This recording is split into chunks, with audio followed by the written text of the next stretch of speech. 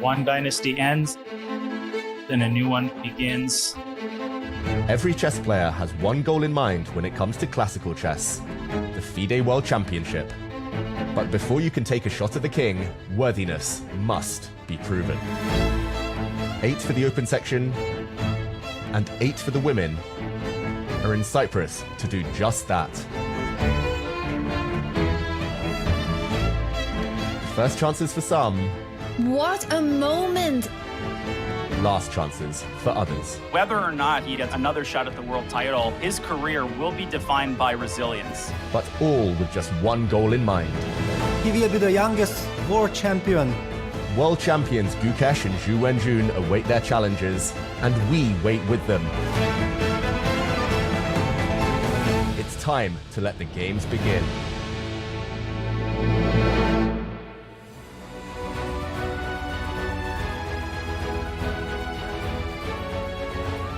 Round 12 didn't finish the story, but the final act is now unfolding. In the open, Sindarov took the quick draw he needed and kept his 2-point lead intact. Giri had the chance to close the gap, let the win slip, and now the equation is brutally clear. If he doesn't beat Sindarov today, the tournament is over. And in the women's candidates, the race has exploded wide open. Zhu beat Vachier-Lagrave in a must-win game to catch her at the top. Asaubayeva moved to within half a point, and Muzichuk saw victory escape her hands. With 2 rounds left, nothing is secure. So today, one question asks whether the leader can close the door, and the other asks who can survive the storm. Welcome to the penultimate round of the FIDE Candidates 2026. I'm John Sargent, and joining me today, while I pinch myself whenever I'm in the room with her, it's Judith Polgar. How are you, Judith? I'm very well and very much looking forward. Are we going to see a winner of the candidates already today? And joining me and Judith on today's broadcast, chat pinches themselves whenever we're in a room together, it's David Howell. How are you, David? Fully rested. I hope the players are too. Let's go. More chess. This is going to be a fun day. We're going to be breaking down what today's results could potentially mean on both sides. But before we do, let's go ahead and head over to Mike Klein for his morning stand-up and see what he has for us. Here we are, moments before round 13, back on the western coast of Cyprus, and we've chosen for this location a shipwreck. If you're thinking this is some sort of elaborate metaphor for Sindarov's opponents, actually, yes, they have all had their chances run aground. That's exactly why we chose this location. Today, of course, we've got a big matchup because the only person that could possibly catch him is Anish Giri, and Anish has white against Sindarov. He absolutely must win. No other result will do. And then, of course, he'll also need some help in round 14. It is a very simple mathematical equation. Over in the women's, though, it is a free-for-all because Vachier-Lagrave and Vachier-Lagrave both are tied atop the field. Vachier-Lagrave gets her final white today. Vachier-Lagrave takes the black pieces. But there's 2 more women only half point back that could still catch them. And it just so happens that they face each other today. Bibisara Asaubayeva, white against Anna Muzichuk. Both are half point behind. And a draw really won't do either of them any good. Both of them are looking for the full point. And oh, by the way, remember after round 12, Anish Giri was already predicting the future. He said if he could beat Vachier-Sindarov, then in the final round, he already has a prediction for that Wei-Yi game. Let's listen to what he told me. And finally, I heard you say it's a given you have to beat Vachier. We know that, but you already have predicted what's going to happen in Vachier-'s final game in round 14 against Wei-Yi. So how will that game go? You want me to tell you the moves? Please. It's a little awkward. It is. How about we save it? Yeah, I can write it on a piece of paper, seal it, give it to you, and as the game will unfold, you can open the piece of paper and see it happen. And as you can see, he's got his prediction written down. He's actually given me the sealed move envelope, and I'm just going to take a peek in case Anish wins today about what he thinks is going to... Oh my. Really? That's amazing. If that ends up happening, well, we'll reveal this envelope in round 14. Anish, you got to win today so we can reveal this to the audience. Round 13 coming up. Thank you very much for that, Mike. We're looking forward to that sealed envelope. Swapping the pistachio ice cream there for a shipwreck. Whose tournament chances are on board that boat? Whose seconds arrived in Cyprus on that boat? We might never know. Chat, do your worst. We're expecting memes by the end of the day. For now, though, here's something that isn't a meme. David, the women's candidates here, it is possible to get an 8-way tie at the end of tomorrow. Everyone is still in the running. John, exactly. This is a crazy sight in front of us. So close, this field. 8 players, hard to separate them. It has just been decided by one move here, one move there. Of course, everyone landing on 7 points is unlikely, would require all the results to go specific ways. But here we are, Zuzhiner with white. She will hope that she can win, put herself in pole position ahead of the last round, but you Goryachkina in a must-win situation. And yeah, as we go down, it feels like anything's still possible. And Judith, it is mathematically possible for there to be an 8-way tie. It is not probable at all, right? Let's be clear. We don't truly believe this, but talk us through today's pairings. What do you think is going to happen here? Well, I think on the first 2 boards between Zuzhiner and Goryachkina is very interesting because Goryachkina is not in a good shape, while of course she's going to be fighting and she doesn't want to lose the game. It's going to be very tough. I believe that Zuzhiner is playing for a win and of course kind of solidly, but still, I mean, for her it was a very important victory in the previous round, in round 12 against Vachier-Lagrave with the black pieces. So she has great chances. And on board 2 for Vachier-Lagrave, she had a point lead, but she does not have that anymore. So she has to she has to continue in very, very tough few rounds now. So it will be very tough for her. Yeah, she's got black against Han Zhongyi, who hasn't necessarily had the best tournament either, though. So there's potential maybe for a black victory on that board, but it's going to be very tricky indeed. Let's head over now to the Open. Now we know, of course, the most important matchup from the standings is Anish Giri, Vachier Sindarov. If Anish does anything other than win today, that's it. Sindarov has won the candidates. That much we know for sure. David, we know Anish has to push. The question I think we're going to be asking ourselves is, given the tournament Sindarov's had, to what extent is his heart in it? Does he really believe that a win here is possible? He's got the white pieces, so we've got to see a fight, right? Exactly. I think a lot will depend on the opening. If there's still life left, Anish, of course, will try. He'll push. I think for Anish, it's just about whether he's been able to recover from a really disappointing few rounds where he has had chances. He had 2-3 chances, maybe half chances, sometimes more, just before the rest day. And if he'd taken them, we would have been talking about a very different matchup now. It would have been very dramatic. Everything still to play for. I'm hoping that it does go, the jeopardy does continue to round 14. That would be fun. But Anish, he will have to do something that nobody's done for a long time. Beat Sindarov. And Judith, away from the top board, everyone's, of course, eyeing up who's going to win the candidates and maybe when it's going to be Vachier. Denying that, but there have been so many other fascinating stories at play. Caruana plays Prague today. Both of them are going to be ruining potential missed chances in this tournament. Nakamura had a terrible start to the tournament, but has been playing with so much freedom. Can he maybe get a statement win against Bluebound today? There's still plenty to talk about on the other boards as well. Yes, in one hand, there is a lot to talk about other boards and a lot that could happen. At the same time, I don't know how much the players are able to push themselves towards the end of the tournament when they have absolutely no chance to qualify. I mean, do you really want to play a game of 6 hours?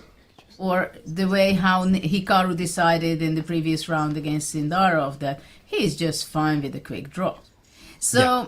I have mixed feelings about the games for the moment before the start, whether does Fabiano with the white pieces against Pragnananda, does he have the great energy to go and show all his remaining preparation? Of course, if they do, it would be great fun for us because Fabiano Pragnananda game, I think it's going to be exceptionally interesting because two fantastic players from two different generations.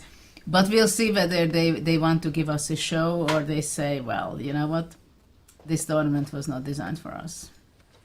That is the happiest I think I've ever seen someone play e4 on a board. Absolutely love that in the first move. Unfortunately, it's been taken back, and d4, to nobody's surprise, has been played instead. David, Judith, over to you as the moves start today. Thank you, John. And of course it's d4. Of course it's a Queen's Gambit declined. That's been the opening of the tournament so far. It feels like every round we're debating these different sidelines. Judith, we've seen h6, we've seen a6 here, we see bishop e7 on the third move. Quick exchange, and we're going to see the Carlsbad pawn structure, something that Anish also had in his game against Hikaru, slightly different version. What do you make of this? Is this the battleground where he can find winning chances? Well, it must have been not easy for Anish, not only the preparation for today, but how to digest those 3 last games he played, especially in game 12. He had a free day to recover and get over with it, but it's very hard. I mean, he had such a great chances against Wei in round 12. He was winning, and it's very hard to get over on such an opportunity. You know it yourself. You're a grandmaster. I'm a grandmaster. We've been there before, right? I mean, what kind of feeling it is, especially when it's basically one of the most important moments of his career life, right?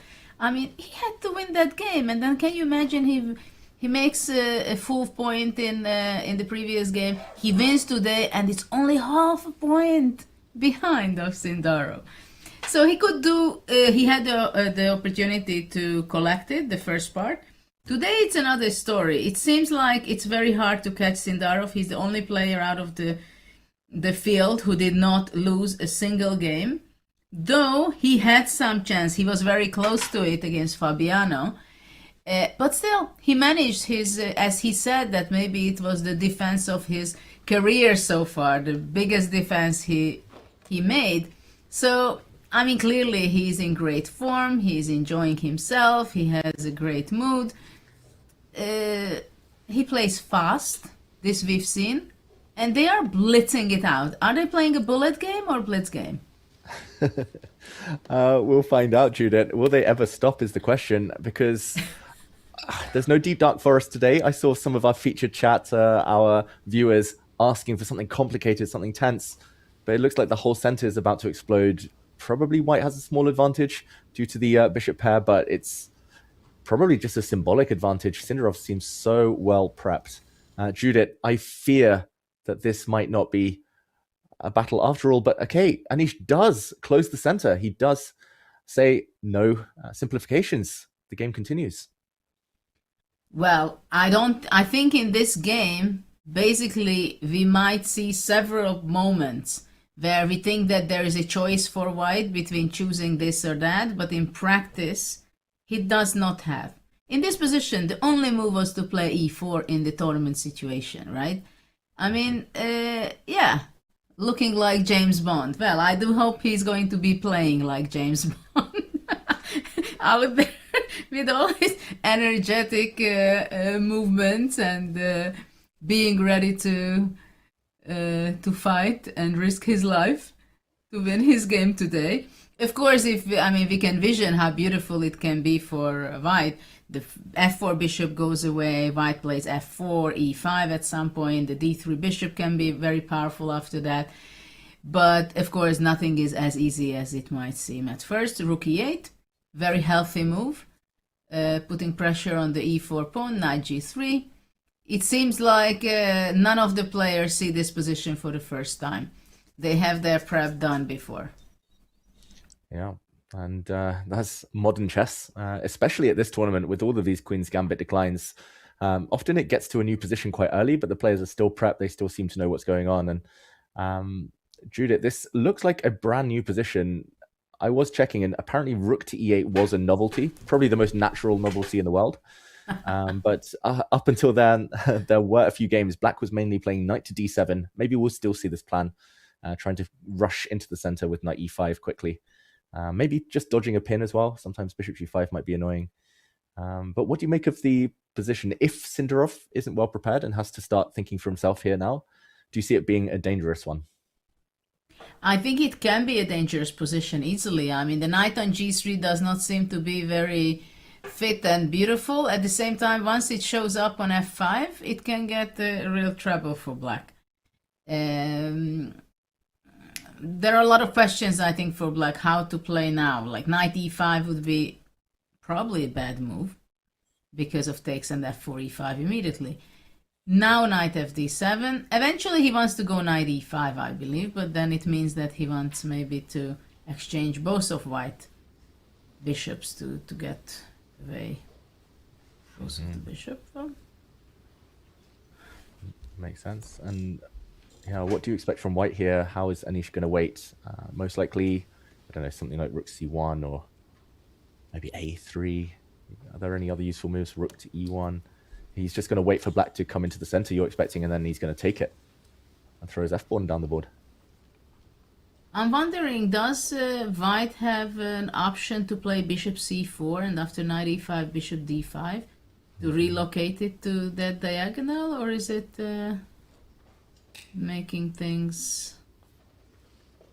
Yeah. I mean, if I keep my bishop on the a2 g8 diagonal, that would be quite unpleasant for black. Mm-hmm. I quite like it, Judith. Like, I thought the bishop was just a passive piece, but actually suddenly it becomes quite strong. So bishop c4. Well, this is partly possible because the knight left from f6 and the e4 is not hanging anymore. True, true. As it happens so many times.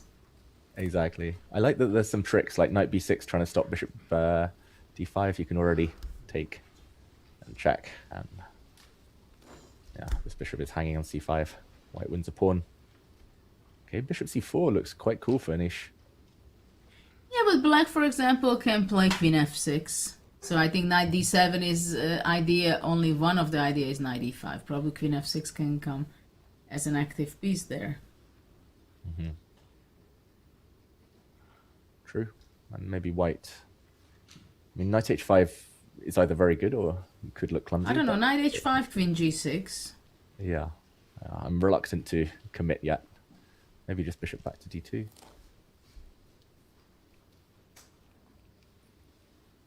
Now it's harder to obtain f4, but if I do eventually get it with white, then happy days.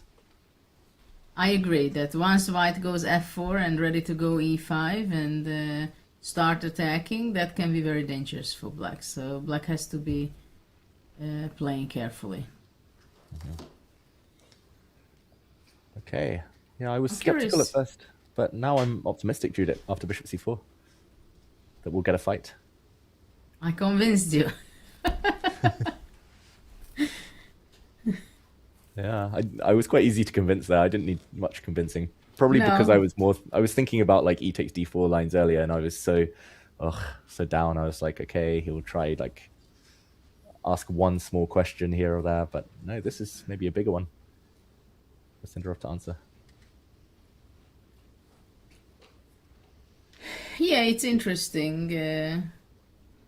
Relocating the bishop to have other... I mean, rook e8, actually, I'm not sure now I understand exactly. If you said knight d7 was played before, and instead the rook e8 was played, and after that knight d7, now I'm not sure that why does black need to have rook on e8 when we play knight d7? Yeah. Good question. I think, Judy, it was that other variation you mentioned. So I'm just pulling up one game here. It was between, two grandmasters, Alberto David and Master Vasilis. And white now played the move bishop to g3. Mm-hmm. Or at least that's one idea. And I guess this is something that wasn't allowed in the game. Knight to e5 and knight to f4. The white knight coming in this way, maybe replacing the bishop on d3. Maybe he just wanted to put, in the game situation we saw, maybe he just wanted to put the knight on g3, saying it's not as good here as it could have been maybe on f4, coming into d5. Harder to move the bishop and play f4 now. Makes some sense. Yeah. Small details. But I have the feeling that Anish is out of his preparation. What do you think? Yeah, I think finally, although he is closing his eyes, and normally that's a player trying to remember. Maybe he's like, oh, that knight d7 line, I was playing bishop g3, knight f4, and I was happy. Here, suddenly I can't get that. Oh, what's changed? How can I adapt? Probably he's looked at this position at some point, but maybe better to know nothing at all rather than try to remember exactly what the computer says after knight d7. But I like your bishop c4, and I think it will be on his radar just to keep more pieces on the board. I think process of elimination, like I was looking at rook c1 or a3, maybe those are fine, but this one's much more dynamic. Yeah, but on the other hand, what happens if after knight d7 to e5, after bishop c4, and if bishop d5, black can go knight b4?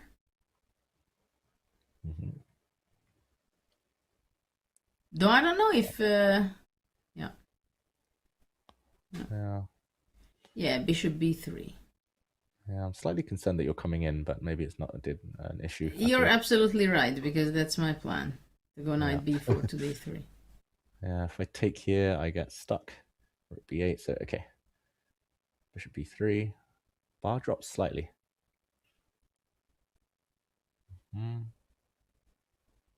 You're coming in? Yes. And which knight? This one. This one, okay. The question is whether are you taking bishop e5, knight e5, and you start pushing f4, or... I mean, of course, once the knight is on e5 and the other knight disappeared, the white bishop will be appearing on d5. It will be hard to kick me out. That's for sure. Yeah, maybe this is just a nice attack as well. And there are some tactics still with bishop takes f7 if the knight goes back to c6. Yeah, that's a reoccurring stuff. Yeah. And if d3 check, white's very safe to hide. Okay, the eval bar loves this for white, so okay, at least bishop c4 would ask some questions. Maybe the fear that Giri has is that Sindarov's also blitzing, barely spent any time. Back to that old theme we've seen at most rounds this tournament. He's not even looking at the board right now. Maybe checking out the women's candidate. What about bishop c4, knight a5? C4, knight a5. And if I don't know what the bar is doing to me. I mean, this is unfair. We try to make some analysis, trying to figure out what is what, who is who, and then it just scrolls up to a6 level that, you made a ridiculous move. And I'm just looking and I said, why? Because I was thinking after bishop d5 to go knight, okay, knight b6 is not possible, to bishop f7 again. That I understand. But what about playing knight f6 instead? Yeah, maybe just bishop g5, and as long as this bishop survives, it's all about the light squared bishop. White gets so much control. It must be this. Maybe not. Maybe b4 was also possible. Ooh, b4? Oh wow, that's cool. And knight takes, and then you take, and queen d4. This also looks good. And looks then like knight h5. Yeah, knight h5, d4 running, bad knight on a5. Also, big advantage. Not a6 levels, the eval bar, but like a5, almost a6, but still. Now, we found a new way of explaining white is better, yeah? a5. Mid a6. Mid a6. It's going to be the new 6-7. This position is so a6 right now. Yeah. You know, it was shocking for me back in, I don't know, was it 2005 or something, playing in Vaikanze, and I remember exactly, I was playing against Rajabov, and I think he played some Yenish gambit against me, and after the game we were analyzing, and he's telling me, yeah, this is 1.3, and after this is 2.2, and I was like, my God, which planet I missed and passed by me, you know? It's like, really? I mean, I still remember when we were calling plus equal, plus minus, white is better, black is better, and this guy, he was 15, or I don't know what was his age, he's calling 2.2 and 1.3 and 0.7. It's a generational thing. Like, Judith, I think I'm there now with like Gen Z, and they're saying all these like memes and all these phrases, and I'm like, wait, what? What does that mean? Like, but now we go back to understanding what we understand. A6. I understand. After a6, the pawn is so close to the queening that it's just completely winning, right?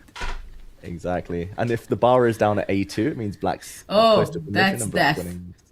That's death. Okay, I love it. We'll maybe go out to the bird's eye view while Anish thinks now, and let's see if any other bars have reached A5, A6 levels.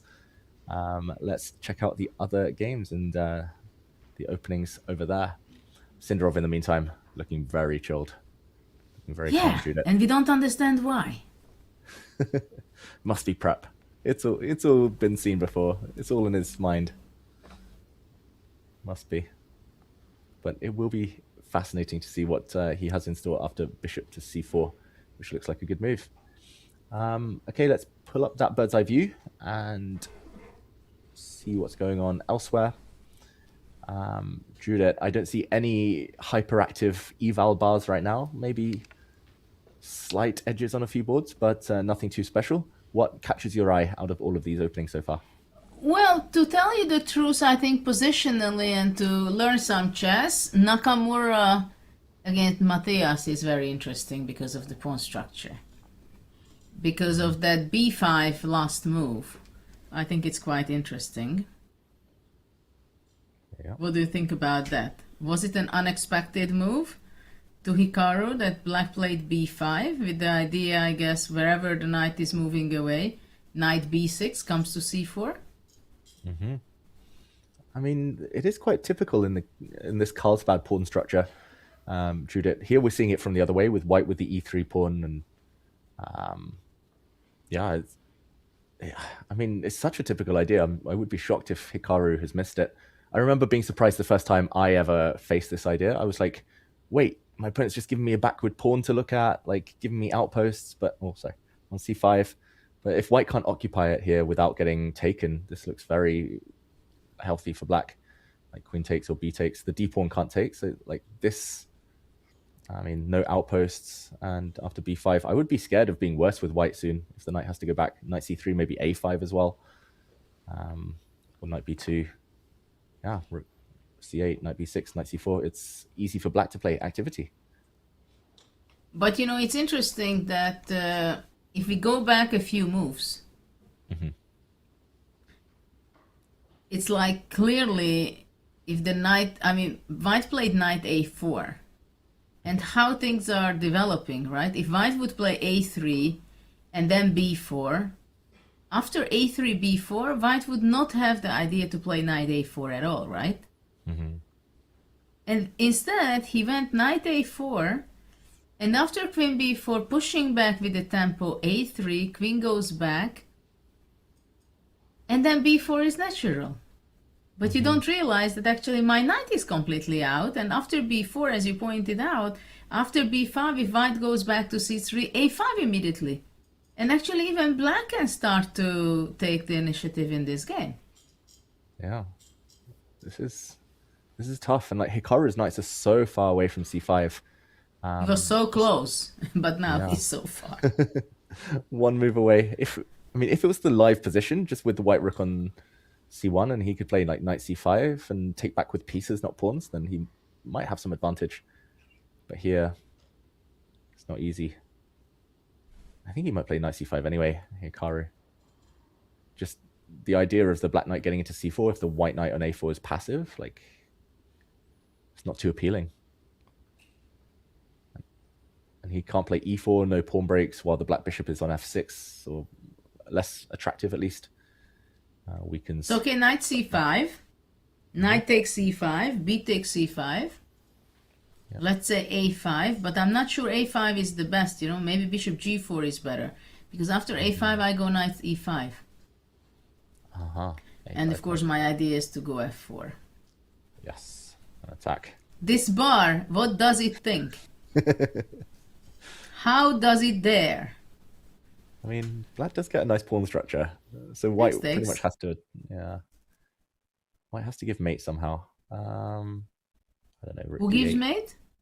Well, white has to try and give mate. Okay, that's not a problem. f4 next move. Okay, rook d8. I'm a bit scared of this, f4. But tell me, David, if we don't see the bar, and after d takes e5, is it really the first thing comes to your mind? Takes, takes, a5, knight e5, takes, takes. Is it really the first thing comes to mind for a 2700 Grandmaster that black is better?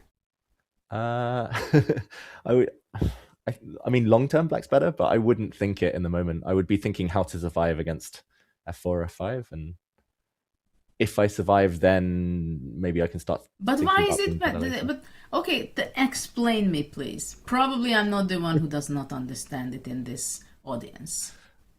Okay, so please explain me why black is going to be better. Yeah, I mean, it's about the pawns, I guess. White has one plan, so I'm going to struggle, Judith, because I don't fully believe in black's chances. But white has one plan, f4, f5. If that doesn't work, so I mean, for example, black... okay, sorry, David. I have one plan. Do you have any? I mean, later I'll push black? the b pawn. Later I'll get my rooks active. I don't know, rook d8, d4, rook b8, b4. There's some plans. Okay, rook d8, d4. That I understand. That's a language I understand. But still, I go f4. Yeah, I mean, I'm a bit scared. I'm just one move too slow here with f. e4. Yeah, e4 as well is a big question. And already it starts to get tactical, right, Judith? Like some positions, black might be able to get away with bishop c4, maybe not now, but f5 is coming. I do wonder in the original position if we're trying. Oh, sorry. Okay, knight c5 has been played, so we're headed in this direction. Knight e5 might be an option for Hikaru, but how about f6? Okay, now you're talking. Well, just to make it easier to understand. At least now black probably won't be mated with the f-pawn marching down the board. And the reason black might be better is just because c5 is weak, the white queen's dark. Pass pawns, long term. But like you say, without the eval bar, it's tough. Yeah, the thing is that after f6, but one second. Let me say I don't take on f6, and I play queen c3. So, okay. I could try and be a bit smart about this, but probably I just take. Takes. Queen f6, maybe. Rook e8. Okay, let's say I just try to insist on a queen exchange. Is black ever really in that much trouble now? You're funny. You say is that black is in trouble. I mean, you're supposed to say that it's what? It's 0.52, yeah? It's a4. It's like a3, a4 right now. The eval bar. Okay, I mean, that's how I play chess, Judith. I make sure first that I'm not in trouble. I make sure I don't lose, and then I start to think about winning later. I know most people start thinking about winning first. No, that's a great strategy. I just want to highlight that how much the eval bar can ruin our mood and mislead our understanding. Exactly, and it's probably very concrete here. It's like 95, maybe if black doesn't be quick and play f6, then maybe white suddenly becomes a lot better. I don't think it's Hikaru's type of move these days to play knight e5. He doesn't like to damage his structure. We're assuming a5's on the board, but not yet. I mean, not yet. I would be a bit afraid of white playing a4 though if a5 doesn't come now. I think that that Matthias is thinking about going bishop g4 because I think that's a sensible move to consider.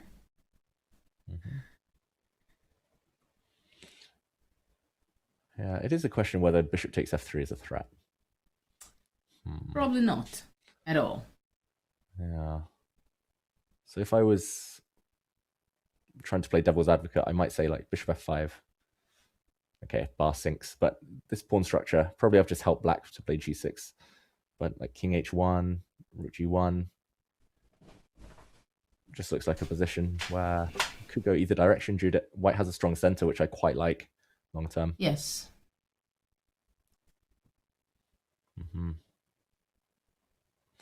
It's a really interesting position. He has played a5, and I think the reason, like, if he just played a random move, I quite like bishop g4 as well, but rook e8, and white's a4 looks quite strong. b4, the pawn gets cut off, and Yeah, if a6, then white is the one who holds the key.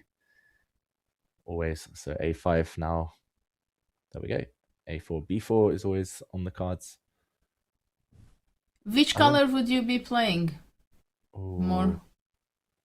Probably white. I'm normally bishop pair is my number one thing, Judith, but I also quite like central pawns, and I know I've mentioned it a few times in my commentary career. White has rock solid pawns here. I think, yeah, as well, just because like you can get rid of the bishop pair with bishop f5 at some point.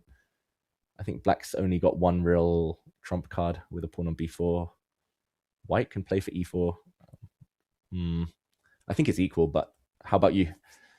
I don't know. I'm trying to understand this move a4. How come it went so fast to start with? So probably black is going to be playing b4. And then I guess white wants to regroup the knight to d2, b3. But I'm not sure. Why is that so great for white? I think after this, black can easily move away with the bishop somehow. The f6 bishop should be moving, right? Maybe g6 bishop, g7 and f5. Oh, okay. Or this way. Yeah, I quite like putting it here just to protect a5 to free up the rooks, but yeah, like you say, also it can move out the way. g6, bishop g7. I don't really see e4 being effective now that the knight is sitting on b3. It might just be status quo, like both sides start moving around, like maneuvering their rooks, push some pawns, probably just equal. Well, in this position, I definitely take it with black. I play f5, g5, f4 at some point. Okay, f5 I'm tempted to meet with f4. I know it's ugly, but then I go for your plan, Judith. Then I bring my knight back round. Just trying to play against this block of wood on e6. Well, that block of wood can go back to c8 and a6 at some point. True. Then we trade blocks of wood.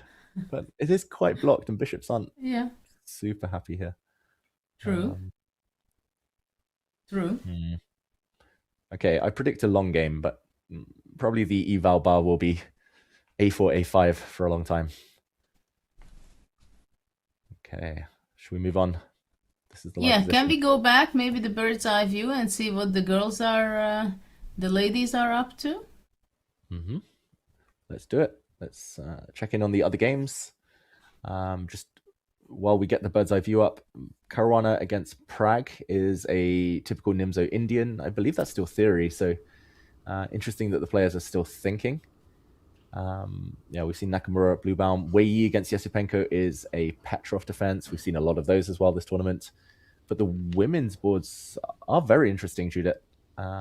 Looks like we've seen a lot of theory between Zhu Junet and Goyachkina. White is a pawn up, at least temporarily, but knights versus bishops. We'll check that out in a second. Tan Zhongyi against Vaishali, also early days. I like Bibisara's chances against Muzichuk. No risk for Bibisara. And Lagno against Divya. Oh, it's my favorite Karakan. That's going to be an interesting one. He takes f6 variation. Okay, Judith, where should we start? And where should we go first? I think we can... Actually, sorry, Judith, I misspoke. Before we jump in, we will go to the women's section in more detail very shortly. But first, I want to get the thoughts of John Sargent as we go into the first break. Thank you, David. To be fair, I was happy for you to go into that. I'm looking forward to seeing how the Caro plays out. So I'm very keen to hear your analysis on that when we come back. That is for sure. The openings have been decided, of course, by all of our grandmasters in both sections of the Candidates Tournament here in Cyprus.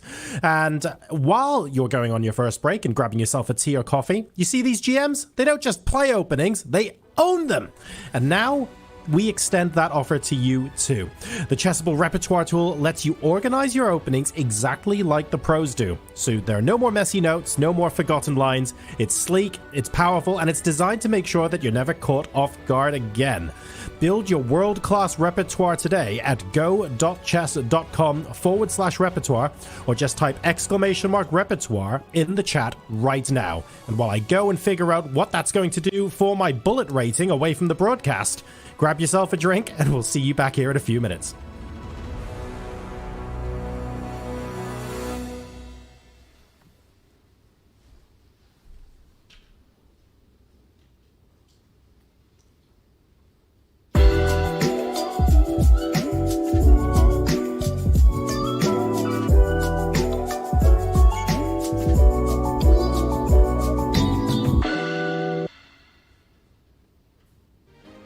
What if you could play the Sicilian, like Anish Giri, the King's Indian, like Nakamura, and the Roy Lopez, like Fabiano Caruana?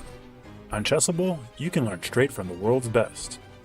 Then use our repertoire tool to pull your favorite lines from any course and build your ultimate opening prep.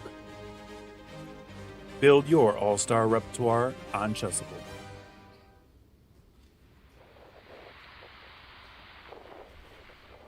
I played his line with Caro-Kann, then I had some idea against it, and he got very unpleasant position quite quickly.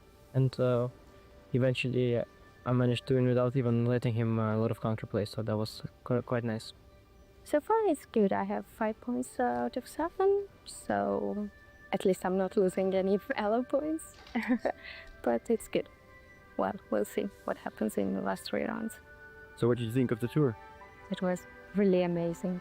I'm pretty excited because it's Iceland and it's really good to be here. I love it. It was quite spectacular. I mean, especially the geysers and some waterfalls. It was very spectacular in nature, of course. We met in Reggio and yeah, everything started from there.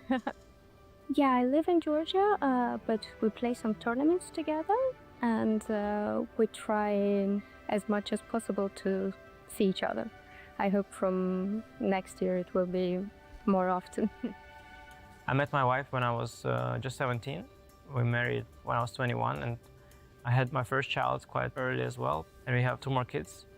You know, both me and my wife, we come from a family of 3 children. So I guess for most people, the kind of family you grew up in is also what you sort of project to be the norm.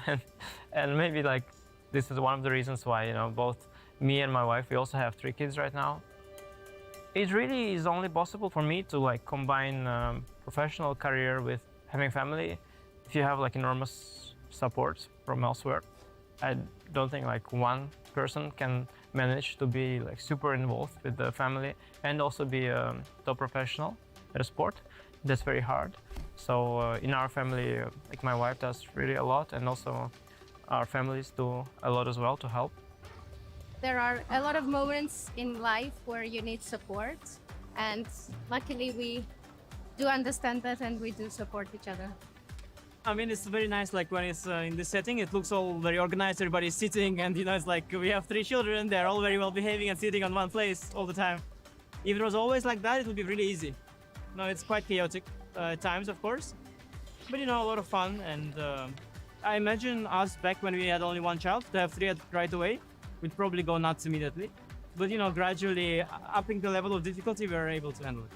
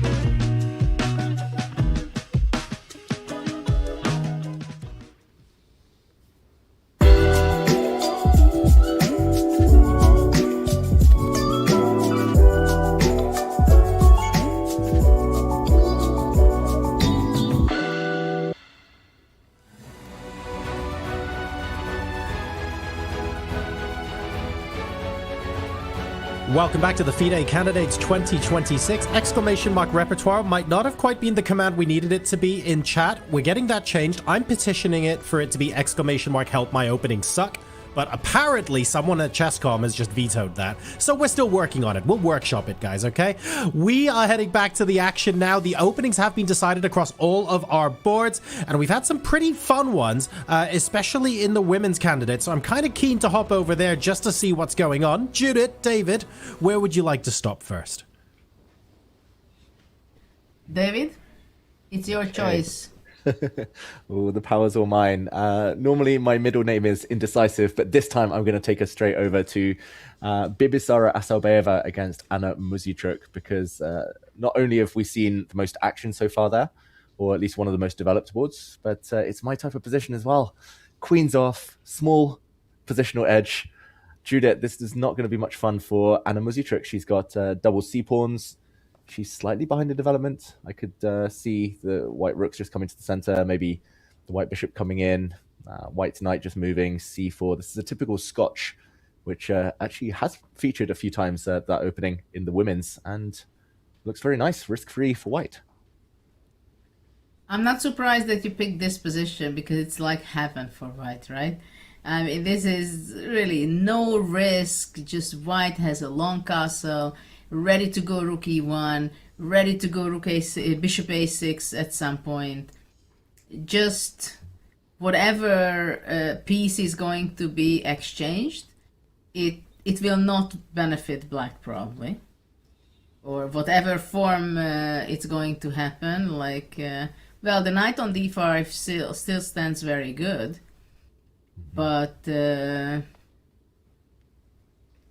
I mean, of course, it would be nice for black if those knights were not on the board, and then the a2. Yeah, but it's not possible to do.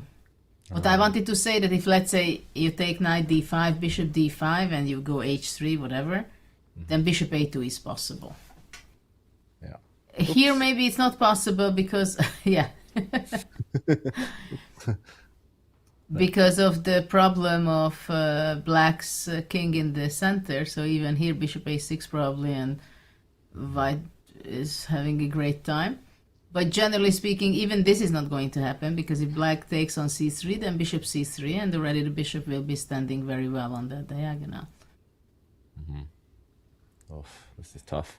And like you said, Judith, like, no matter what comes off the board, it's going to be difficult. Even if black gets a position like this, like, probably white never plays bishop c4, but even those types of positions can be difficult, where white gets rooks into the position. Probably white just slowly starts building, like maybe put bishop on a6, start playing b3, king b2, just slow improvements, put the rook on the 4th rank, maybe trade these off later.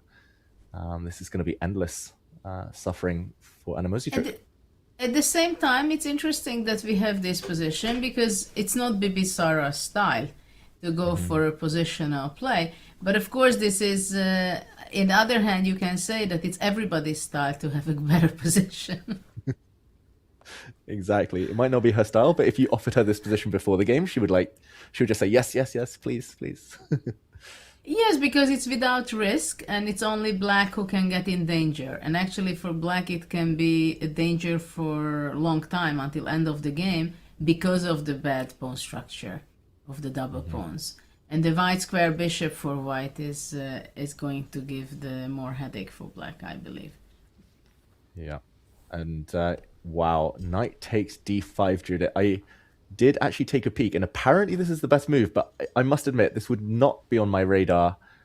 Like, maybe a classical game I would consider. I would never just think of allowing black's pawns to undouble, but this must be very concrete. She didn't spend much time at all, Bibisara. She actually blitzed until this point, so she was in prep until now. 8 minutes, and knight takes d5. What do you make of this decision? The bar is still a5. Yeah. I'm thinking about it, that what is after c takes d5, because at first I thought, okay, bishop b5 check, and if bishop d7 then takes, and bishop c3 winning a pawn, but it's not winning a pawn because of c6. Yep. Takes rook g8, and this g2 pawn is hanging, right? So this is this would not be enough. This was my first thought. Bishop d7. Rook e1 is possible, you know, but I think that's not something which we would say it's enough. But maybe yes. Bishop b5, bishop b4, and then the d5 pawn will fall off, don't Yeah. you think so? Yeah, this is difficult. And black castles. Oh. I'm pretending it's freestyle, but I think black still loses a pawn. Rook f8. Yeah. Oof. I mean, rook e5 or bishop a5.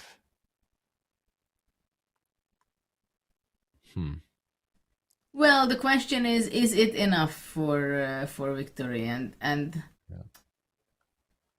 And for white, of course, she needs a victory, or she would need definitely. Yeah. This is Bibisara's last white. A win, and she might even join the leaders if they don't win, Vachier-Lagrave and Zuzhina. These two they're joint third right now. This is huge. Anna Muzychuk, Judith, she's had so many chances. She was leading at halfway. Second half, it's felt like just one move here or there, like keeps costing her. And this must be a tough position to want to defend now. C takes d5. Yeah, tactics. Very impressive. Yeah, it's crazy that if you think about it, that for her, basically one game destroyed everything in round 8. Like the second round of the whole event. Because if that game where she had winning position and it was really a position which we would never think that you can lose that. That was rook with 2 rooks versus queen and 2 rooks, and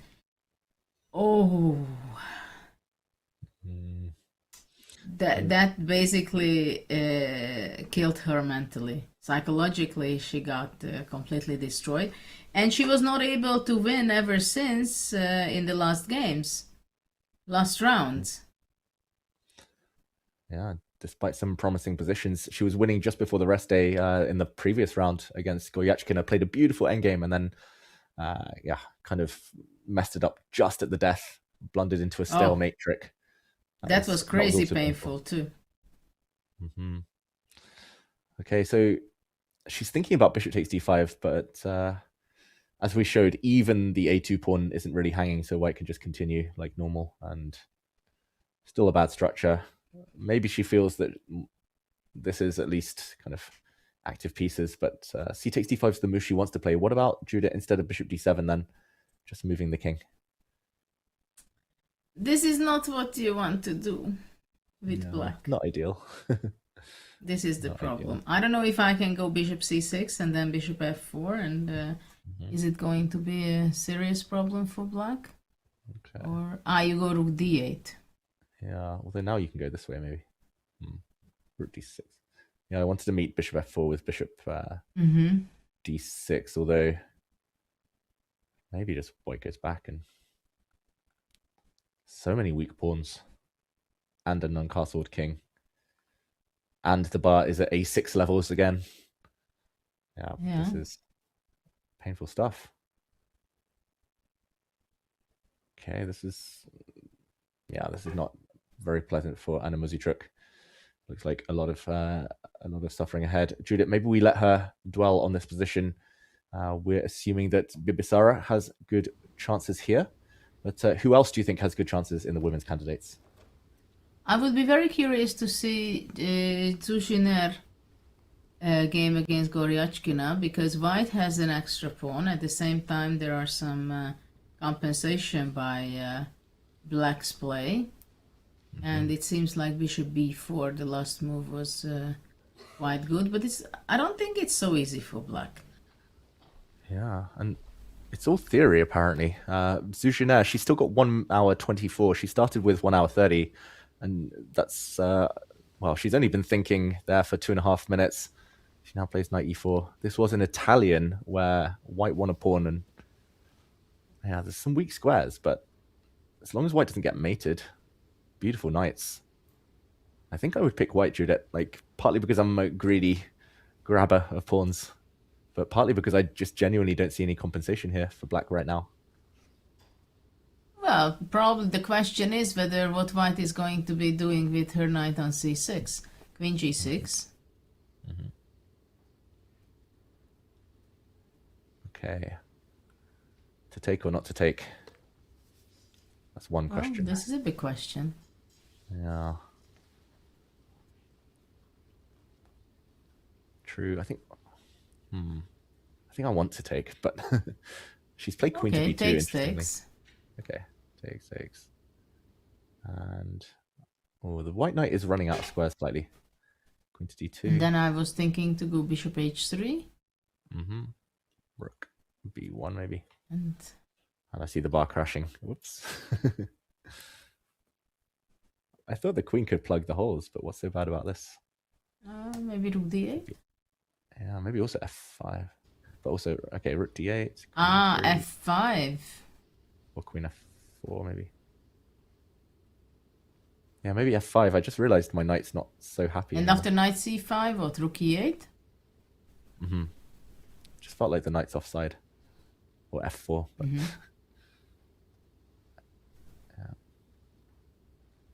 And now it's like a marshal somehow, like with the bishop here. Okay, this is... Okay, still interesting, the bar not giving us much information. We trust Sujuner's opening prep for now, but queen to b2 was played. And yeah, I didn't like this originally because I thought white might be able to force a queen exchange, but the black queen is escaping. What about this, Judith? Queen b1, queen e2, queen d1, queen b2. We won't see this, right? No, because I think white will try to win this game. Okay, but queen e2, I saw the bar did rise a lot. Whoa. I know I shouldn't be looking, but maybe white just takes, actually. And rook e1. And then takes the b4 pawn. It's so simple. And after queen f3, rook e3. Rook e3. 2 pawns up is... Yeah, more than enough here. That would be too much. Yeah, so wait, so queen b1 is the most natural move in my eyes, but where can the black queen go? Does it have to go to a3? Queen takes b1 I just don't believe in. Unless... Oh wait, maybe tactically it works. Queen takes b1 and f5? This knight is trapped. In the middle of the board. Yeah, almost as bad as that rook we saw in e5 the other day. Oh yeah. Was that Koyachkin as well? No, that was... I know Vachier-Lagrave did the trapping. Okay, so knight takes b4, f takes e4, knight d5, I guess. He takes d3, and I would still be slightly scared as black. But then I see the bar. Rook d1.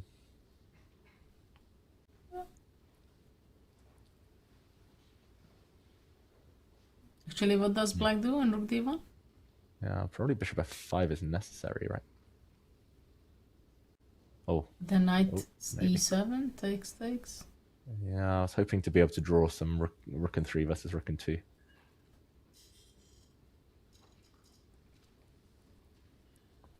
Rook somewhere. Yeah, rook c3, king g6, right? Ah, okay. Yeah, king g6. And run with the king, and black should probably make a draw, but...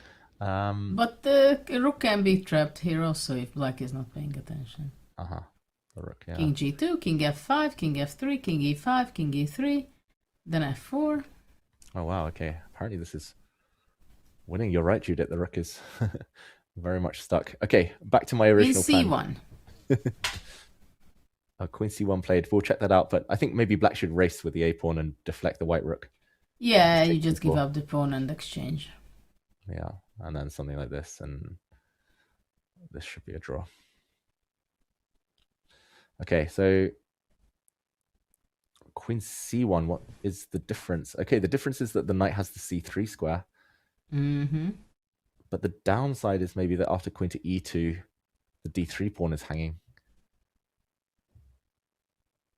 This is wild preparation. This is But move maybe after queen e2, 23. she can go queen e3. And then black goes back, maybe. Yeah, the a pawn might become quite strong.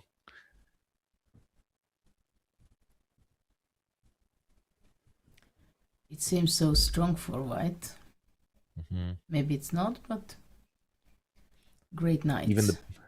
Even the best knights don't necessarily dominate bishops.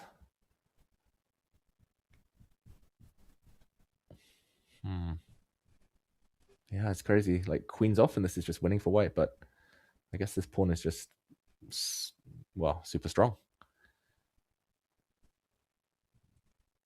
Okay. I don't like queen c1. Queen b1 was so forcing getting the queens off. Okay, maybe it was just all leading to a forced draw, and she knew that. So queen e2. What else could white try here? But I'm sure Zuzhan is not playing for a draw. For a draw, yeah. She really wants to win.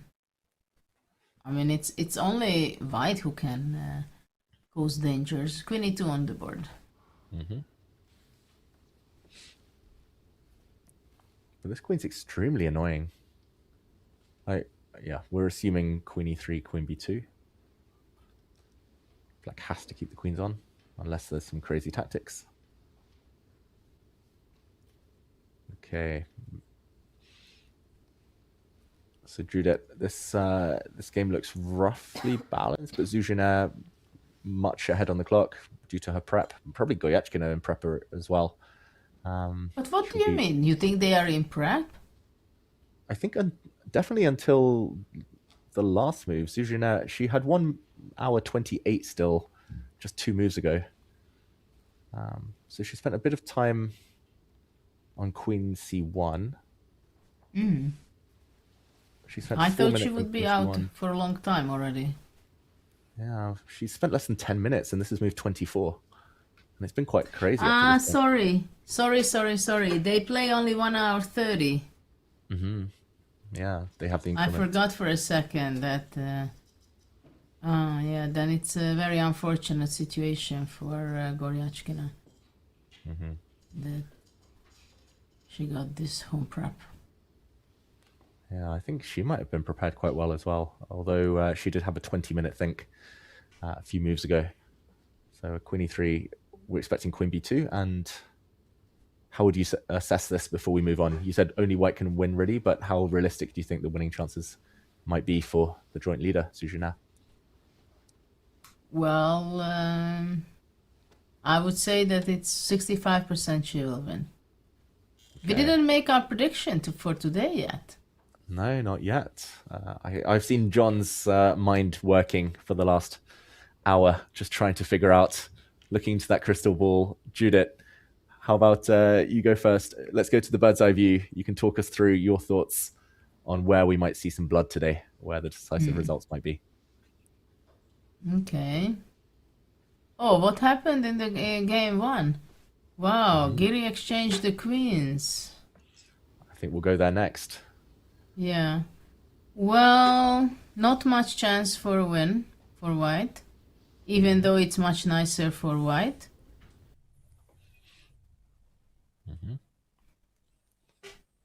I think Fabi will win.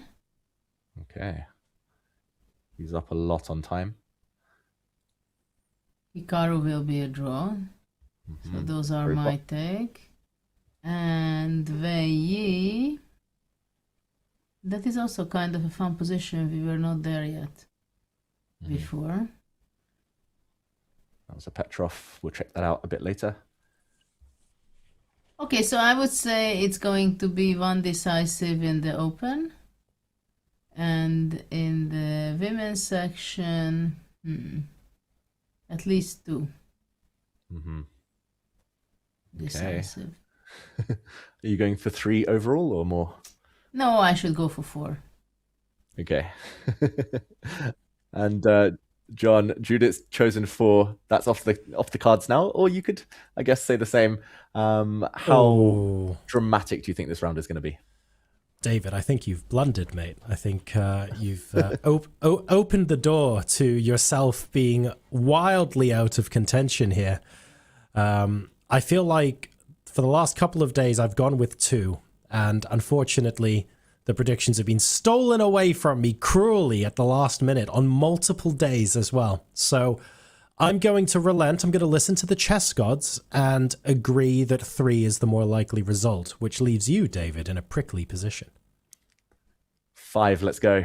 It's going to be 5. Oh! It's going to be blunders galore at the Wow.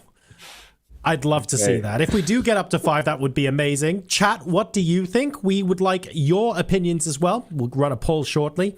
We've gone with myself with 3, Judith with 4, or David with 5 in terms of the number of decisive results in today's candidates matches.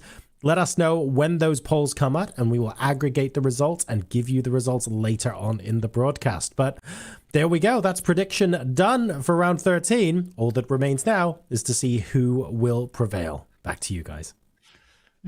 Thank you, John. And 3, 4, 5. Yeah, normally I think first half of the tournament, Judah, I would have been a bit safe. I would have said 2, but at this point, I want to see players take risk. I want to see Anish take more risk, but it does look like Queen's off the board. It's not going to be easy to break black down here, despite the slightly superior pawn structure for white. Can we go back a few moves? How did we get here? Because things were so promising for Gary, and then somehow in a speed fashion, things were changing very fast. Yeah, and we left it here with your suggestion, Bishop c4, Judah. I loved it. We struggled to find a good way for black to react. And in the break earlier, I did check. This is the computer's top move by quite a way. And black here has lots of choice. The computer was suggesting like g6 or bishop f8 or some weird regroupings. Maybe the idea is to play g6, bishop f8, bishop g7 and just sit. But that would have been difficult. Maybe Sindarov would have still been in preparation. Anish spent 12 minutes, didn't play bishop c4, he played a3. The knight came to e5. And we also mentioned this idea of taking the knight. Maybe Giri could still have kept his bishop, put it back on the diagonal, corrected that mistake if it was a mistake. But instead, he did take the most natural. Problem is that this just leads to lots of simplifications. And queen b6, very clever from Sindarov, trying to provoke white forward. I guess b4, the black bishop drops back. Now c3 has been weakened. a5 might come. So Giri just ignored it. e5. I guess queen takes b2. Maybe some tricks like knight to e4, threatening to win the black queen. Knight g5 maybe as well. Knight takes bishop, of course. So Vachier, very practical, said no. 5 minutes only he spent on queen a6. Queens came off the board, and here we are, Judith. I'm not thrilled. Normally I would like this type of position with white, but must win. It's going to be difficult. Well, he still has to try it, right? And the d4 pawn could be... I mean, let's say if white could bring his king from g1 to d3, I'm sure you would be happy. Mm-hmm. Thrilled. Give me all the rooks off the board as well, and I'll take it. Okay, what else would you like to have? Do you Pawns have on more G4, wishes? I'll win all your pawns. Yeah, where are the queens? Give me 3 of them. Or 5, like we nearly saw the other day. But yeah, Judith, so we know what white wants now. Maybe a blockade, king on d3.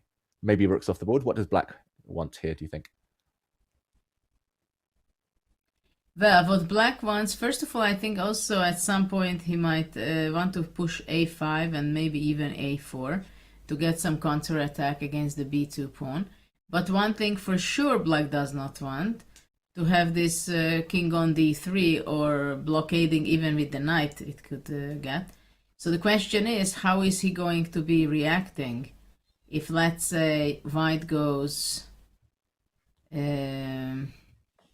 Okay, I go king f2. Okay. But probably somehow it's a concrete problem that d3 check, king f3, bishop d4, for example. Mm-hmm. Though, I can maybe just go rook a d1. That can also be something unpleasant for black. Bishop b2, rook d3. Yeah. The knight ends up on d6, bishop is in trouble on b2. So it is a very dangerous position actually for black. It could be. Yeah, I do wonder whether the immediate threat, like king f2, was an idea for sure, but is the immediate threat f6? Trying to take advantage of the pin, like king f2, f6. Knight d6, I guess black just moves, rook e6, and undermining the head of the pawn chain. Knight c4. Not the end of the world for white, but maybe this helps black slightly. Well, maybe f takes e5 to start with. And white has to decide with what is he going to take back. Tough choices. Let's say the pawn. Still one move away from getting the king to this beautiful square. 2 moves away. But not so stable for white. Maybe still d3, bishop d4 is one idea. Bishop c7 simply. Well, but it's still a problematic idea for black. Actually, black has to be very fast, whatever way he's doing. Yeah. I mean, now d3, I go king f3. In that position, sorry. Yeah. King f3, bishop d4. There's maybe king d4. King e4 seems to be not perfect, yeah, because bishop e5. Yeah, bishop e5. Rook e8 and rook f5 g6. Rook f5 g6 and h6. Yeah. And black wins the piece back. Yeah, you're right. Actually, it is quite like precarious. It is hanging by tactics. Some of these positions. Does white have room for maybe rook e1? In the meantime, maybe. I'll go on, Judith. Yeah. No, I was also thinking about going knight d6 first.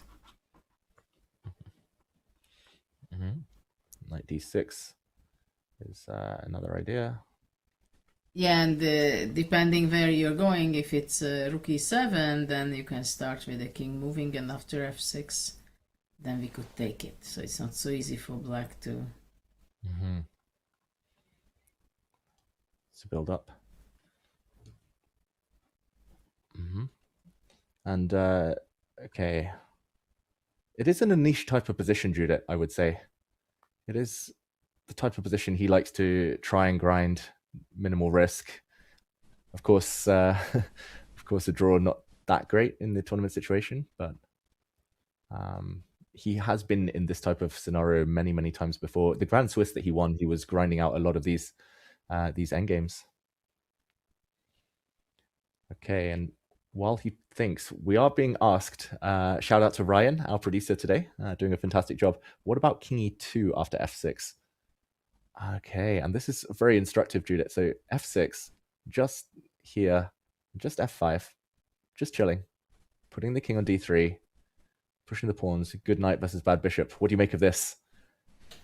How genius is our generally producer? it's a great idea to stabilize the knight on e4, right? And at first, what comes to mind for me, that black wants to get rid of the pawn and just push it d3.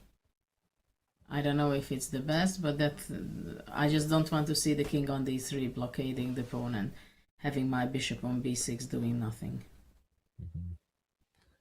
And then trying to break the blockade, something like this. Yeah, I do love the idea though from Ryan. Like especially if we go back this position, if there were more minor pieces on the board, if white had a light to go bishop or queen suddenly on the board, then white would have great attacking potential. Yeah, but I also like it in this endgame. Like as Judith says, if white gets one more move, king d3, then it's one-way traffic again. Very annoying for black. Yeah, I like it, but it's hanging by tactics. All of these places, like even here, that d3, Judith. Without it, maybe black's in trouble, but d3 just in time. That should be Sindarov's middle name, just in time. He always seems to make these tactics work. It's impressive. Every round, it feels like everything's like hanging on some cool detail that like hidden 7 moves deep, and he's seen it. He always knows.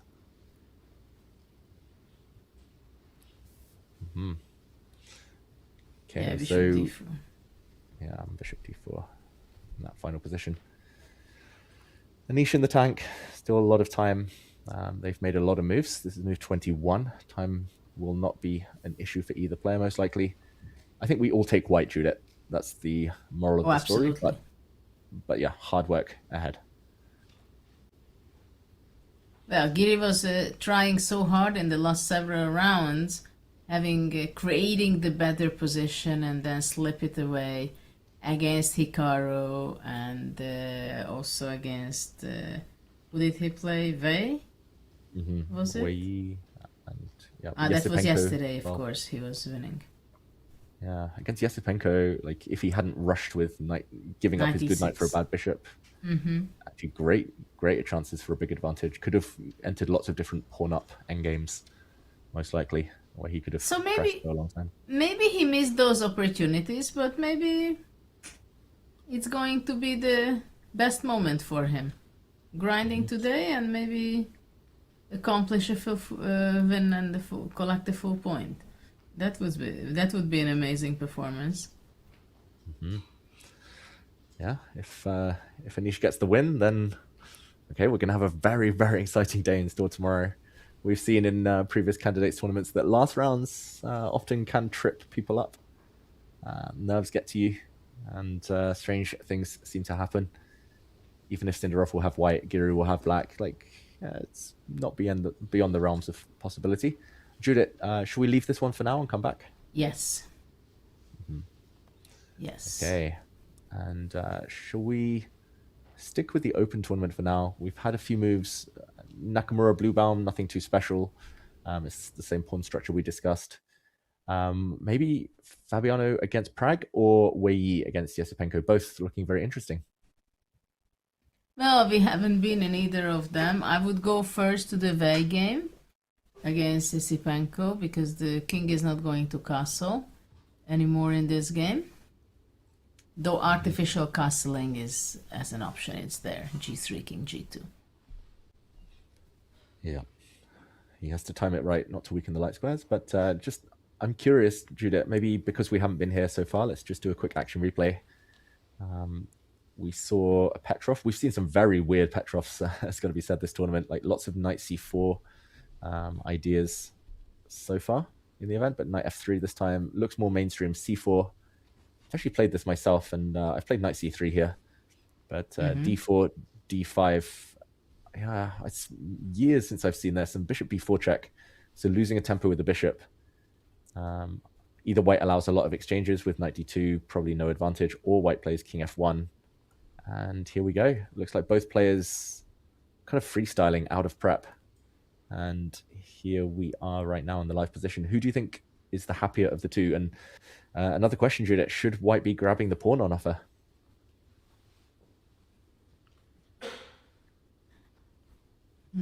I don't know. Maybe I have to. Because if black has the time and plays knight df6, let's say, stabilize the e4 pawn, the e4 knight, I mean, what can really go wrong for black? So maybe it is a must for white to take. Yeah. At least in terms of playing for an advantage. It is risky though. So many open lines. King is open. Ooh, does knight... knight c5 nearly works. Or does it work? Yeah, but after knight c5, I don't have to take it. Yeah. I don't know if I can, by the way. Yeah, takes queen d1, bishop f5. Queen d1. Yeah, I don't think you can, right? Bishop f5. This is nice. Nice. Double down. We need to bishop d3. Yeah, exactly. Beautiful. Beautiful. Queen takes bishop. Whoops, checkmate. I don't know if this counts as back rank checkmate, but I'll claim it does. Yeah. The king stuck behind its pawns. So. Okay, so knight c5 we wouldn't have to take, luckily. Queen c2? That's what I would think, yes. It's important not to allow the knight to b3. And then if rook e8, you really want to give some checkmates down there. dc bishop f5. Yeah, this is the idea, but apparently it doesn't work. Queen Maybe c1. white just moves. Ah, yeah, Queen c1. everything's covered. So knight c5, queen c2. There's nothing here. Nothing? Wow. I guess knight e6 and game goes on. And bishop e3, what do you go, f5 or what? Yeah, I knew you'd suggest that, Judith. I'm always hesitant, but I think here probably it needs to be done. This is great compensation, though. Yeah, it's hard to block. Black, stop playing f4. The white king's so misplaced. Okay, so Wei Yi is weighing it up, whether to take on e4.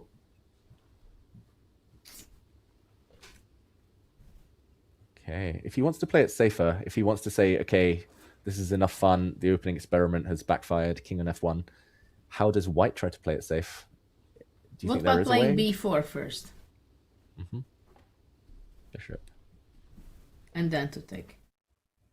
Oh, okay. Black has the extra a5 option, maybe. That's annoying. Yeah. That's really annoying. Just the consequence of the previous move. Easier to activate the rook down the board than clear the lines to get it to e8. Yeah, like even if black doesn't get the pawn back immediately, this is hell for white almost. Just still need h3, king g1, king h2, still need 3 moves to castle by hand. Yeah.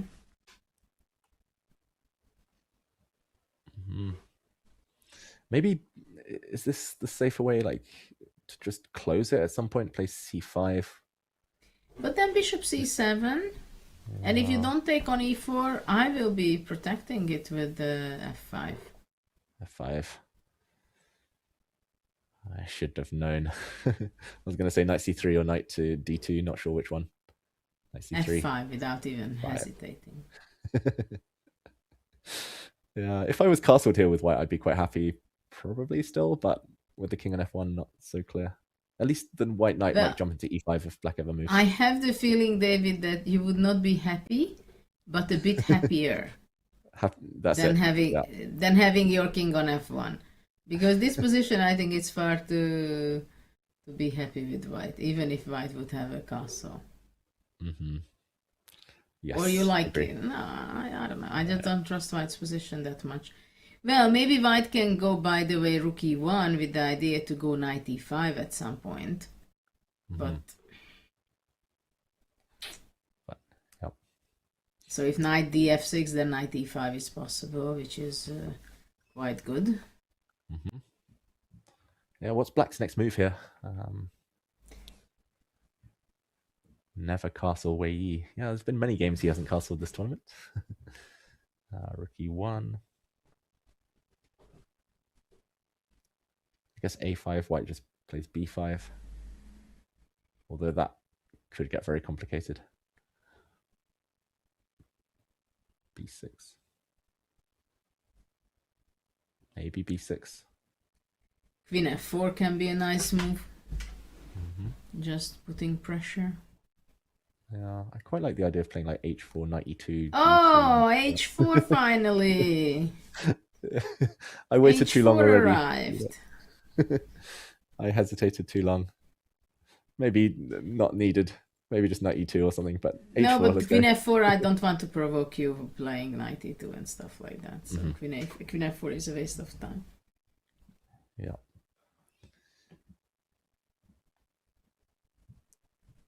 Yeah, it's okay. I mean, black's definitely doing more than fine. I quite like maybe b6, just prepare a5 and start opening things on the queen side slowly.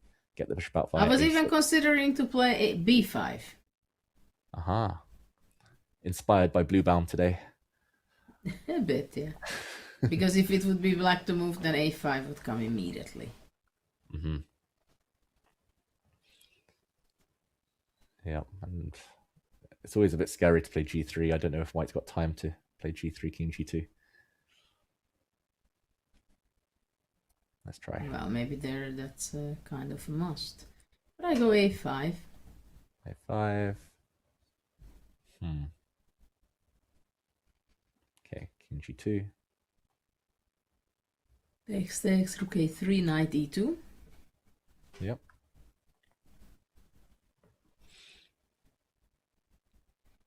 And after rook a4, what do you do? Knight f4 or rook b1 or? Yeah. Got choices suddenly. Queen b2 or rook b1 or knight, maybe knight f4. Although, yeah, it's just one threat, and then maybe I'm provoking you with g5, which I do not want. Okay. Not yet for sure. Queen b2. I'll play rook a1. I'll trade off your active rook.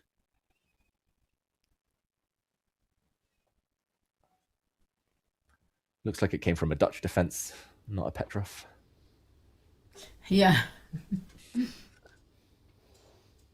Okay, this is a while away. Yeah, let's go back to the live position. This is, of course, in the balance. Knight d7. Yesipenko's up a little bit on time.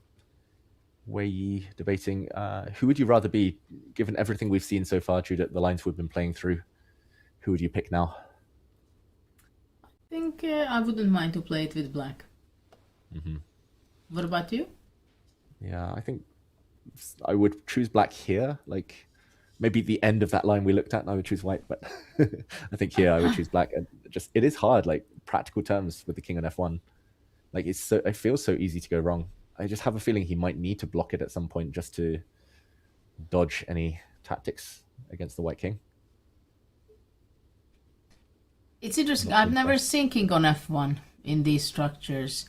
For me, of course, it came from Petrov.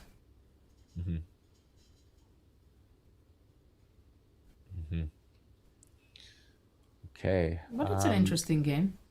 Yeah, very interesting game. And Yesipenko, maybe he'll get revenge for earlier in the event where he got his best win, his best game of the tournament so far against Yesipenko in the first half. That was also a Petrov, I believe. So the players debating the opening with white and with black. Very interesting.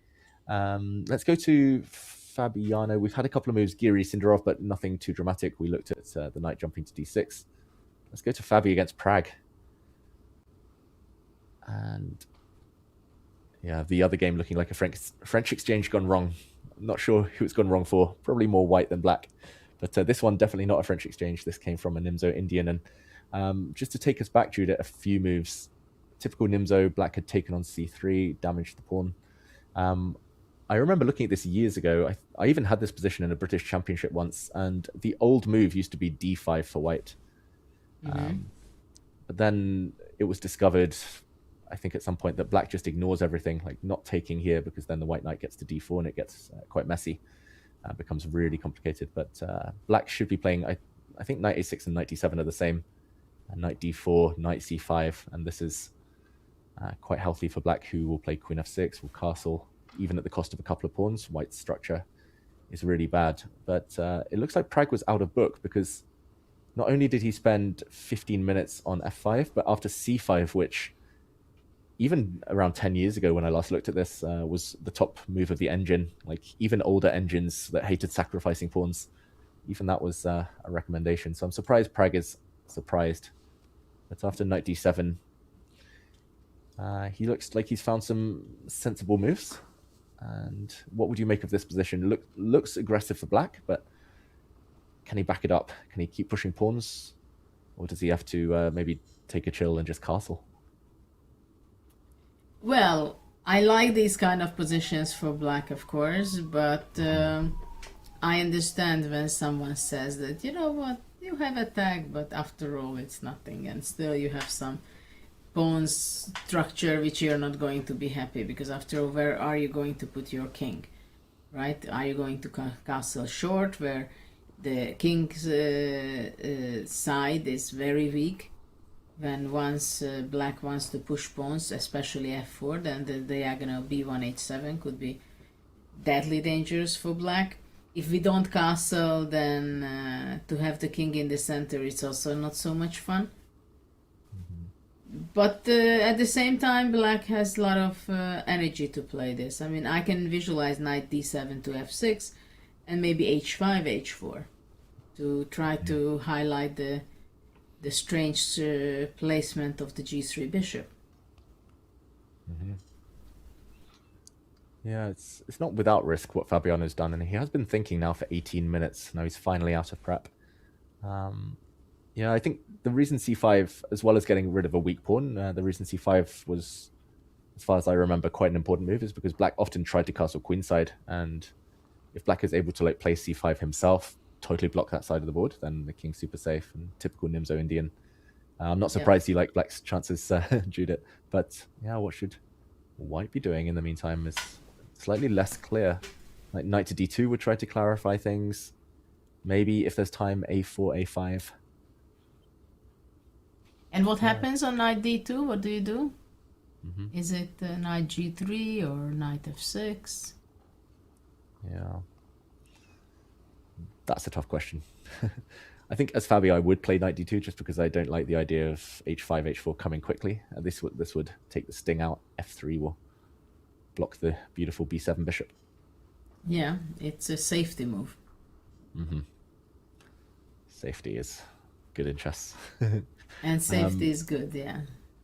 Yeah.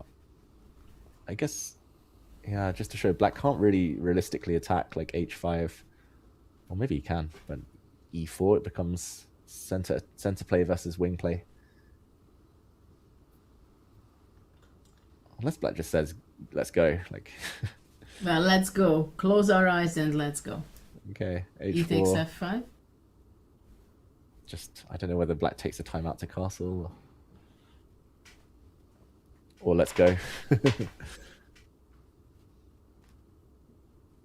How is the bar in the center here? Or like barely moving? It's a very balanced position.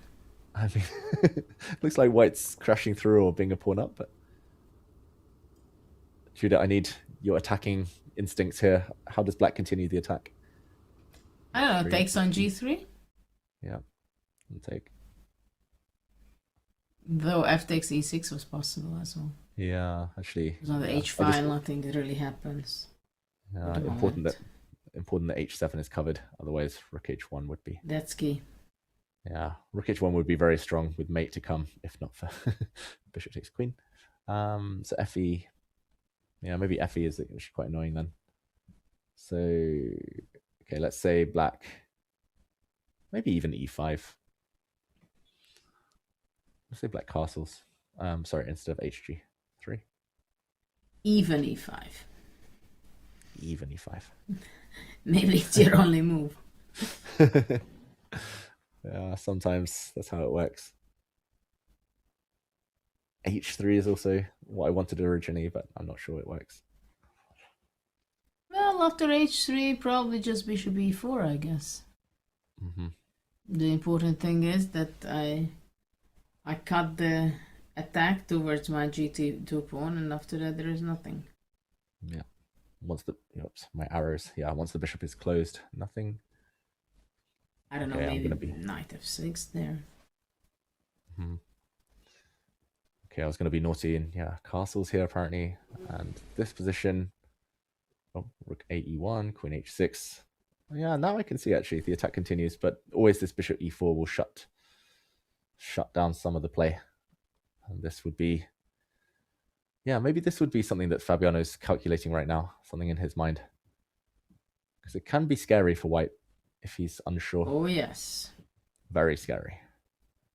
Well, I think you also feel what's the problem. Could be the problem. Yeah.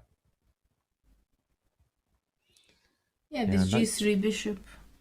I mean, knight d2 is the most natural move. That's no question. Yeah. I wonder whether he would contemplate taking this way then. Maybe with the f-pawn just to make h5, h4 look less scary. And actually e4 is quite quick. I used to love this formation, Judith, as a child. Like just putting h3, king h2 just feels like you never ever get mated. Wow. But, maybe not in this exact position, but like in general, like lots of middle games. But then I learned that you should capture towards the center, and I started doing that more often. Unless you don't. Yeah, unless you don't. Unless you're in a candidates tournament and you suddenly decide, okay, I might get mated on the H file. So yeah. Okay. Okay, same question I asked in the previous one, Judith. So you said that you quite liked Black's potential, or maybe you're more used to these positions from the Black side, but in this exact position, Fabiano or Prague, who do you think is the happier of the two, or who do you think is more likely to win this game if it's going to be decisive? Well, the two question is not the same. Okay, I was trying to be tricky, put you on the spot. I think Pragnananda is completely fine with his position. He's happy. But what will be the end of this game, that I don't know. I think Prague is pretty happy. Yeah. I think he's happy. He's happy he survived. Like C5 probably came as a shock, and he probably psychologically a shock to go into this, and it's visually quite paradoxical that Black has so much space, so many advances, but can't really attack yet. Yeah, maybe we come back to this game. It feels like this is the slowest one of the bunch. Long thinks from Prague so far. And now Fabi's turn. Okay. Wow, we have a lot of balanced eval bars. That's not great for my prediction of 5 decisive games, but early days. Where would you like to go next, Judith? We see Sindarov trying to break out with f6. Interesting moment over there. Okay, the women's board's still alive. We haven't seen, I think, the Vachier-Lagrave game, which I would love to see. Okay, let's do it. Vachier-Lagrave, one of the leaders, but did lose yesterday, or the day before, the rest day even. Let's jump to it, because this is, yeah, it looks quite nice for Tan Zhongyi with a deep one. And I was actually looking at the pairings beforehand, Judith, and I thought maybe this is a game that trips up Vachier-Lagrave, because Tan Zhongyi finally got her first win after like a horror event. She finally got it before the rest day. Probably can't win the tournament now. It's like everything's set up for her to be the big spoiler. Suddenly she starts playing her best, and she was one of the pre-tournament favorites, Tan Zhongyi, so maybe this is going to be difficult. But what do you make of this position? White has the pass deep on. Is it dangerous? D for dangerous. Yeah, I mean, round 12 was quite an unexpected turns in the women's section. D5 can be crazy strong. And bishop c7 seems to be a pretty nice move. Yes. So black has to decide what to do. And mainly bishop d6 is done to take away the d8 square from the rooks. So d6 can come with much bigger power than without having the bishop on c7. Yeah. I'm a bit surprised that the bar is not so fast. I wonder whether, like, I don't know, something like rook c8, just asking the bishop a question. d6. d6. Actually, maybe this was a silly question to ask. I totally hallucinated something. I wanted to play knight a8, just totally forgetting that e7 is hanging. That's hanging. That is hanging. Okay, let's go back. Not rook ac8. Maybe take this one first then. Oh, and what's the idea? Now, let's say we just try and create some counterplay. I wanted to ask how Already scary trying. the deep one is. Is it running immediately? Or maybe it is. Well, d6 I can do anytime, right? Yeah. So in principle, there is no rush. At the same time, I want to rush. I want to go d6, and after knight c6, what if I go queen d5? Yeah, that move does look strong. I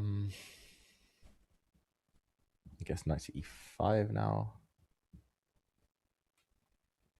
Yeah, Knight you to really d4 go knight d5? Knight d4 is way too risky. Knight e5. Knight e5, I take c takes b5.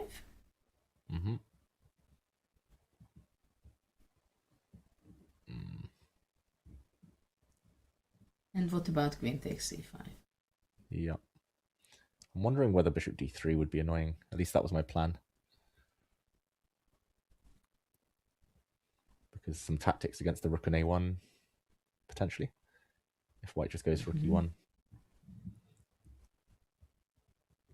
On queen e3? Queen e3.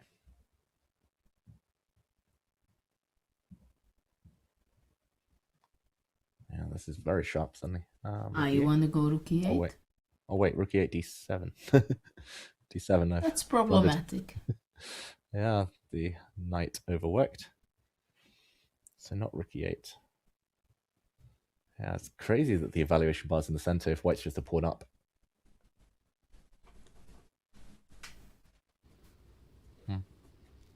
Yeah, basically when people are preparing these days, they are looking positions like that, right? Where the computer says it's equal or almost equal.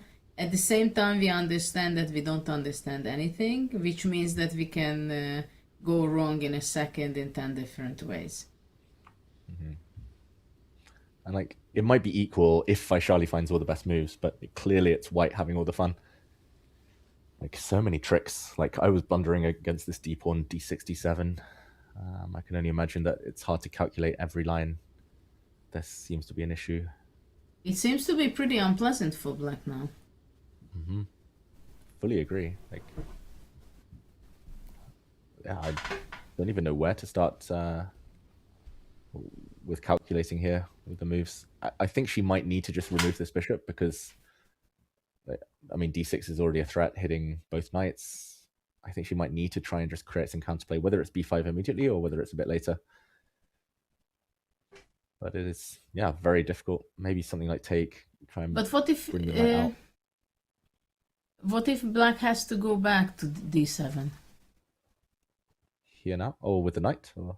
knight d7. Okay. So the idea is b5.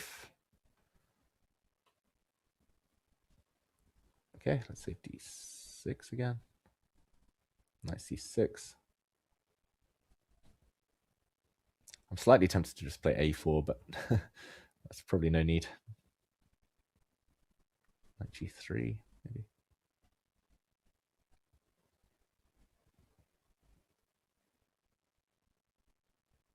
Yeah, it's just so difficult. Like, how's black ever going to break this construction? The bishop on c7, pawn d6. But you don't have a bishop. What is your c7 bishop doing? My d7 knight is completely holding.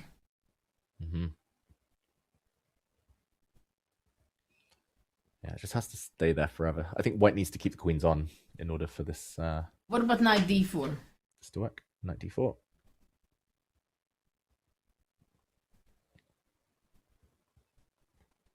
I'm very biased, Judith. This is my biggest weakness. I see a bishop. Like, I always take it. Like, that's. But sometimes you're not so crazily happy with the bishop pair. Yeah. And now it came back to you. Queen takes. Queen takes. Rook e1 or.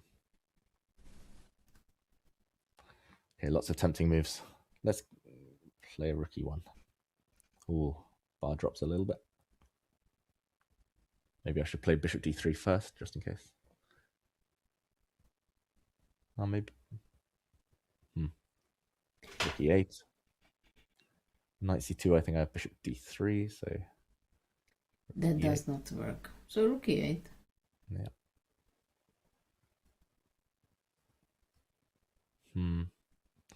You're right, actually, it's not totally obvious, like the bishop on c7. I mean, I have a beautiful knight on d4, right?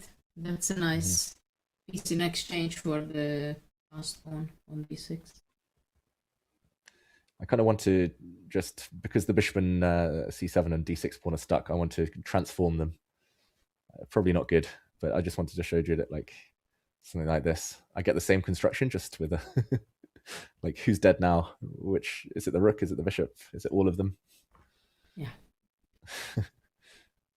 Funny looking position. And again, equal. E5? Yeah. Knight e5.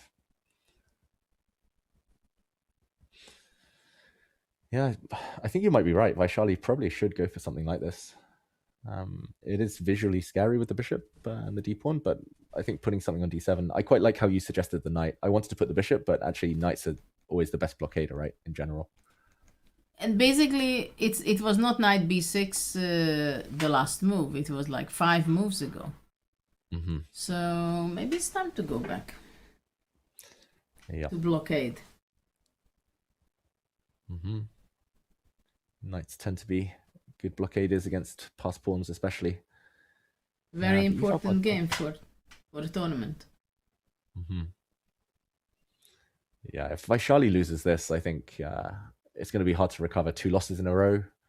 She was 1 point up with, 3 rounds remaining? Suddenly, the pack is closed on her. But she's capable, losing in several games in a row and then win several games in a row. Mm-hmm. So... yeah, one of the most streaky players in world chess. All about going on those long streaks. Okay, we'll zoom out of this. I think we can see that Tan Zhongyi is the one with pressure for now, but maybe holdable for Vachier-Lagrave. The women's boards, Bibisara has won a pawn. And that actually went down the lines of something similar to what we looked at. Lagno against Divya is still this Karakan, but still very balanced looking. Where next, Judith? Mm-hmm. Actually, while we have the bird's eye view, I will come back to you, Judith, I promise. But I also want to go to the other J in my life, John Sargent. Oh, thank goodness there's only 2. I was getting worried for a second there, David. I appreciate you a lot. Cheers for that.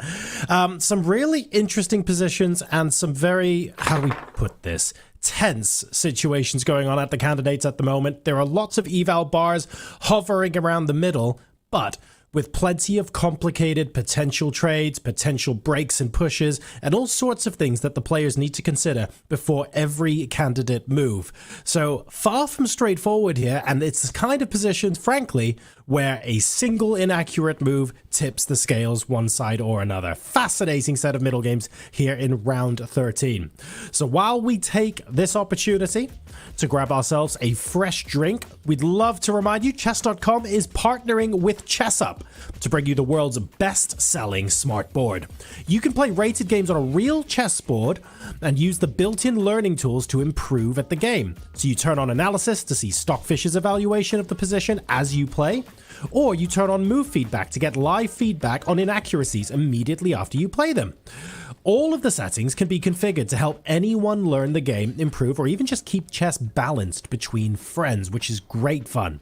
You can save 10% with the code CHESS at playchessup.com or type !ChessUp in chat to grab the deal. In the meantime, folks, we will see you back here in a couple of minutes for more from the middle games of the 2026 FIDE Candidates.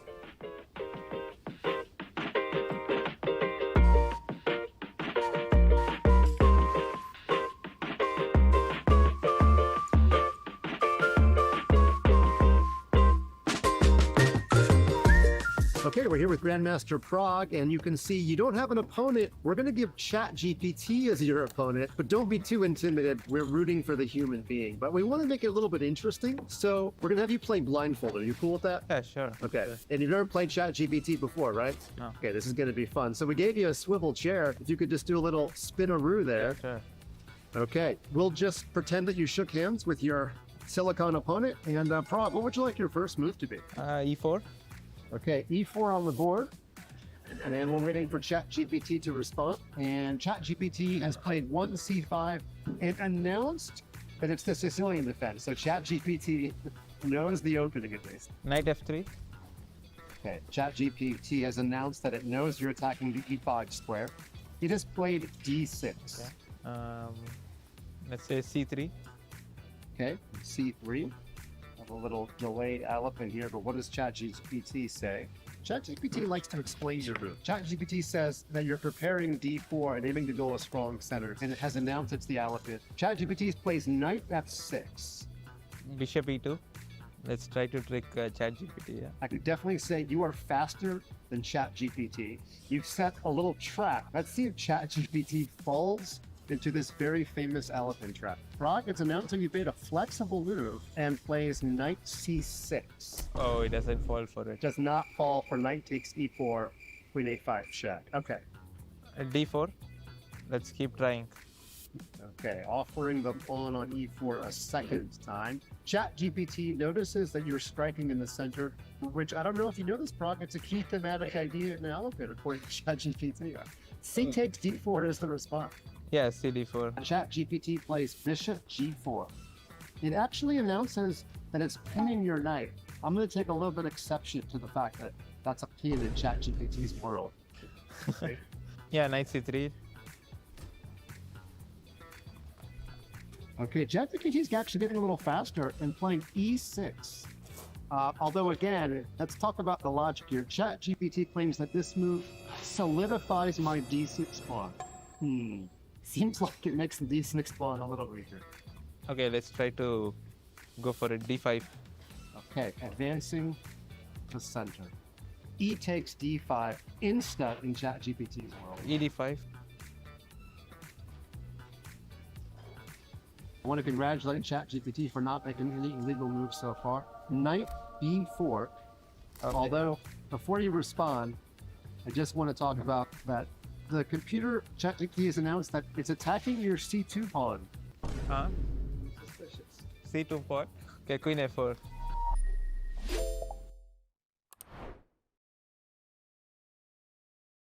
Has this ever happened to you?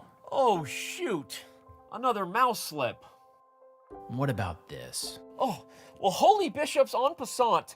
I think I'm getting carpal tunnel. If only there was a way to play online chess with a real-life board. What if I told you you can with Chess Up 2? That's right. With Chess Up 2, you can now play over the board online. Wow. Simply connect your chess.com account to our state-of-the-art Chess Up 2 and get a game started. Every time you move, our revolutionary board will transmit the data online directly to your opponent. And as soon as they move, squares will light up, signifying which piece is going where. Well, shucks. This Hikaru guy seems pretty good. With Chess Up 2, mouse slips and sore wrists are a thing of the past. My carpal tunnel is gone. Well, this sure is fun. I'm playing online against my new friend Hikaru. Who needs a family? But I sure do miss clicking on a piece and seeing all of my available moves, like they have on chess.com. Well, Danny, you're in luck. This feature is totally available on the Chess Up 2 as well. Wow. Well, I'm convinced. But hey, what if I don't just want to play an opponent online? What if I want to use one of chess.com's other great tools? I thought you'd never ask. With Chess Up 2, you can fully take advantage of the chess.com integration by playing bots, analyzing your offline games, and even using our optional AI assistants to visualize the quality of moves with color-coded hints. Well, holy Chess Up, you did it. You made IRL chess cool again. You got it, Danny. And how do you know my name? Play chess today on the board of tomorrow.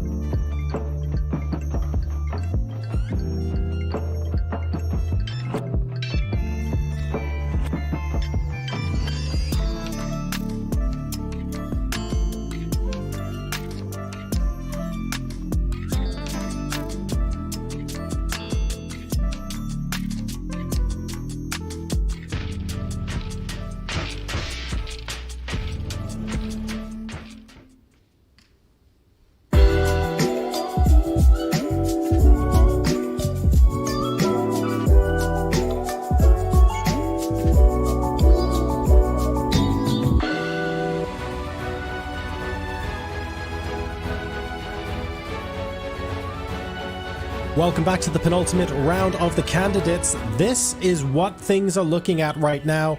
If you are guilty as I am of just taking a look at the eval bars and going, okay, they're more or less close to center, well, you'd be right, but it only tells a tiny fraction of the story. So many of these games have interesting positions where there's a lot of tension on the board, where there are multiple orders of capturing, pushing, moving pieces into position where sometimes things work and sometimes they don't. All of these tiny nuances and intricacies in the middle game mean that there are probably 4 or 5 games minimum that we should be looking at in case something changes massively at any given moment. And for that reason, Judith, David, I genuinely am not sure where to look next. It feels like the next bit of the fireworks, the explosion, could come from any one of these boards. Well, almost any. I agree, John. It could be anywhere. Judith, where are you expecting the biggest fireworks in the near future? Well, the biggest firework? Good question. Maybe the game of Fabiano, after all. Okay, because a big decision was made by Fabiano since we were last here, just before the break. And Judith, I must admit, bishop bias aside, I'm not sure I would ever have thought of giving up White's light squared bishop for this knight. He took on e4. We were expecting knight to d2, but bishop takes e4.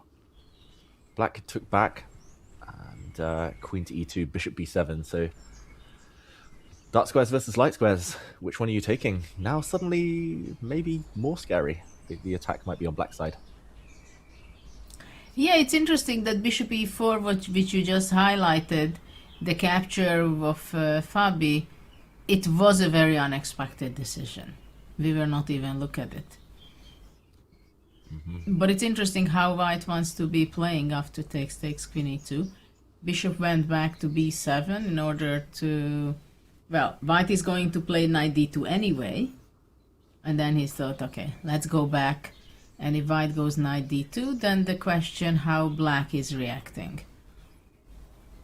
Can Black go e5? Yep. Makes a lot of sense. The g3 bishop might get in trouble. How is White going to react? f3 to make some space for it? But Black seems to have a pretty nice and reasonable position. Even though Black has a funny pawn structure with the d6, e5, f5, g5, h6. Yeah, beautiful artwork. It's the hot tub. It's not the bathtub. That's normally when it's just 4 pawns. Here it's kind of a luxurious 3-pawn bathtub here. And I don't know if people at home can picture that, but the big bathtub. Yeah, I mean, if the black pawn was back on g7, I would say black's very healthy. Like g5, I'm unsure whether it helps, but yeah, this feels like a big improvement, Judith, compared to what we looked at. I'm really surprised Fabiano's gone for this. This whole line, just unexpected decision by him. Especially that he was basically blitzing out his preparation until move c5, right? Exactly. That was only four moves ago. So he spent 45 minutes pretty much on the last 4 moves combined. And yeah, they do say long think, wrong think. Bishop takes e4, which the computer doesn't like, that I'm not a fan of either. He took 38 minutes on that one move. And that's sometimes how it works. Like, he didn't see anything good, and he kind of... I think we all sometimes just panic and just simplify. Or try to, at least. And knight d2. My other question, Judith, was after knight d2, can black play h5? Just to go for it. If knight c4, then what does black do? f4? I wanted to try. It's risky, but f4 might not work. The idea is h4. But maybe white gets too much in return for the piece somehow. f5. How? It's not obvious. Maybe f5. How about this? That's what I'm calculating also, but so what? f5, h takes g3. Is it... Yeah. I wanted to be extremely tricky and play like queen takes e6, but yeah, probably it's just nothing. Okay, queen takes e6. Why have I lost the game on the spot here? well, I think maybe I can just take it. Don't you think so? Take the queen? Yeah. I was also thinking to take rook h2. Rook h2 first, but rook h2, knight d6, king f8, knight b7. Ooh. Oh wait, yeah, king f8. There's also. Oops. No, but without queen e6, I thought. Without queen e6. There's a big difference. Nice. Because now there's no f file open. So knight b7 would allow beautiful rook h1. Yeah. Found it again. And I think there's a name for this mechanism. I'm not sure exactly. Oh, what it is. every mate of this kind it has, but I don't know them. I just like to give them. Who needs to know the name of the mate if you can land it on the board anyway? I know some players who are experts at knowing all the names of the mates, but they're always the most positional players who never deliver the mates. Yeah. Myself included. But so Judith, how can White be winning here? Like h4, or at least a big advantage, because it is a piece that's trapped. And if Fabiano doesn't see something here, then he can't go for this whole line. Well, the evil bar is just tricking us. This is what I can tell you. I mean, how? This is mysterious, to say the least. Is it? No, that's ridiculous. I was just going to say FG. And after HG? FG? FG. Just, oh my, it must be, right? This is so weird. And I only suggested this, Judith, because I saw one trick with black castles.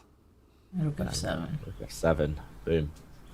And knight takes d6 will be fork central. It is still weird that White is so much better in this position. Maybe the black king just can't get to safety. And okay, we do see Fabiano playing knight to d2, so h5 might be a mistake from Prague. Or at least that idea that we showed. Although it does look quite tempting. e5 would be more normal, and Judith, that's something we also mentioned there.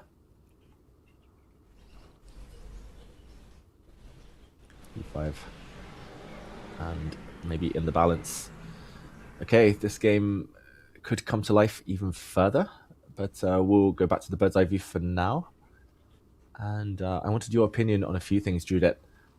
Firstly, on the women's boards, we see some very active evaluation bars.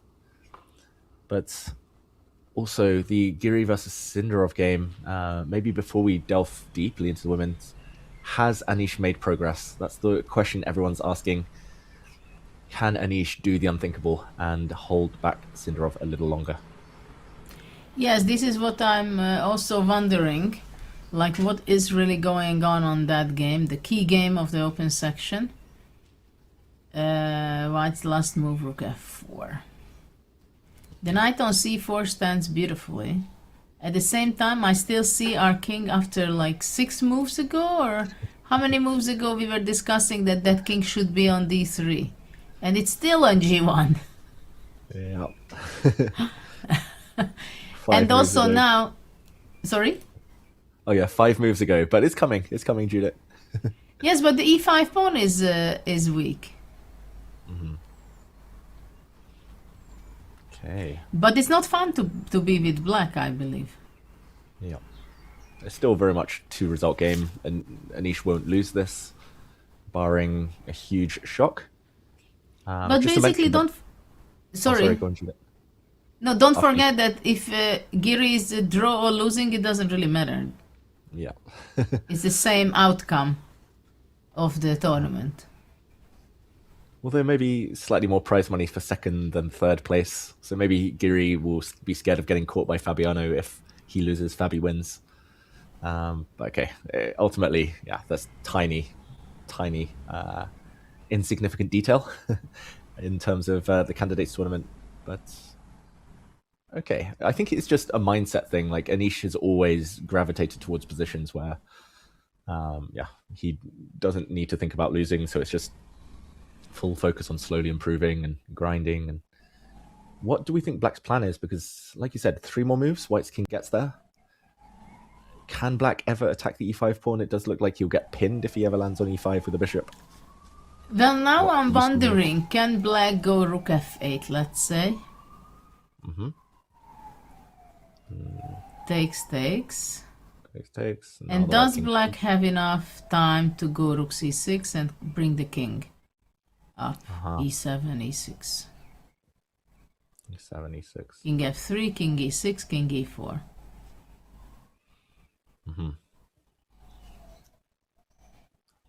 I would think I've made huge progress here with White. I would be very confident, but again, but even here, I go bishop c7. Okay. Can I take the pawn? Rook c5. Sure maybe I can take. Wait, king. Oh, there's tricks. King d4, bishop e5. Thank you. You got me. Fell into my little trick. And then I'll play king e4 and say, okay, you've equalized. Okay, but that you're not going to win. Yes, that's true. For everyone at home, this was the trick. So, okay, rook takes d4, bishop, rook c5 was the other move you mentioned. And hard to keep things on the board. b4 is very loosening. Then you just go back. I go rook b5. Yeah, maybe even rook b5. I'm just doing it in a very primitive way. Yeah. Primitive is effective sometimes. Though I'm not sure. Well, yeah, I don't see what you do.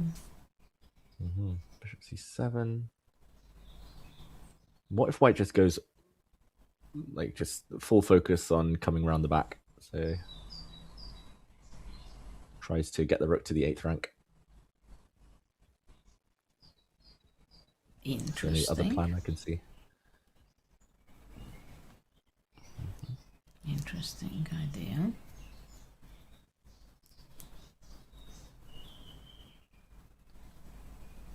Yeah, it's still a bit unpleasant for Black.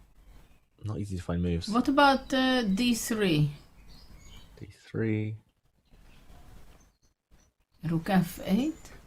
After rook f8, I think. Rook f8. Something is not perfect. Tactically, it feels a bit shaky for White, but maybe only for one move before the pawn drops.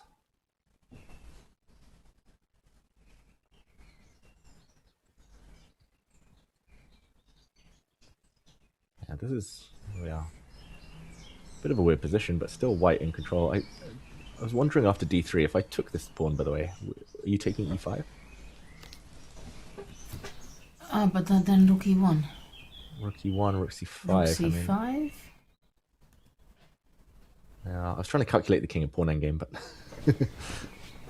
I wish I wasn't live on air trying to do that. Like, king d3, king f4, king b4, king g3, king a5, king g2, king a6, king h3, king a7, g5. No, but that's somehow not enough, no? Yeah, it's a draw, I think. Maybe, actually, in this position, I just realized, let's not calculate, let's just take. Go rook f7. And play rook f7. Rook g6. I have a feeling this is a draw as well, but... Okay, this is a tricky thing for Anish. He's got so much choice in a lot of these positions, and he's got to choose what's most difficult for Sindarov. Sindarov's the one But for now, Sindarov's choice. Should he go rook f8 and go to little verse? Because, of course, for example, here it is clear that there is a huge difference between situations where black king can reach to d5 first, or the white king reaches e4 first, right? That's a huge difference. Yeah. Whichever king gets to the center, it means that their passed pawn will be super strong. It means that they have one more active piece against a passive piece. Yeah, maybe this is a crucial 5 or so moves for Sindarov. If he makes a mistake, which is very possible, then we could see Anish with a big advantage. If not, then maybe we'll see him get closer and closer to a draw. Very difficult position for black. What happens if black goes d3, king f1? King f1, and if rook d4, I just go give up a pawn, yeah? That's the problem. Rook d4 takes, rook d3, bishop e5, and check, and takes a7. Check. King somewhere. No, yeah. Oh, wait, what? Bishop g3. Oh, never too late to blunder. Is this a back rank? Existential question. Well, it's a half back rank. Yeah. Wow. So king f7, probably in this position, white needs to go knight takes e5 and then take. But again, that's a judgment call. That's not easy. Well, it shouldn't be a win, no? Takes, rook e5, rook a7, a5. Yeah. Yeah, and I don't think Anish would be claiming it's a win either. It's just whether he thinks this gives more winning chances than other variations, or whether keeping tension is possible. I don't think so. Yeah, so d3, again, I like how it's primitive and like caveman and super direct, Judith, because that's what Jabuke wants, right? That's what he wants, like no stress, no nerves, calculate and done. And okay, let's see again. The only other move's g3, but Really forced. yeah. Take it. Rook d3, bishop e5. After Yeah, rook, for everyone at home. rook e3, rook f6 check. Yeah. Check. Gets out of the pin. And the bishop moves.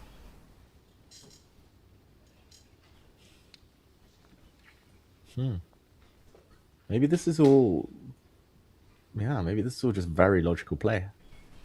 Yeah, but you see, it's not easy for Sindarov to make a decision. Should I go d3, give up the pawn that way? Should I go rook f8, which is keeping myself in a passive play? And he's a player of activity. Yes. And he's going to play...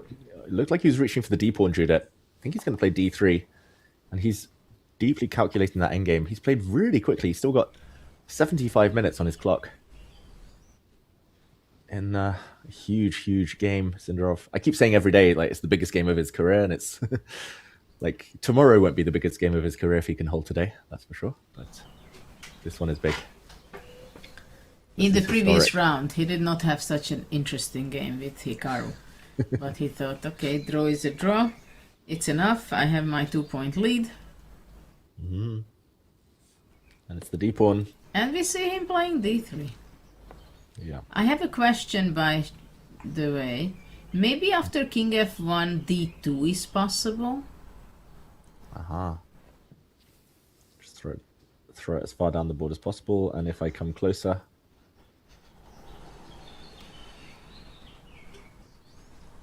After king e2 to play rook d4?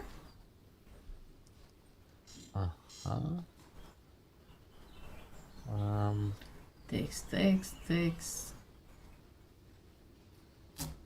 Yeah, but then this pawn is dropping. Could I be very clever and play... I don't know if it is very clever. Now g3. Because now I'm taking with the rook.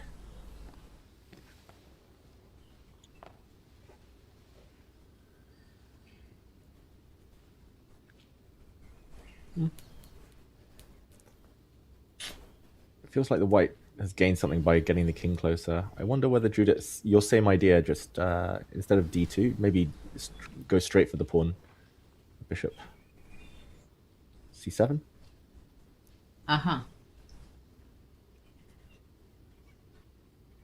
Because now with the king on the f-file, it's what you showed, like any bishop e5, rook e4 is always met by a check. Or some kind and of if check. rook e4? Rook e4.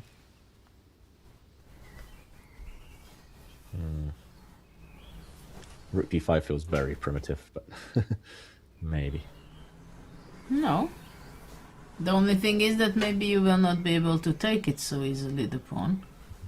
Well, how about this? Is this a cool tactic? Rook f8. King E1. And can I take? Take.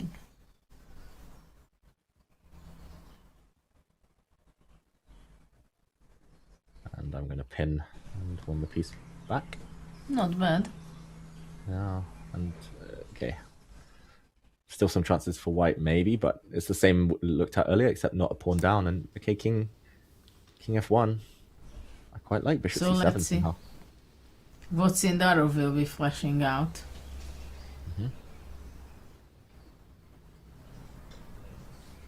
Oh, he's reaching for the bishop immediately. Bishop c7, as we just showed, getting closer to the pawn. If e5 drops and he doesn't lose a pawn overall, surely no problems, Judith. He's getting closer. He's getting closer.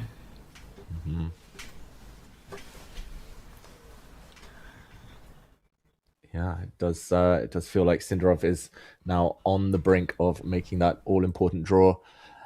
We're being told elsewhere, though, that Bibisara might have gone wrong in her game. So let's go back to the bird's eye view and see whether she has indeed missed something. Okay. It looks like she did win a pawn. Let's go into that game now. Bibisara, we were here ages ago, Judith, but I think lots of the variations we showed, white was winning a pawn. We'll just, very quick action replay, we'll go back and see what's just happened. C takes d5, we left it with Anna about to decide pawn takes or bishop takes. She took, check. The bishop drops back. A brilliant move in this game. Something you mentioned earlier, Judith, rook e1 with a pin. Bishop b5. We actually saw all of this, castles, and white is winning a pawn no matter what. So she decided to just part with it immediately. Mosey trick, she got the rooks off the board, rook takes d5, and here, apparently bishop to c3 was a better decision. Oh, sorry, bishop c3 was played, and after f6, now h4 given a question mark. And to my eyes, but let's face it, h4 seems to be a pretty natural move. Exactly. It seems so natural, and it seems like white still has chances, but if we fast forward to the live position, Judith, maybe it's just impossible to keep the rooks on the board. Rook d8 playing. Well, okay, bishop has to move away, right, to e1, let's say. So after rook d5, rook c3 can be moved away because the rook exchange would lead to a pretty easy draw for black with the different color bishop. Yeah. Okay. I mean, this is not easy for black at all still. There are so many ways to go wrong. And most importantly, it's exhausting. And you know that I should keep it. It should be okay. It shouldn't be losing. It's so difficult. Why should I play this? I mean, why did I play this opening and got this position? Why didn't I win just before the rest day so that I'd be in the joint lead so that a draw is actually fine? Instead, now I'm suffering for a draw that might not be enough. I mean, she could be 1 point behind the lead before tomorrow in Muzzy Trick if she doesn't, even if she holds this, let alone what would happen if she loses. Interesting that when Muzichuk was leading after round 7 and all the way up to that point, I was not surprised at all because it is so common that somebody enters into the tournament in the last second because somebody is withdrawing, and in this case it was Koneru, because they don't have that extra pressure that I have to prepare, did I make a good preparation, how is it going to work out, and so on and so forth. So usually the player who is a professional player, they benefit. There are more benefits to it that they come in the last last days into the tournament replacing someone, than missing out all the opening preparation and preparation for the event. So I thought, okay, normal, she's going to be winning the candidates. But then this dust came into the machine, and something turned over in her play. Yeah, I predicted the same actually, Judah. I thought she was guaranteed to win the tournament, and then suddenly the first half she was super smooth, nearly never worse. Maybe just in round one, but like, yeah, got a couple of wins, and yeah, that's what it takes sometimes. It's just one big turnaround to totally throw all of the predictions off track, or to totally lose control of the tournament narrative. And I think you're right. Bishop e1, the more I look at it, might be the only way to go forward. But I also love the bishop on g3 potentially. So at first I thought it was a passive move, but actually, yeah, looks still like big winning chances for Bibisara. Still But two I think game. now black can go rook d5. Mm-hmm. And after rook c3, what about going rook d4? Okay. You want to go to a5 or something? No. Okay, just rook e3. And the pawns. Mm-hmm. And you want to go rook e7. Yeah, potentially. And okay, still a lot of work ahead. It's not going to be easy to win this, but Maybe for black, easiest is just to go back king c8. yeah. King c8. Play a6. e2, a6. Yeah, perhaps it's How hard for white white to break can... through. How can you go forward? But yeah, maybe bishop c3. Daring you to take this. Yeah, and rook e7. That gives... So, yeah, rook g7. Maybe I went to d6. Mm-hmm. d6. Just to maybe threaten rook e6 sometimes. Mm-hmm. Makes a lot of sense. We have a move and... Oh, wait. Is she keeping the rooks on? She's played b5, rook to d5. But how does she keep the rooks on now, Judith? She can't. Well, she can go rook c6 and rook d6. Maybe she thinks that this pawn structure is not good. Mm-hmm. But black is quite quick to play a6 and maybe clarify the structure. Well, okay, skeptical. bishop b4. Bishop b4. Okay, that's a very timely move. Maybe even a6. I don't like the idea of blocking in the black bishop for now, so a6. Yes, I'm not saying it's so promising to win with white in this game. Mm-hmm. Yeah, and it looks like black will win either the b pawn or the a pawn if white gets greedy and goes pawn hunting. One pawn shouldn't be enough to win, although the fight will continue. Okay, Bibisara maybe letting some chances slip away, but still Muzichuk needing to find some accurate moves. Letting the chances slip away is one thing, but Judith, maybe we move away from this board as rook d6 now apparently the only way, which makes sense. Bishop a5 might come otherwise. Okay. I want to ask your opinion on the other boards. Can anyone take advantage of these two cancelling each other out? Will it be Zuzhina? Will it be Vachier-Lagrave, the two leaders? How do you perceive their boards at the bottom there?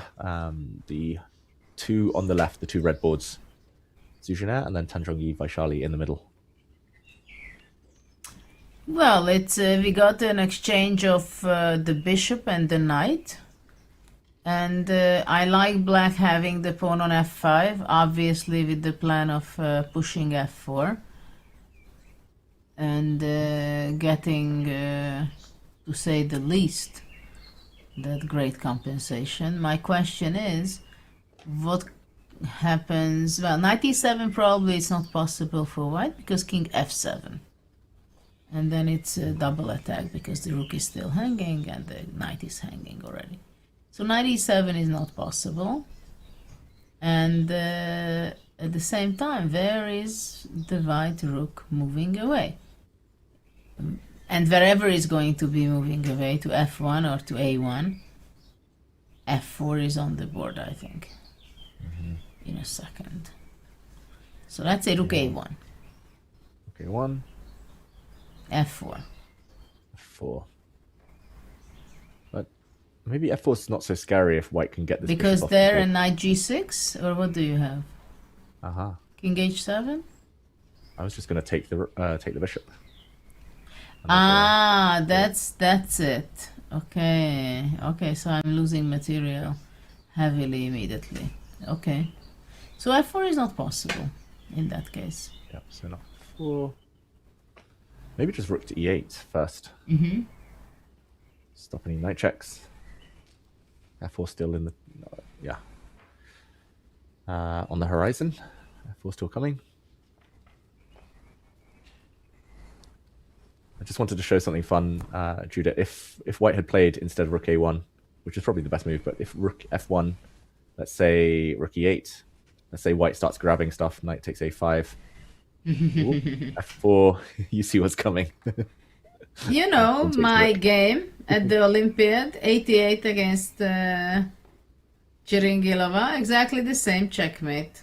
I was only on the other side with white. Queen takes f8, I remember. Yeah. I remember that, Exactly that diagram. Okay, so she's played rook somewhere. Oh, okay. This is. I was looking at the camera. This we'll get Zuzhina and Goyachkina up on the camera in a second. So a move wasn't played on this board yet, but rook a1. I just want to dodge any queen takes f1 mate ideas just in case. But rook a1, rook e8. It's just difficult for white to make moves, I think, Judith, because suddenly... And it's also dangerous. Yeah, the board is cut in half, right? f4's coming. Yes. Okay. Predictions. Do you think Zuzhina can win, or do you think enough compensation now for Goyachkina? I think enough compensation, but it does not mean that she can't win. I mean, in this position, it's easy to go wrong. Also for white, by the way. Yeah. As you just pointed out, how easy to get checkmated in few moves. Especially after the move f4, the white squares are I mean, great weaknesses. Very scary. And okay, maybe we go to the other leader then. We see her on camera. It's Vachier-Lagrave. This is the live board. Bishops against knights. We actually predicted something almost identical, Judith, but I think Tan Zhongyi did something more clever than me. She put her bishop on f3, meaning that black's knight cannot jump into d4. That's an important detail, meaning black is slightly less active than one of the variations we analyzed earlier.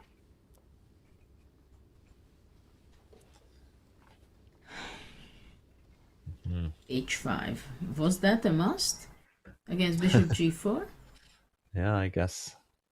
There was a skewer threatened. Not. It's hard to judge the bishop on c7. Is it a good piece or a bad piece? Ugh. How would you describe that bishop? It's like one of those optical illusions, right? If you look one angle, it looks like a rabbit. You look the other angle, it looks like a different animal. It's like a hologram, no? Yeah, the hologram thing when here the bishop, most of the time I look in it, I'm like, oh, that's a beautiful piece. And then now you say it, I'm like, wait, it can't move. It doesn't hit anything, doesn't control anything.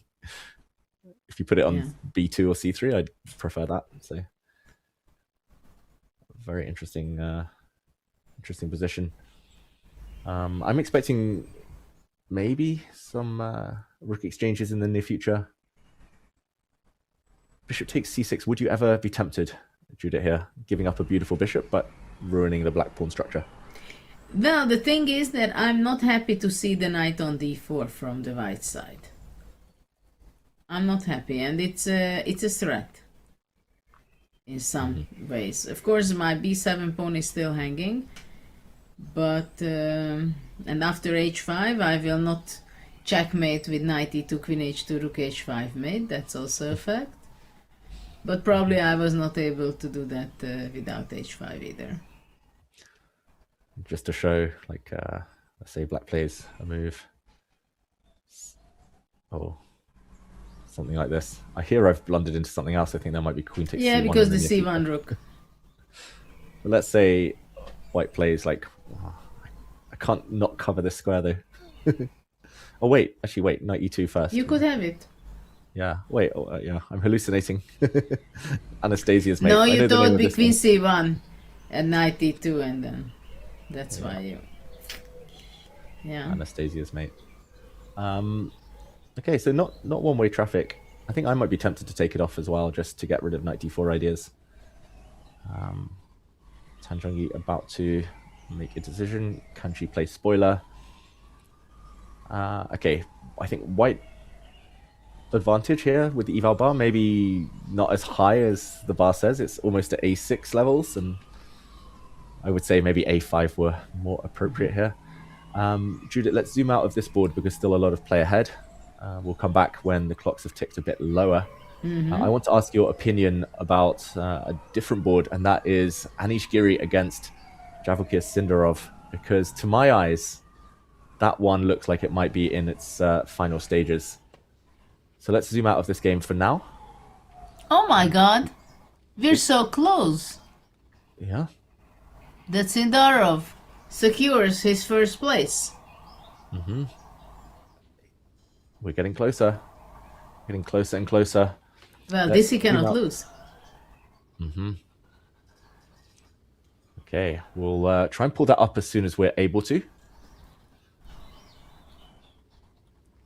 And yeah, we'll jump over to that board because only rooks left. No more good knight versus bad bishop, Judith. No more pass pawns in the center. Yeah, it's almost destiny, it feels like, for Sindarov to go through this tournament unbeaten.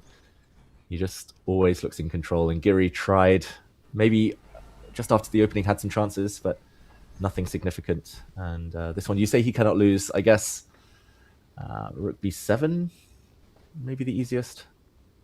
There are a couple of weak pawns, so maybe we could even see an endgame like this. But ultimately, I think even if white wins a pawn, should be a draw. Black's so active. And Sindarov is a player who knows these theoretical endgames without any problem. And without having his hand shaking. Okay. Interesting that it seems like for Giri, it's his weak spot. Having better positions and not to be able to improve, and even if he improves it until winning position, he's not winning. When it starts out from a little better position, he's creating it, I mean, so many games. Yeah, it's no coincidence he gets these great positions. Like, everyone has known for years already, like for almost, 15 plus years, that Giri is a great opening expert. Like, fantastic in the opening, especially getting his type of position. But you're right, Judith, and I think it was unfortunate there have been these jokes about Anish, like these drawing jokes, because just like his previous candidates many years ago now, like, he gets these great positions, just can't finish them. Just I remember that last candidates when he drew 14 games in a row, at least 4 of them he had massive advantages. Yes. Could have been on +4, could have been up there trying to qualify, and here he could easily have had +4, +5 as well. But yeah, it's. But you know, it's interesting, the psychology of the game. Like, I remember I had some occasions when against very strong players I got good position, and somehow after that I ruin it. And I think you have that also for Giri. Like, a lot of people are skeptical, like, okay, he qualified but he has no chance. I mean, people are saying these things, right? And so he's very well prepared. He has the better position. So unconsciously, somehow he has that, okay, I showed it. I showed it that I can have the better position. I showed it that I'm at least as good, well prepared as the others. And somehow, unconsciously, something switches and he cannot give this extra push to win the game, to convert the game, to push it to grind in a way that it shows in the result. Like, of course he can say that, yeah, well, I could have +3, yeah? I mean, 2 points more. Well, I couldn't make it, but I had it. I had the better position. I had the winning position. I just couldn't finish it off. Yeah, and it has been a thing in his career. I think the last 12 months, he's just been fantastic. He added another 50 plus rating points. He was winning tournaments, Anish, because suddenly he rediscovered that killer instinct and that kind of desire to push to the maximum. I've actually had many conversations with Magnus, for example, about Anish, and Magnus says he can take bigger risks against Anish because he knows likely the opening, like it's impossible to be better against Anish anyway, but later in the game, Anish somehow it gravitates towards safety, or somehow it gravitates towards a draw, or he doesn't want to push. He feels like he's already done enough, and it's exactly this is what I'm telling you, that he has been feeling that he has done enough. Exactly. Yeah. And I mean, he does more than most, so we can't blame him. Anish, amazing player, but this tournament maybe could have been even closer, the race with Sindarov. And this position, I think we just see it on his body language, Drew, that there's not much to play for now. I don't think he can even get any of those pawn-up positions. The Black King is just going to come, and we're going to see peace eventually. The White King's coming. Well, probably we can't even say that White is better. Yeah. It's probably more fun to play White. The Black A pawns aren't great, but yeah, at this point it's totally symbolic. It's not more than that. It's nothing significant or tangible. And also in this kind of position, I mean, can you, as Geary, believe that there is any chance to win this? Maybe against a slightly lower rated opponent who wasn't in form. No. In this game, he's still going to make moves. But do you think he has any feeling about it that there is a 1% chance that he will win this game? No. I think he realizes it's a draw and just doesn't want to give up his hopes of becoming world champion. Of course, he's not going to offer a draw. This I understand, but... Do you believe, Judith, that Anish really, truly deep down thought it was a realistic chance that he could become world champion? Because, okay, firstly, Sindarov's been running away, but he's had chances. He's been playing great. Anish is just... I don't know if the belief is there. I remember when I was in London playing in the London Classic event. That was quite a long time ago. Somewhere after Magnus was already clearly #1. And I remember going with these top grandmasters, including Vichy, and all these guys had the feeling that, okay, with Magnus it's possible to make a draw, that's okay. But how to beat him? And you could feel that simply they felt that it's just, they cannot think, they cannot believe that they can beat him. And I think this is the big question when you're a sport person. How much do you block yourself, your own potentials? Because you don't really believe deep down, as you ask this question, that how many people really believed in the fact that if there is a chance they can catch it and become the challenger and play for the world championship title. Of course, everybody thought that, primarily the candidates, the biggest candidates for win, it was Fabi. He played so many times, he won, he has such a preparation, he has everything. Also Hikaru, he's so good, he's world #2. He was also, at some point, he was close enough, like in the previous one, right? If he wins his winning position against Ding, was in that game? Or it was a draw which was enough for him. But he was close. Right? Yeah.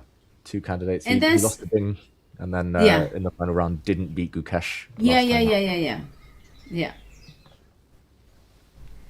But also in Madrid, there was he was close when Magnus stepped out from the cycle. That was a very painful one for Hikaru because he could have been there also.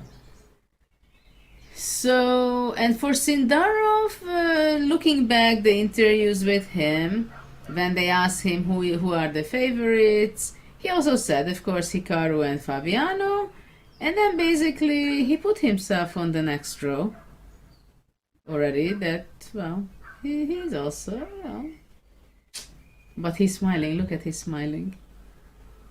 Yeah, I can't blame Sindarov for smiling. He knows he's close. Is Anish just going to repeat the position with some checks? No. Who's the king? Continues. Yeah, he will be. And now smiling. the game starts. A5. And I think you're right, Judith. There's something kind of, I know we talked about a long time ago earlier in this tournament, but sometimes you just need to have that kind of freshness. It needs to feel new. It needs to feel like it's in your hands. It's destiny. Like the others have all been there. They've all been defeated. They've all had losses. They've all had difficult tournament performances. And that wears you down. I mean, people talk a lot about age nowadays, the young versus the younger generation versus the slightly older generation. But maybe it's no coincidence that Gukesh did it last time, that Sindarov did it this time, because yes, they got some breaks that went their way. Like I won't call it luck. I think they made their own luck, but they had the belief. They took their chances when it came. Others have had chances. And I mean, Magnus himself says, like, if he didn't make it in 2013 due to the kind of the luck of the tie breaks being on his side after losing in the last round, like maybe he would never have made it. Maybe he would have still been world number one. Maybe he would have still had the career he's had. Just the world titles wouldn't have been there, or it might have taken him longer. And absolutely. Normally, all the best sporting moments across all sports, it's always been one big defining moment, and normally quite early on. Yeah. No, the luck, the timing is so important in sport, and indeed the belief in yourself, and of course those guys like Gukesh became the world champion very young, right? 20 years old now. Now we see Sindarov, 20 years old. I mean, when you're very young, you're much more optimistic. Even if things are not going so well, even if you're not as good as you're going to become in 10 years' time, something, the freshness, the hunger, the curiosity, the resilience, it's there much more. That, okay, I lost today, I play the game tomorrow, no problem. And the less experience, sometimes it benefits them. I mean, for example, for Fabiano, I mean, obviously, destiny hunts them when he has the crucial moment of last round winning position. Yeah. Oh, so many times for Fabiano, not just classical chess, freestyle, even quicker time formats. I mean, in candidates, he's been unlucky a few times. Yeah. And 2014 should have beaten Svidler in that Rook and Bishop versus Rook. It might have been him instead of Vichy. And it's defining moments. That's what chess is all about. And yeah, it's a pattern. Like the kids. I mean, Mertzin won the World Rapid Championship out of nowhere, young, full of belief. And Divya won the World Cup last year, full of belief as well. Very impressive generation. Don't you think that when Magnus sees that Sindarov becomes the challenger, let's say, he's not far away from that, we are in this endgame, as we said, we can't really imagine that Sindarov can lose this game. When Magnus looking the way Sindarov plays, doesn't he have the appetite? It would be so great to play with Sindarov. What a challenge. Maybe in a few years' time, when Magnus's child is a bit older, then he'll have time on his hands, or maybe that's a good excuse, to to get out there and play these things again. It is a long cycle, 2 years. Have to play a lot of tournaments. I don't know if the rating spot will still exist next time round, Judith, since there was some controversy this time. So yeah, I think the whole world would love to see Magnus get inspired and take on one of these. Whoever the world champion will be, whether it's Gukesh, Sindarov. But yeah, a lot of chat saying that Sindarov has echoes of a young Magnus. I heard yesterday someone saying echoes of a young Kasparov, the way he calculates, the way he holds himself. And yeah, either way, it's he's a young Vachier Sindarov, and it's scary to think how good he might become if he can keep up this form. Rook G3 in the meantime doesn't change much. Still looking drawn. G6 or H6? G6. Yeah, he's not slowed down, and that's the most impressive thing, Judith. Most people, like, the course of these tournaments, it's always a little down occasionally. There's always one bump in the road, or especially a 14-round tournament. There's one blip, or you see a bit of nerves, a bit of trouble. Like, I struggle to recall Vachier being in significant trouble ever since round one. And he's always got time on his clock. He's always smiling. He's always kind of nodding. Never seems to kind of reach those lows that a lot of chess players feel, kind of emotionally over the board. Feels like he's always on a high. And yeah, he's making things work in his favor. Yeah, but it's. I think it was also very good for him that he was. Some people thought that he might win, but just on the degree that it was inspiring for him. He did not have pressure that he has to win. He was. While for Magnus, for example, it was already the pressure that he has to win because he was number one, right? Yeah. So it was, from this point of view, it was a very different story. And, well, we see the youngsters coming ahead of the older generation. Even though, of course, Fabiano has more knowledge, more understanding, in some ways, incredible preparation, but, you know, modern approach. And also what is quite amazing for me, this is that this generation goes to their room and they play Blitz, or they even, I think Sindarov said, well, he probably will go back and play some computer game. I mean, in my times, it was impossible to think that during the tournament, well, I was not even playing computer games much outside of the tournament, but Blitz I was until age 14, 15 or something. These kids, they just non-stop played, right? And actually, they many times play bullet, not even a 5 minutes or something like that. Mm-hmm. Yeah. What do you think about the playing blitz games during the candidates? Oh, it's a slippery slope, Judith. I think we all saw what happened to Alireza during the last candidates. He was already on tilt a bit, like he'd already had some tough results, but then he stayed up all night playing blitz, bullet. I'm not sure which one, but yeah, he ended up losing the next day very one-sidedly, very quickly. I can confirm though that Sindarov has played a few bullet games, just a handful during this tournament, and maybe it's just a good way to relax. Everyone has a different way. Like I relax by playing blitz as well, so I kind of know the feeling, but some people prefer walks or a movie or a book. Different things work for different people, but yeah, I think that's where a good coach or a good friend, mentor, someone is needed, Judith, just to say enough is enough. You had your 1 hour of relaxation. Now just back to the healthy side of things, whether it's studying chess or sleep or. Well, I think Magnus was a great example in this. That he's the person who all the time on the free days he was going to do sports. Mm-hmm.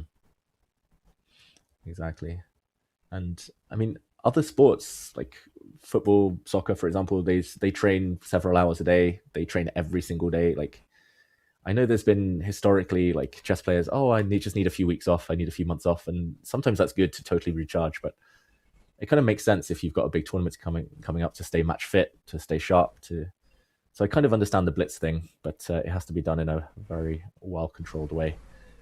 Yeah, we see a check in the meantime. Well, basically the question is for me regarding the blitz, that how can you keep yourself in the time frame? Like if you're playing the classical game, it means that you're thinking on the moves, etc. If you play shorter time control, then you completely switch to auto mode, to intuition mode. So how can the players balance during a classical tournament that they play blitz also? For me, that's a kind of difficult to understand. At the same time, probably nowadays the players, as this generation is, their brain is different a bit with all this social media, how much the screen time, how much they can switch from here and there, going back and forth. Exactly. They're brought up with an iPad. And yeah, I think you're right, Judah. I think it's also a mentality thing. Like often the younger generation, especially the ones at the top, I've noticed, Gukesh like nearly never seems to play online blitz, bullet. Nodebek these days plays a lot less than he used to. Vachier plays a lot less than he used to. I think they see it as like a way to pass time or a way to just do something in the background with their mind. They don't see it as, okay, this is super serious. And it's the fact that they, kind of separate totally classical chess and blitz chess is, I think, the way they deal with it in their mind. And okay, in the meantime, we are now at move 40. So Vachier will have an hour and a half on his clock. That means that this game could go on a while longer, Judith. But Anish, he's put his king on a passive square. I think he's just playing again out of, for the sake of playing here, essentially. Yes. Okay, and h4 on the board, finally. Better late than never. In the meantime, Vachier thinking, an hour and 30 plus minutes on the clock. That game looks destined to be a draw, but still in action. Elsewhere, we haven't hit the time control yet, but the eval bars are doing a bit more exercise. John, what do you think about the prediction game? Are you still confident that it's only going to be 3 decisive games this round? Ooh, what a way to segue into that, David. I am not at all confident. I feel like we've had enough twists and turns that if we're seeing there might be 2 wins, then one of them will become a draw in the last possible minute, and it'll be down to 1 and no one will win. I feel like that's been my sort of luck over the last couple of days. I also feel like I want to talk about Giri Sindarov just a little bit more, and maybe ask both of you. Judith, I think many players have been in positions where they're trying to fight for a win, but it doesn't feel like there's much to get out of the position. And there's sort of there's 2 frames of mind I think I could be in. Either I'm going through all the stages of grief before offering my opponent a draw and I'm not ready to offer the draw yet, or you're just playing on in the vain hope that there is something you can cling on to somewhere down the line.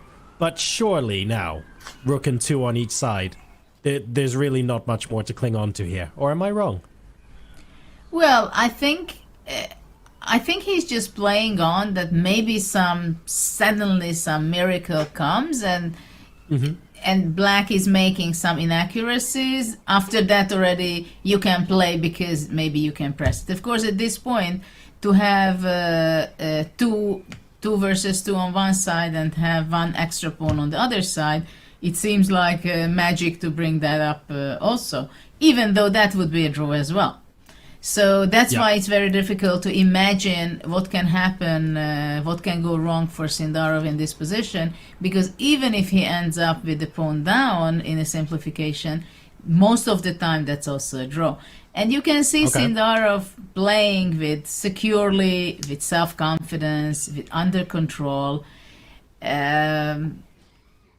It's just the body language tells it also a lot between the both players. So I mean, it was already quite obvious to me that after the missed opportunities in the last few rounds for Giri, especially against Vachier, his winning position, I don't think I did not think that he will be able to put all his energy and focus it so much that burning on the board.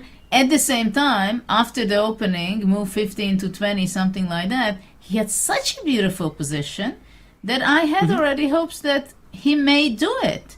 And he can do it. But Sindarov is a fish. He gets out of your hand in a second. He really does, doesn't he? He's so unbelievably resourceful.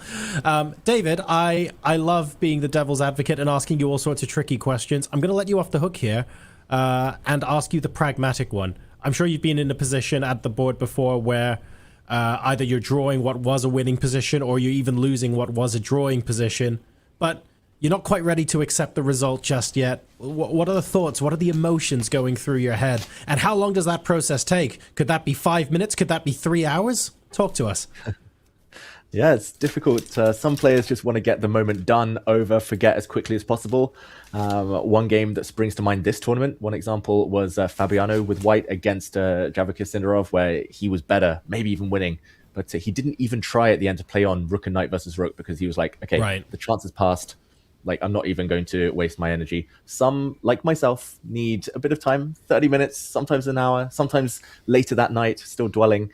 Ultimately, yeah, I can't blame Giri for this. He's played on a little bit. It's only been a few minutes. This rook endgame, he's not risking anything. He's looking very relaxed in his chair right now.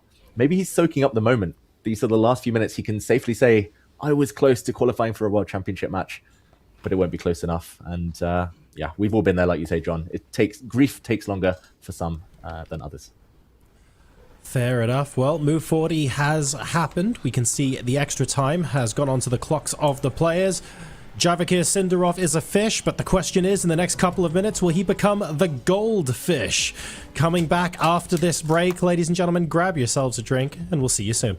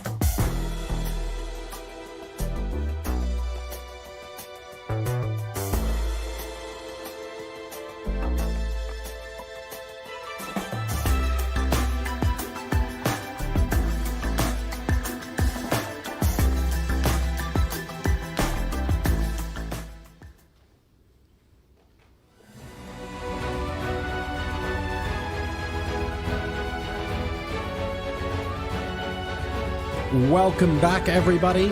We are close to having it be all over in the open section. Not quite yet, as Anish Giri still continuing to play on, and we'll see if Vachier Sindarov can seal the deal soon. But plenty more drama across the boards here in the playing hall as we take a look at our bird's eye view.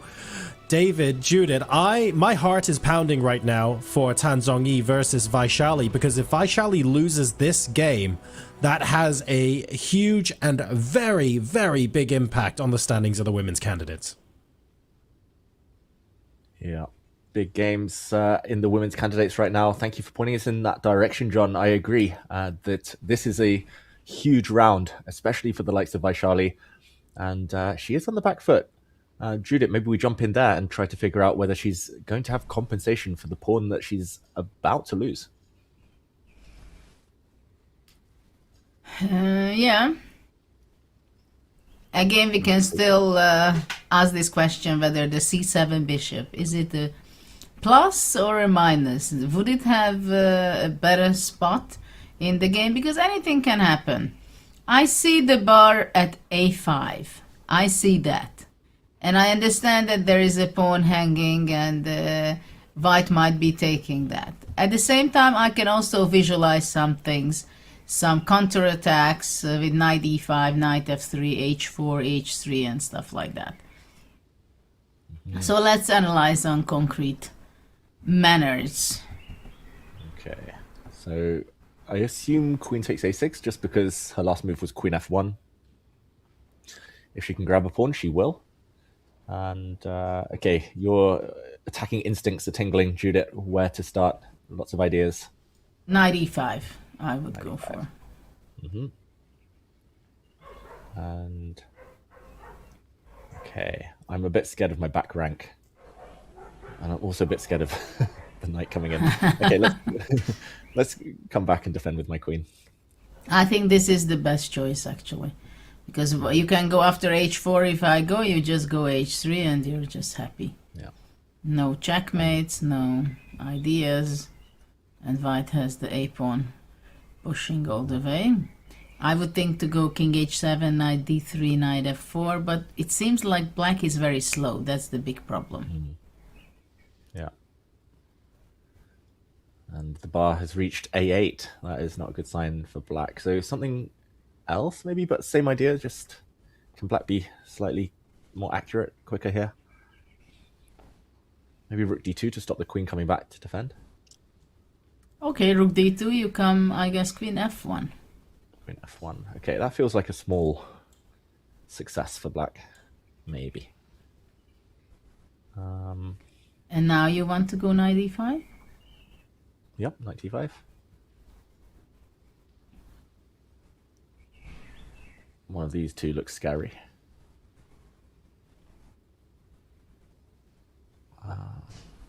Yeah, I wish my bishop was on e3, Judith. But later on you will be happy that it's there on c7 when you start to push your pawn on d7, I guess. Okay, so knight d3 might be a threat. Maybe rook e1. Rook e1? Or can black take on a2? I just thought that if knight g4, rook e2. But maybe now rook a2 instead. Yeah, so rook a2. Yeah, tactics don't work for white to get through yet.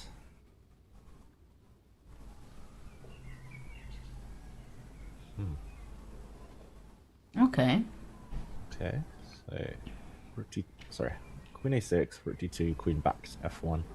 I'm really surprised she's hesitating here for Tan Zhongyi, because if she doesn't take a6, then she's just as passive, just not a pawn up. Well, maybe she's thinking to bring her rook. And she's thinking whether how dangerous it can be after queen a6. But I mean, rook d1, for example, like black can start, like, and they're coming in queen c2. And also, actually, Vachier-Lagrave is quite down in time. So maybe Tan also doesn't want to rush things. She wants to make sure she understands everything. Everything is under control. Maybe queen e2 or h3 or something, just similar to what we did, just without taking the a6 pawn. At the same time, it's quite good to have that pawn in your pocket, yeah? And just to clear a pathway for your a-passed pawn. Yeah, I mean, I just want to do it because I see a pawn, but also, like you said, at least then white has a plan. Unclear what the plan is now. You just want to take it for the sake of the pawn. I mean, I see a pawn, I calculate taking it at least. She's been spending 16 minutes thinking about it, so she has given Vachier-Lagrave a bit of time to figure out what's going on. But this line one more time, Judith. Yeah, go, rook d2. Yeah, queen here. Knight e5. Can I try to be sneaky? Okay, I had an idea, I'm not sure it works. Queen e1? Rook c2, let's say. Yep. Rook c2. Okay, actually, yeah,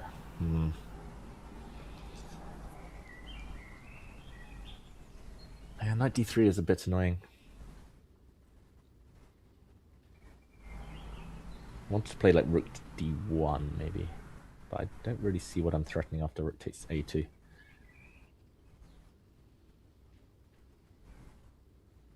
Yeah.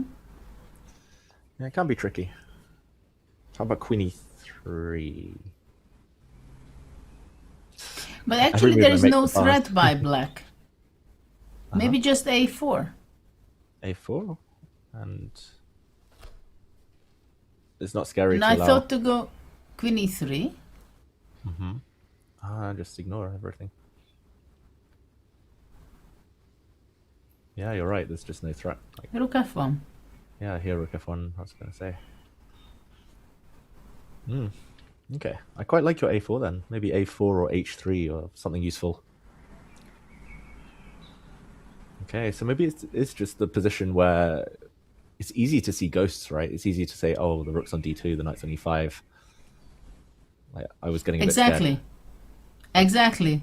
It is very simple to see ghosts with white. That, oh, knight e5, h4, knight f3, rook d2, oh, dangerous. Yeah. But you really have to go and calculate move to move, and then black has not enough compensation. And just push. Try and catch up with the bar with the a-pawn. Yeah, that's very instructive actually, that white can just play like a4 or h3 or something and black's actually doing nothing. Okay, yeah. Big moment.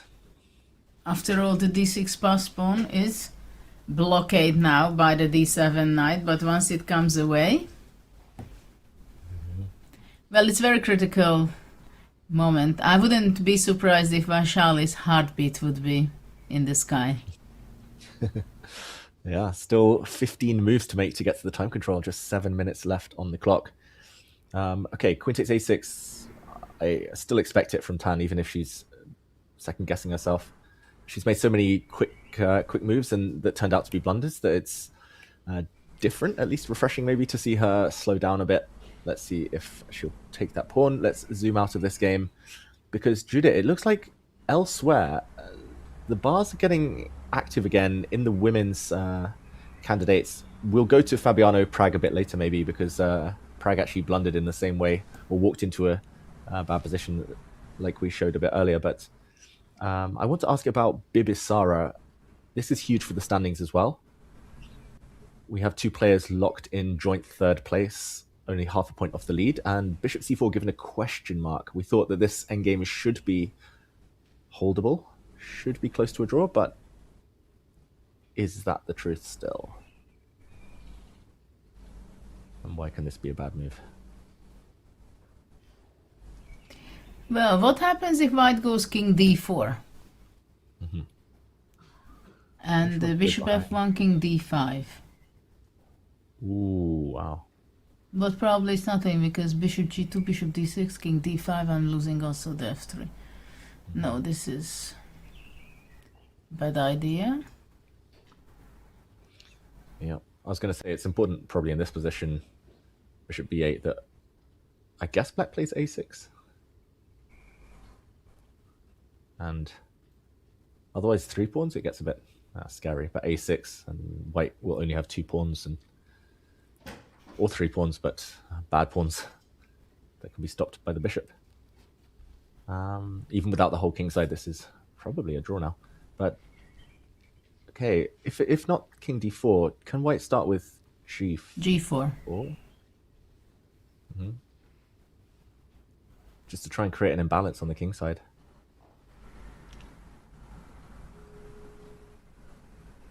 Yeah, because black doesn't necessarily have a threat unless she wants to play a6 in the near future. And Judith, I think this is a big gain for white because suddenly there's pass pawn potential. And bishop f8 ideas. But how do you get there?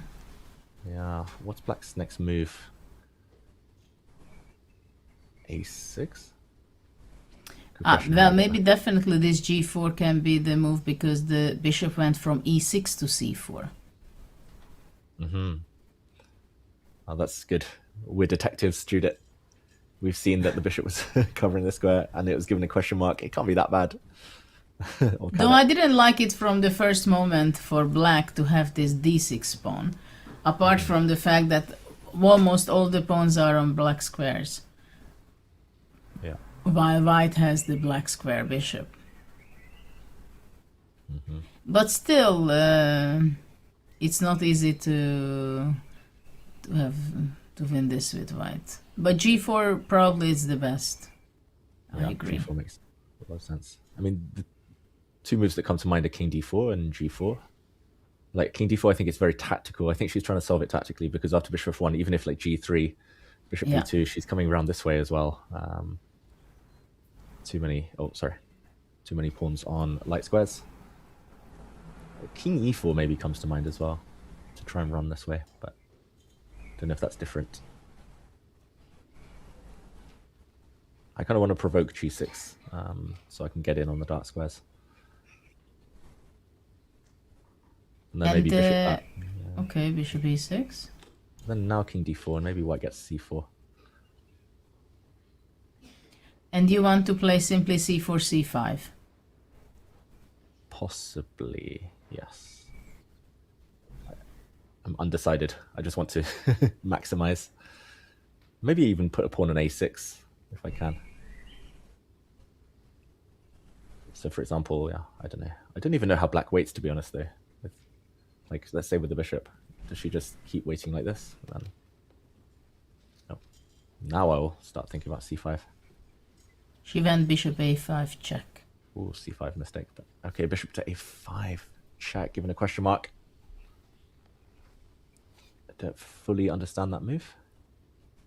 Well, she wants to push the king to d7, but the question is, why is it beneficial for her? Maybe she just wants to put her bishop back in the center now. Probably. How would you estimate the winning chances? They're not 0, but how high can they get for Bibisara? Well, the problem is it's very difficult to judge because it's so easy to make mistakes. And also look at the clock of Anna. She has 3 minutes, 3.5. I mean, in this position, you can go wrong so easily. And we've seen it in her game where she did not win the rook versus pawn. And when you have these missed opportunities in endgame, you start losing your self-confidence, and it's easier to go wrong again in another endgame because you know that you can do it. And besides the fact that it's also not so easy. I mean, these endgames, when people are making easy draws, it's not because it's easy for everyone. It's because maybe they know, they understand, they have the self-confidence, they calculate, they have a good feeling for it. But this endgame, by any means, you can't say that it's a dead draw. You can say that it's drawish, but it's not a dead draw. And we know that in endgames, you see that every move the engines say that, or whatever on the board question marks appear, which obviously does not necessarily mean that the game is lost or it's a decisive mistake, but they are not the best moves of the position. And this is how you lose these kind of positions when it's drawish or you think it's drawish. Most often you're not going to make a double question mark blunder. But you make inaccuracy here, inaccuracy there, inaccuracy third one, then already you have only move, then you don't find the only move, and then you lose it. There is a process to it. Yeah. Or it can be. Yeah, fully agree, Judith, with your points there. And I was actually watching a movie yesterday, The King's Man, and it was about how if you fear something, it's more likely to become true. And sometimes, like you said, she's had a few bad days. She's fearing, oh no, this could go wrong, and then it's more likely to go wrong because somehow she's forcing it. Like, she didn't need to rush with a6. She could have brought her king back towards c7. Like, white still needs to prove a plan, but now maybe because she's fearing that things are going wrong, she's manifested it, and b6 looks like an automatic almost, tying down one of the pieces forever. Why is a6 a mistake is the question in feature chat, and I think it just gives white a passed pawn. Simple as that. Would you be tempted? Yeah, but it's not so easy to say that why a6 is much worse than king c7. Why was bishop a5 so bad compared to king d4, right? Yeah. And of course there is a reason, and we can explain it, but at first you don't understand it, because when white played bishop a5, she had to understand that okay, g4 is a better move, right? Mm-hmm. And also if there is an option, then king d4, c4, c5. And maybe that's why she made the mistake of bishop c4 with black, because she was afraid already of king d4, c4 before. So, and especially when you think, okay, this is a draw, that is a draw, this is not so easy draw, that's not so easy draw, but it should be a draw, right? So what should I make a move? But I have no time to calculate, so maybe I should do this, I should do that. No, okay, my time is ticking, so let's make something. But it's not a conscious decision making, and it's not after calculating and understanding the position very well.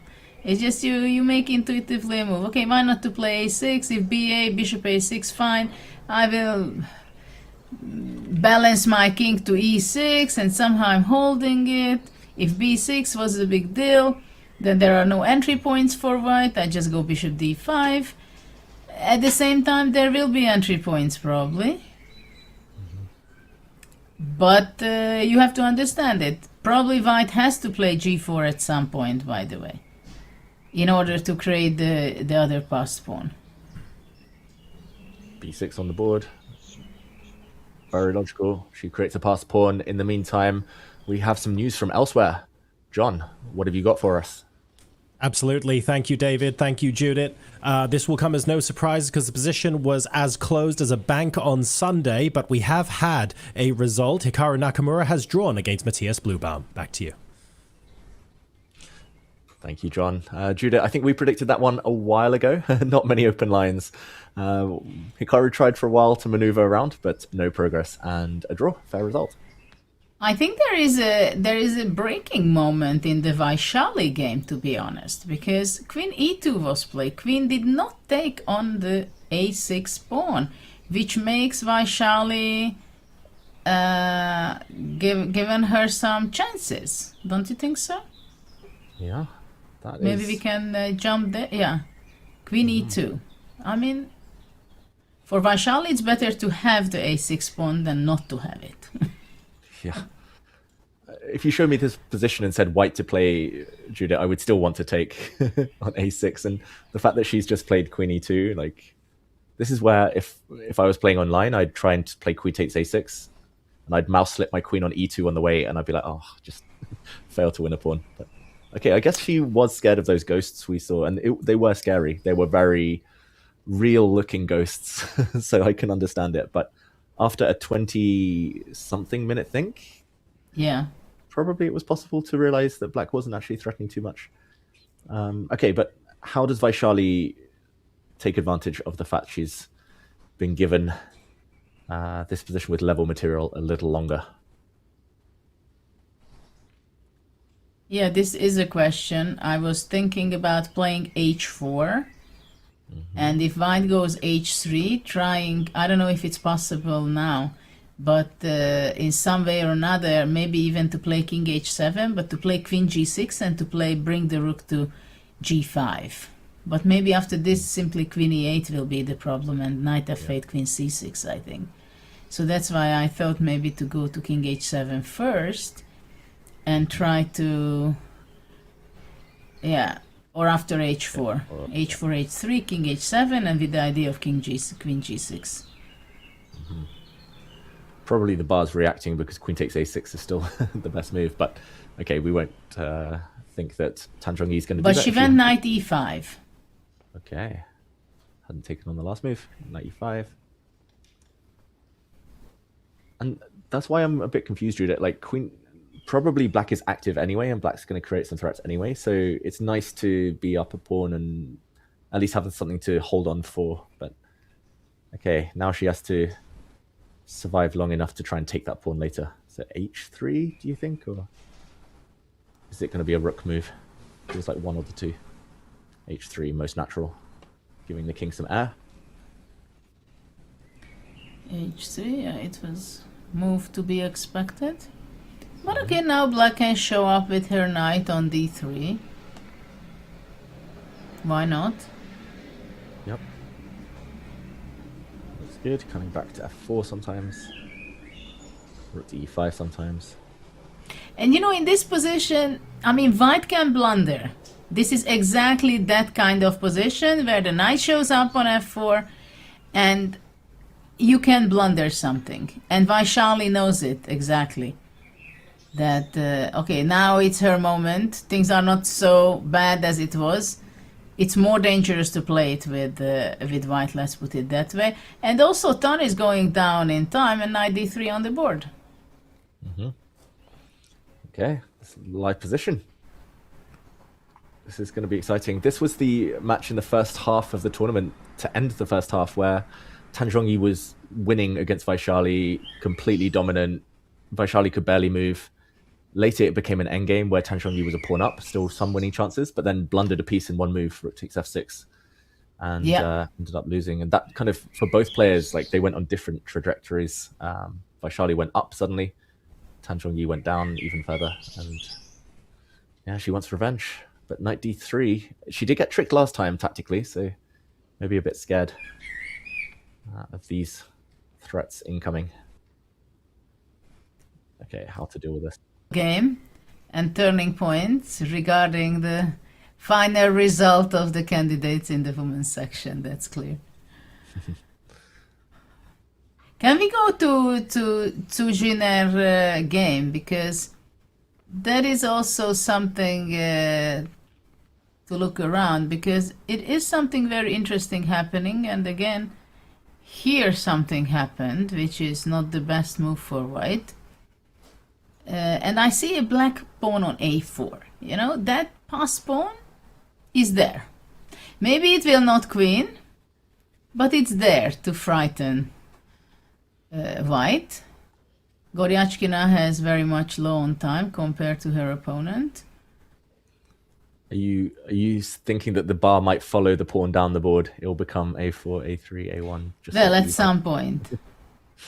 Okay, and we are at move 40, so 5 minutes for Goryachkina to make this one move. I just want to go back one move each, two play here. Queen f1, I did see a question mark appear.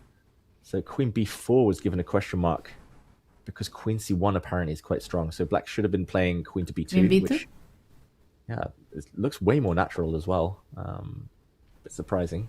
Pawn is walking down the board, but okay, queen b4, and yeah, hard to fault g4 because bishop f5 did look like a nice resource. But Judah, I guess queen c1 is just control, and bishop f5, rook probably c3, or maybe e3, and yeah, the black pawn shall not pass. Well, and also it's important, yeah, because you just control the a-pass pawn, right? And you can come with g4 when it hurts the most, as we say. for black. Yeah. Black can't actually make much progress here. Like white can slowly build, like king g2, g4, king g3, just... Yeah, I mean, the knight on e5 is just incredible, powerful piece here. Okay, so now we understand why both sides were given misses, or even a question mark for black's previous move, g4, missed queen c1. That makes me think that maybe it's time to start pushing, although I don't currently see after a3 what black does after queen to a1. I have a question. I have a crazy question, sorry. Okay. After g4, can black go h5? Okay. Crazy is good, Judith. Like, your crazy ideas tend to be tactical. Sometimes not so bad. Tactical genius, exactly. We all got surprised that the bar did not jump in the sky. It's still a4.5, the bar, which is, I think, decent for black. Not too bad. I think the fact that it's move 40 might mean that this is difficult. Your idea, Judith, is, well, queen h3 looks like it's going in the wrong direction, because then the pawn starts running, and if pawn takes pawn, then you get the f5 square for bishop and or rook. Probably bishop, right? This is awkward. I like it. Rook e3, queen d2, and this is turning. Maybe you had a3 already instead of queen d2 also. Oh, also. No? Yep. Why go for pawns when you can... I mean, this position again, also like Vachier-Lagrave's game, anything can happen because it's dangerous. In the Vachier-Lagrave game, there is a very dangerous knight, and here there is a very dangerous pawn, the a pawn for black. And maybe objectively white is still better, but that it's extremely dangerous, or it can be queen b2 now. Yeah. So, yeah, Judith, I did check while you were talking that h5 was the best move, by quite a way.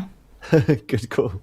Good call. I think the fact that it was move 40, she didn't have too much time. That's maybe the what quarter there. If she had half an hour, possibly, but yeah, she's played queen b2, so she's got the same position she should have had, except white has this extra g4 tempo, which is quite important, stopping bishop f5. So white needs to make use of it. Not easy. But you know, white can blunder. Maybe that's what she's aiming for. If white goes queen f2, queen b1 check, and king g2 would be a blunder to bishop g4. Ooh, yeah. Pin, and the knight is overworked. I mean, I understand that it's not nice to play for tricks, but sometimes it works. Yeah, chess is 99% tactics, that's what they say. Sometimes true. Yeah, I always thought chess was like 80% tactics, but like, I don't know, some players make it look like 99%. Well, especially these days. Yeah. With the computers. Can white go queen e1? Or what is the key move? Queen e1, and your idea is to meet... you give me some... I don't know. I just wanted to go queen e4. That's the only thing I wanted, but I'm not sure it makes sense. Maybe I'm very slow. Yeah, probably it's a draw. Like, that was not my aim. Yeah, I know that's not what you wanted, Judith. That's never what you want. You want more. So, okay. It has to be something to hit the black queen because she's too strong. Like, the white needs to set up like rook d2 or something. I quite liked your queen e1, rook d2. No, you know what's the move? Queen d1. Okay. Queen d1 is the and move. rook b3. And rook b3. And queen d3 and take the pawn. Yeah, queen d3. Yeah. Bad queen. And that's why it's so important, that one tempo, Judith, because, I mean, even here, probably things have gone wrong for black, but queen d3, there would at least be bishop f5 ideas, or exactly. In a lot of positions. But g4 is helpful for white. Okay. Looks like Zuzhina, maybe, if she finds queen d1, has an advantage. The bar is around a5-ish. Creeping in on a6, so queen d1. Yeah, I can confirm it is the best move. And apparently black should play... You probably guessed it, Judith. h5. Okay. Big moments. They've reached move 40 on this board. Maybe we zoom out and see if anywhere else we are yet to reach the time control. Do we have scrambles? Do we have time trouble? Whoa, it looks like... Okay, Divya against Katarina Lagno is totally winning now for Lagno. That's going to be another tough defeat for Divya, who's had a bad second half. But that is a big time scramble. Lagno just simply a bishop up, if I'm counting correctly. Yeah. Yep, I can count. That's a relief. Elsewhere, we do have games going on in the Open, and not kind of any big developments between Anish Giri and Javokhir Sindarov. It looks like Fabiano Caruana is winning, Judith, and Wei Yi against Yesipenko is a crazy position. Black sacrificed a piece just a couple of moves ago. Where would you like to jump next? Well, just for curiosity, I think we should go to Wei Yi, because that seems to be an incredible game. Just to see it, what this mass and incredible complications are. And then we move back for the others. Yeah, we'll move back. Black's threatening a fork, but Black is a piece down. I just want to take us back to this moment, because we were talking earlier about the white king being misplaced. It kind of went to f1 on move 7, and then started walking over. f3 attacked this knight, given a question mark, because Black here, we see the blue arrow, could have played knight c5. Crazy move. But the idea is now that this king can only go back to f1. This is checkmate. But I only put that on the board because after rook c8 first, now taking the knight would be a double attack on the bishops. Rook c8, h4. Now Yesipenko, maybe slightly late, saw knight c5. And now instead of being better, it's apparently not quite working for Black. I'm wondering why he needed to sacrifice a piece, but okay, he spotted something. Check now. At least the king has h2. And now the queen came in. Maybe he'd missed king h3 only move to keep the advantage for white. Judith, the white king survives on the edge of the board, at least for now. But still some questions to answer. Yeah. Okay. To take or not to take is my first question, but also can white just move the rook and take that knight when it lands on f2? Well, it's not going to, because it was taken. Bye knight, not going to show up on f2 on stage. Okay, he has played it. Oh, he took it with the bishop, interestingly. Just for everyone at home, f takes again. The double attack on the bishops mean white loses one of the pieces back. But okay, why win a second piece when you can be one piece up? Bishop g3. Wei Yi loves defending with his bishop on g3 and his king on h3. He did the same against Giri. Yeah. And he was the exchange down. Also, the only thing is, there he saves the game, and this one he wants to win. Yeah, there he was the exchange down. Here he's a knight up. So Black is running out of material, so he needs to grab some pawns. e3 comes to mind. Oof. DC maybe, but well, but after e3, knight b3, I think. And after queen c4, queen b2. Okay, let's keep the queens. And then the knight comes to d4, and then Black is cooked. Yes. Bishop on b7, doing nothing. Black has 2 pawns for the piece, but not enough. More weaknesses than compensation for Black. So this is not possible to play e3. It's it goes nowhere. On e takes f3, simply knight f3, right? Yep. E takes f3, just knight takes f3. It looks like everywhere white is material up. Just to show how crazy this position is, Judith, I turned on the computer to be curious, and it wants to play g5, hg, h6, and never going to happen. Trying to open up some lines towards the white king. But in the meantime, e3 was played. G5, unrealistic, I think. E3 was played. Knight b3, Judith's predicting, with a big advantage for Wei Yi. Let's move out of this game. I'm going to take us straight on over to Anish Giri against Javokhir Sindarov. Because Judith, it looks like Sindarov's trying to force it here and now. He's trying to get Pawns off the board. Well, look at that. The a3 king is already stalemated. It cannot go anywhere. It's hiding, but it's not attacking for sure. And yes, indeed, we are going to see a simplification, exchanging pawns. White can go to rook f6, black goes king b7. Pawn can be pushed h5, but that is also a draw. So it's I would be surprised if it's going to be long from here. As we see on Anish's face. He knows. Sindarov knows it, Giri knows it, we know it, but maybe Anish is already thinking about the interview, what to say. Yeah. Do you think he plans some of his great quotes, or do you think it's just total off-the-cuff freestyle? No, he's just funny and it comes naturally. But yeah. G5. G5. Only winning attempt, G5. And then playing. H5. No, he takes.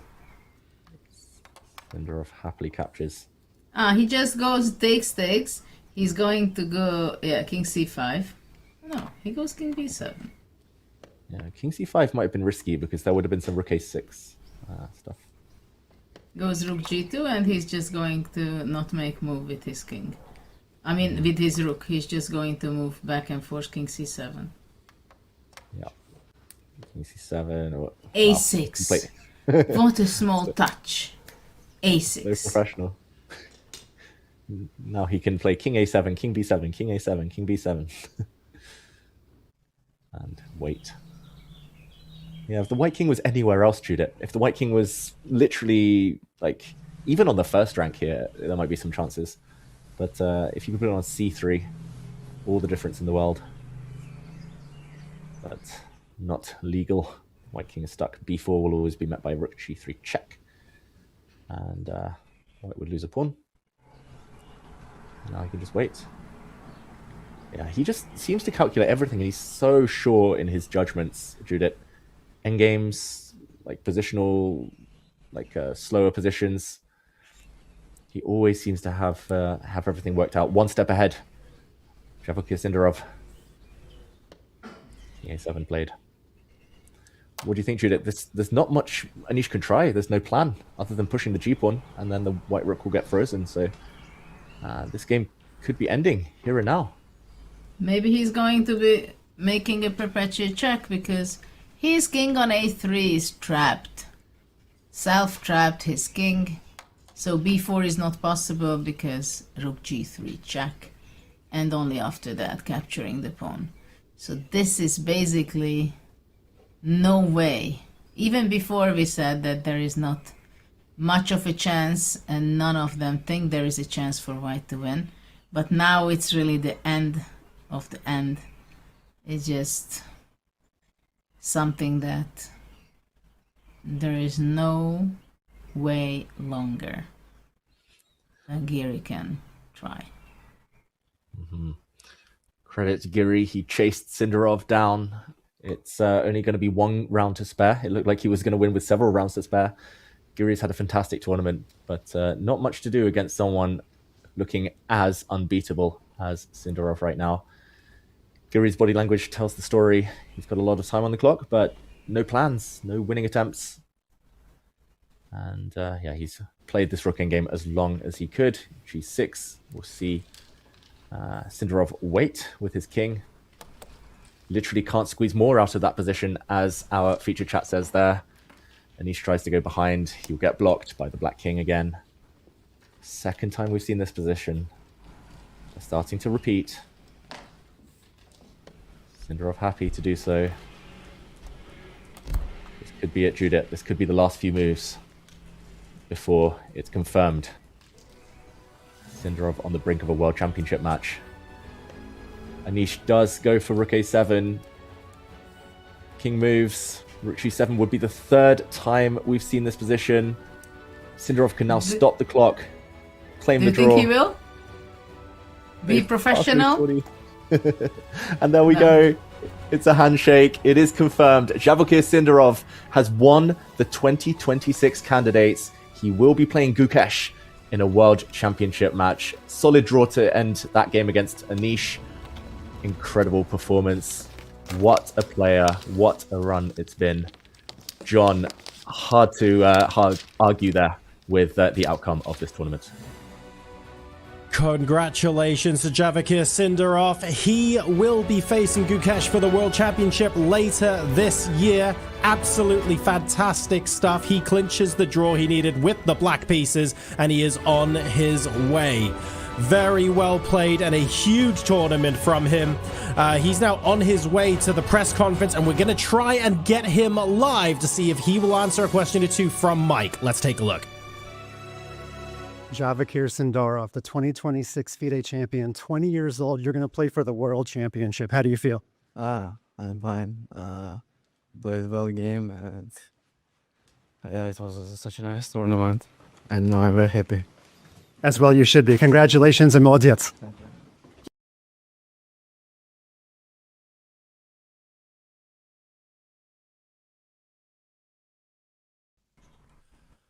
Thank you very much for that. Oh my goodness, did you see how many people were waiting for him? There's absolutely no way anyone's going to get to chat to him in the next 6 hours. That's going to be longer than the classical games are going on. Congratulations to Sindarov. He moves on to the World Championship match. There's still plenty to play for though, and lots of action across the boards here. We're going to a quick break. When we come back, we take a look at what the standings might look like in the women's candidates at the end of the day, as well as what this means for the other placings in the Open. See you soon.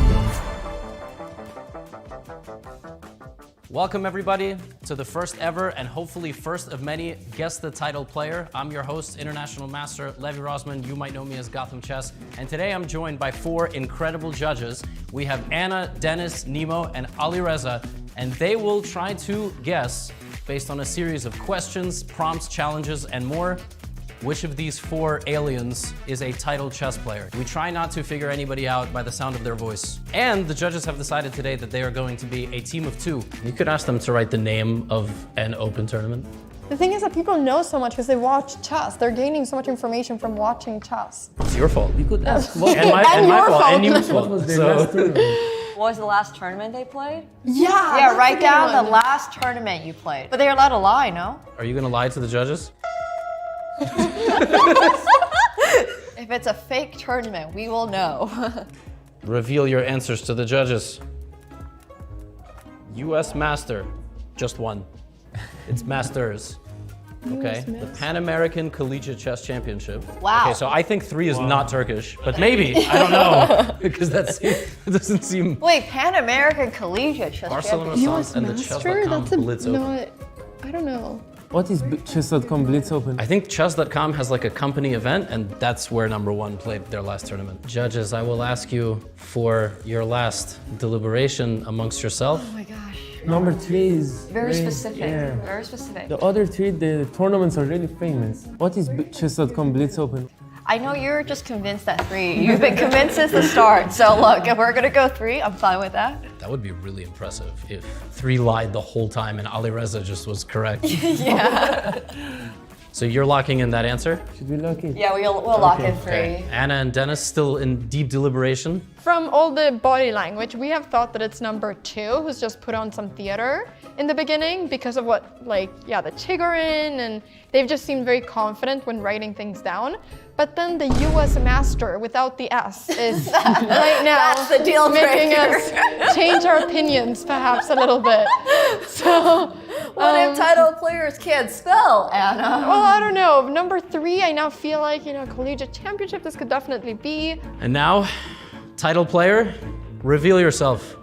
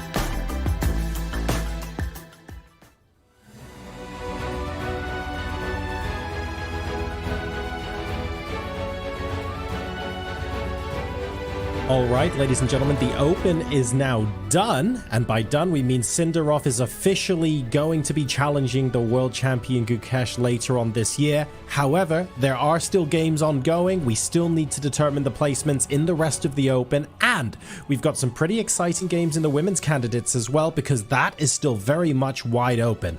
I love this on several levels. First of all, the remaining Open games, even though Vachier has won, you know what? They're pretty interesting, and we could get decisive results there. The results in the women's candidates, also very interesting, and we could see new leaders at the end of today. Very exciting. And then lastly, and most importantly, Judith and David, 3, 4, and 5 decisive results are all still possible. Over to you. Where on earth do we go next? This is a wonderful buffet. Thank you, John. Still possible. There have been 3 draws, so I'm up against it. In order for my prediction to come true, every remaining game would need to have a winner. Judith, I'm optimistic about a few of them. I think a few are likely now to be won. It does look like Bibisara Asabayeva's lead, her advantage has grown. Fabiano trying to break down a fortress currently, Wei Yi up a piece, but yeah, still everything possible. What are you thinking? Where is the action coming from next? Well, actually, I think all 4 games might end up in a decisive result. but and it's not exaggeration, I must say.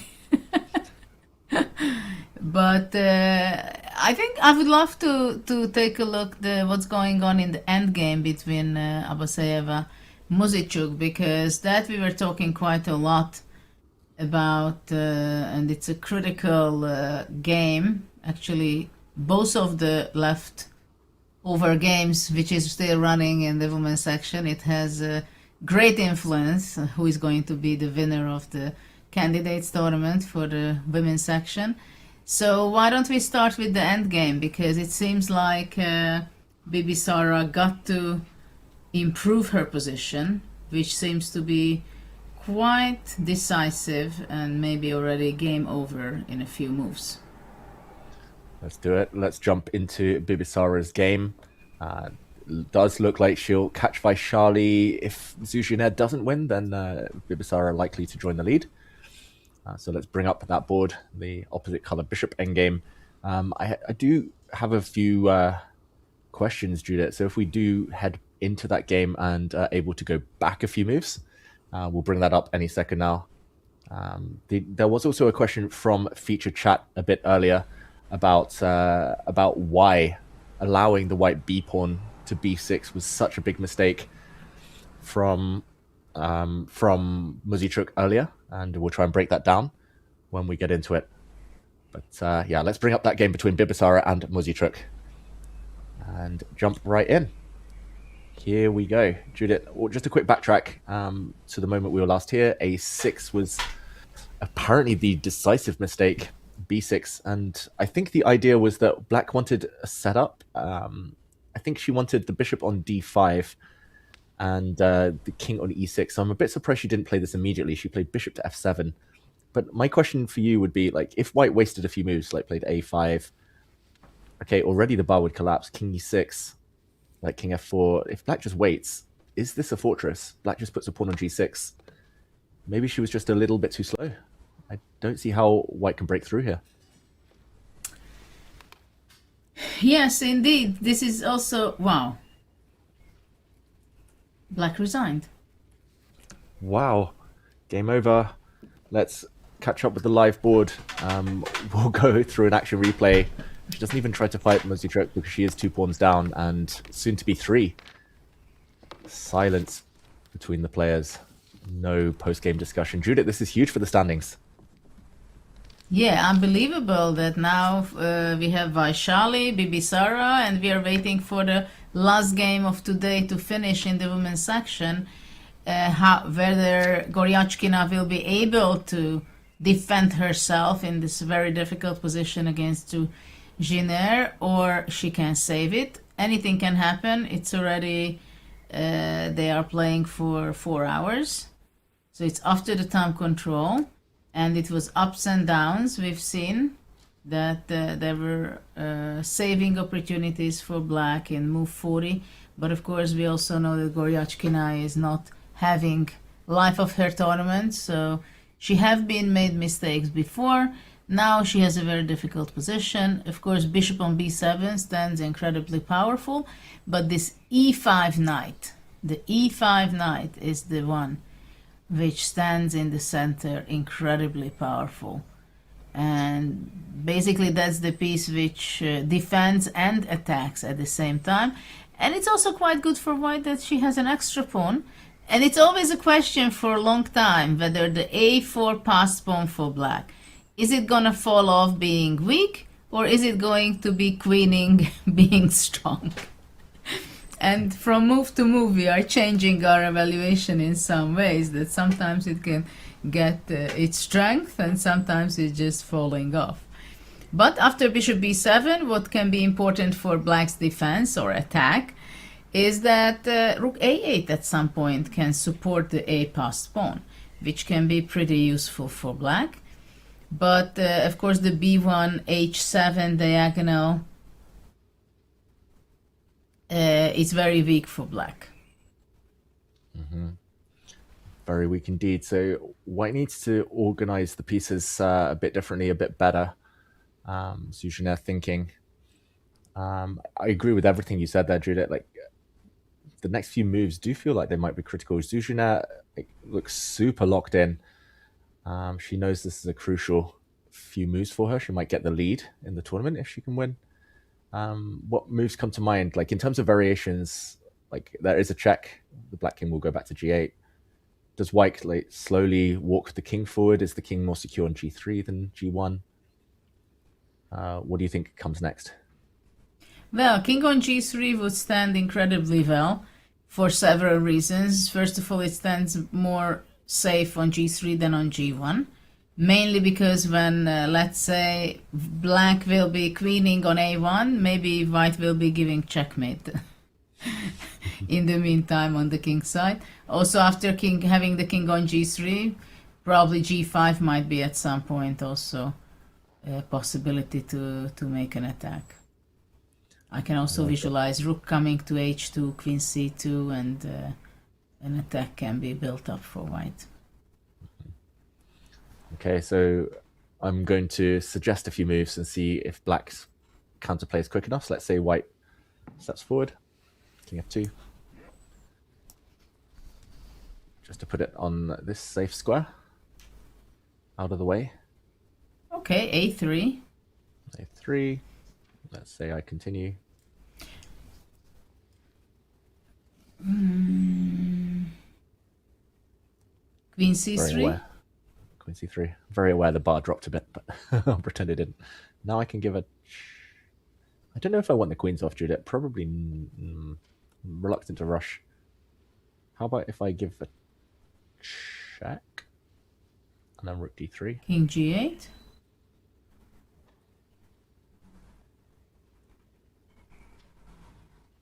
Oh, now it's a problem. Queen a5. Has to be, right? Yeah. Queen a1, yeah? Queen a1, a2. What a2? Yeah, and now it's annoying that the black queen's always coming behind because I didn't want to put my queen on a1. Yeah, that was not your intention. No. Yeah, a2 is unstoppable suddenly.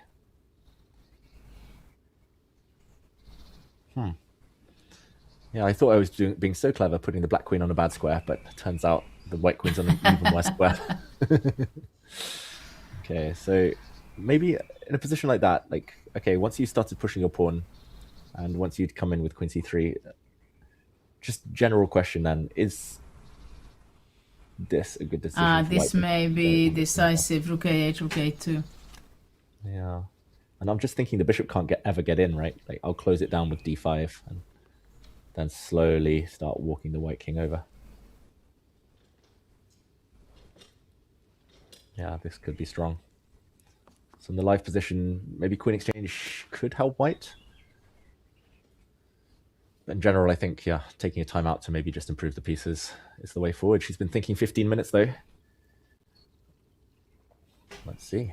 Yeah, but she still has pretty lot of time. But of course, the time controls are not so easy to handle. Yeah. Okay. Maybe we come back to this board. Before we go to the open, Judith, I did want to take the time just to show the final position. I saw some questions in the chat earlier about the Anna Muzichuk game. So if I just bring that up, just to do a quick wrap up of Bibisara's win. This is huge for the standings. So we left it with black playing a6, b6, maybe a loss of tempo, bishop f7. White here was able to break the fortress just in time after bishop d4 with the king march, and this move we said was so important, g4. I just wanted to highlight because if black got two more moves and was able to put the king back on e6, maybe bishop on b7, then g6 here would be a great solution. But now g6, impossible. Very important for everyone at home. Bishop takes, not a good idea here. White would make a new queen. And this pawn structure would only help white promote. Pawn on h5, there's often bishop takes f6 tricks and the h pawn runs. So after g6, bishop takes f6, a second pawn dropped. And the last tactic, I think, that secured win, king to g5. Bishop takes f3. White here would have taken on g6. And it's important to create a pass pawn. Here, the b pawn would promote again, b7, b8. And if the black h pawn had captured, white can just chill. And the white bishop will protect the g1 square.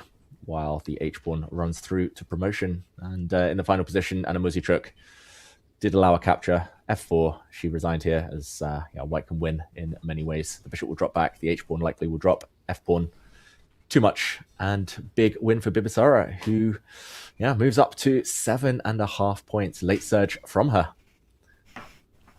Yeah, it was a nice endgame. Even though white did not play the very best way, she posed problems and black was not accurate. And this is very disturbing in the different color bishop endgames. That sometimes you just say, okay, it's just a draw without 2 or 3 pawns down. And sometimes it's a question whether it's a draw, because if you reach the king to e6 and pawn on g6 like just you showed, then it would be a draw. But if you don't reach it by 1 tempi, you're going to have those weaknesses which will be deadly in the position. So, well, it's quite unfortunate for Muzichuk, because basically she did not win a single game in the last 7 rounds. 6 rounds, I think. 6 or 7 rounds.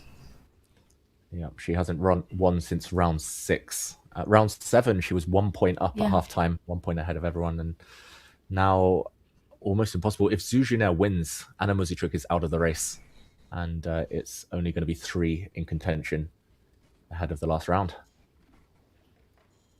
Okay, big changes in the standings.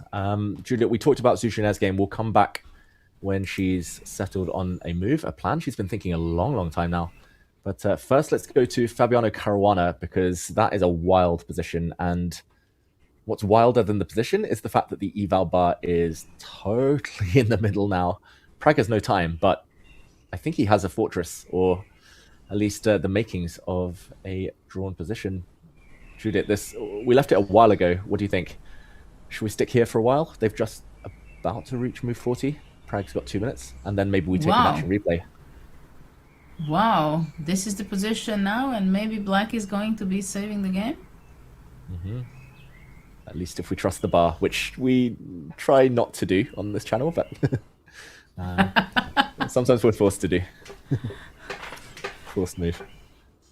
Well, the problem is for white, if he is not winning, then the problem is that the rooks on the g file and the bishop on b7 put such a pressure on g2 that it will fall off. And who is better?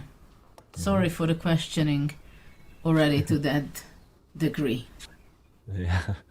Don't apologize to me, apologize to Fabi. I don't think he's better, and I don't think he's very happy. He had a couple of minutes when he made the time control, so now the players have reached move 40, they've left the board. But Judah, I just wanted to take the time because there have been so many punctuation marks in this game. Lots of exclams, lots of question marks.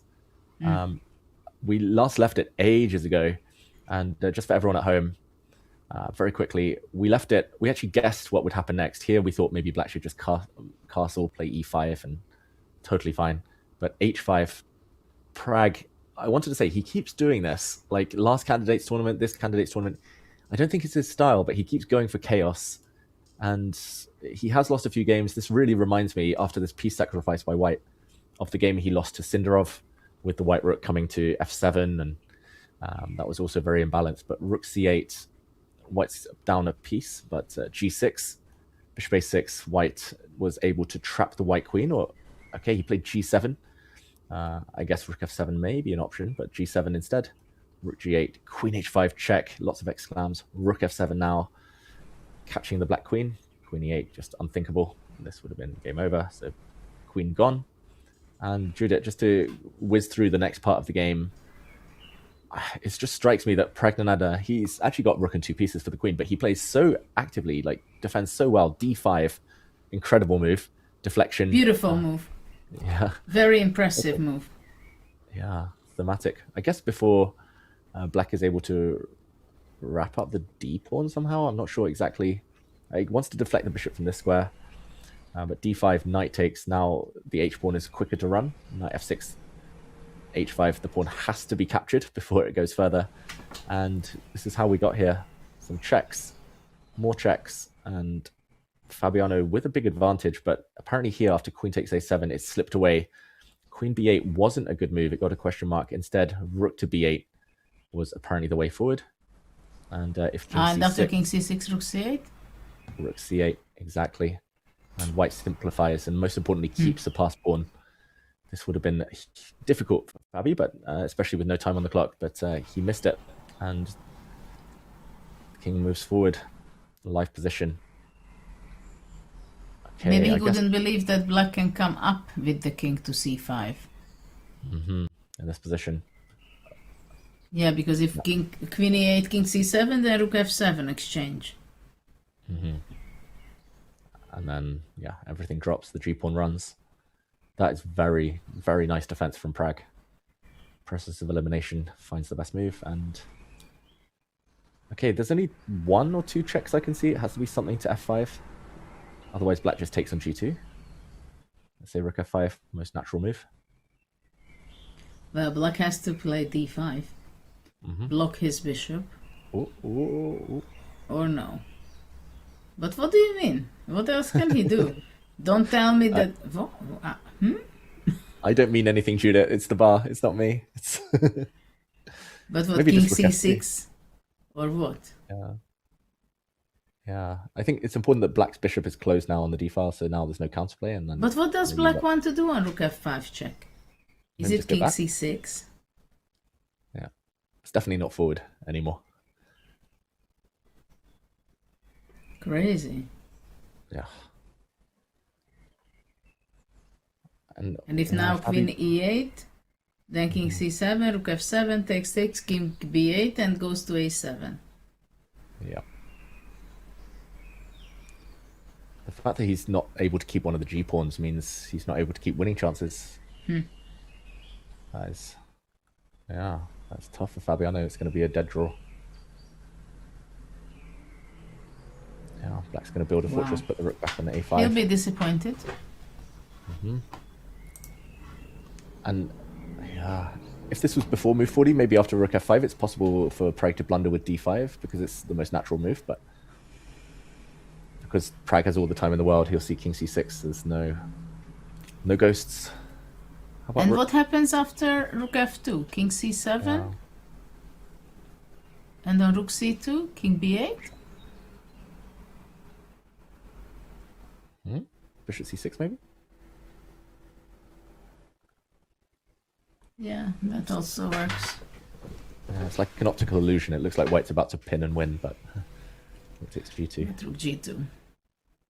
Yeah, rook And takes it's g2, black losing. will even win. The bishop will get unpinned somehow. Yeah.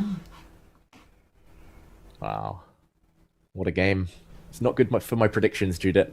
Maybe if this game is forced drawn now, then it's between you and John to see how many decisive games there are. But yeah, this one, I was so convinced that this was definitely going to be decisive.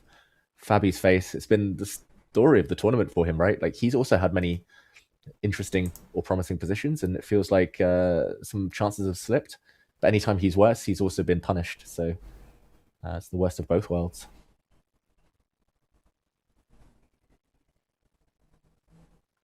Not much to do. Rook g2. Okay. Should we jump to Wei Yi? That was also a very imbalanced game. Yeah, let's go there, and then we can go back to Zhiner, because there is also some action going on, and it's not the best move what white played, as far as I've seen. Wow, what is this now? Knight on a5? This is a crazy position, and a lot has happened since we were last here. Somehow the black pawns survived. Like, all three of them. This is not easy. I just take us very quickly back, Judith. We left it after e3, knight b3. Black played a very good move, queen f6, not trading queens, or not allowing white to stabilize the d4 square like we saw earlier. c5, bishop a6, only move. Wow. And now, apparently a big mistake by Wei Yi. He had not much time left on the clock at all, but he could have safely taken this pawn. I think, yeah, we all struggle to self-pin, unless your name is Ding. So knight takes c5. Yeah, that was scary, but walking into the c-file, instead he dropped back. Now he doesn't win the pawn, and the 3 connected pass pawns. Okay, we've seen a bit of dancing, actually. White turned down a draw, repetition, by playing rook e1. And if we catch up with the live position, knight b3 now, what do you make of that? Easy to find, or? The knight did just come from there, actually. Wait, the last few moves were rook d8, knight b3, bishop c4, knight a5, bishop a6. So this would mean repeating the position for a second time. And why is it so good for... Well, if he was going, I'm not sure he's going to go back. So what has to be the move to play differently? Is it unthinkable to just take this? And after that takes a knight c1 to e2? Maybe. Or I kind of wanted knight a5. The eval bar doesn't like it so much. Oh wait, I didn't even win the pawn. Rook d4 maybe. Otherwise I think I was winning the pawn, but rook d4. Oh, yeah, actually, if I can't win the pawn, then there's no point. Okay, so not rook takes bishop.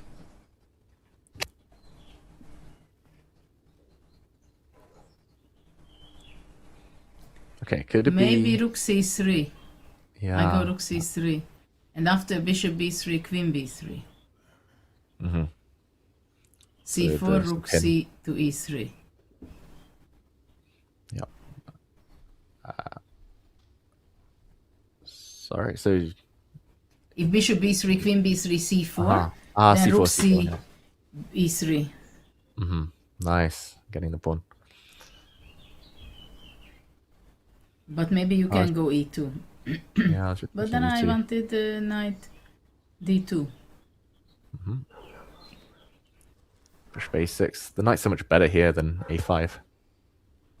But what next?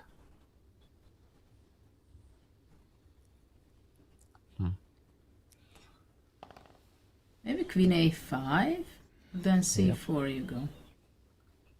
Oh, c4, d4, d3. Knight b3 played. Okay. So he will change next. He just had a pause at move 40.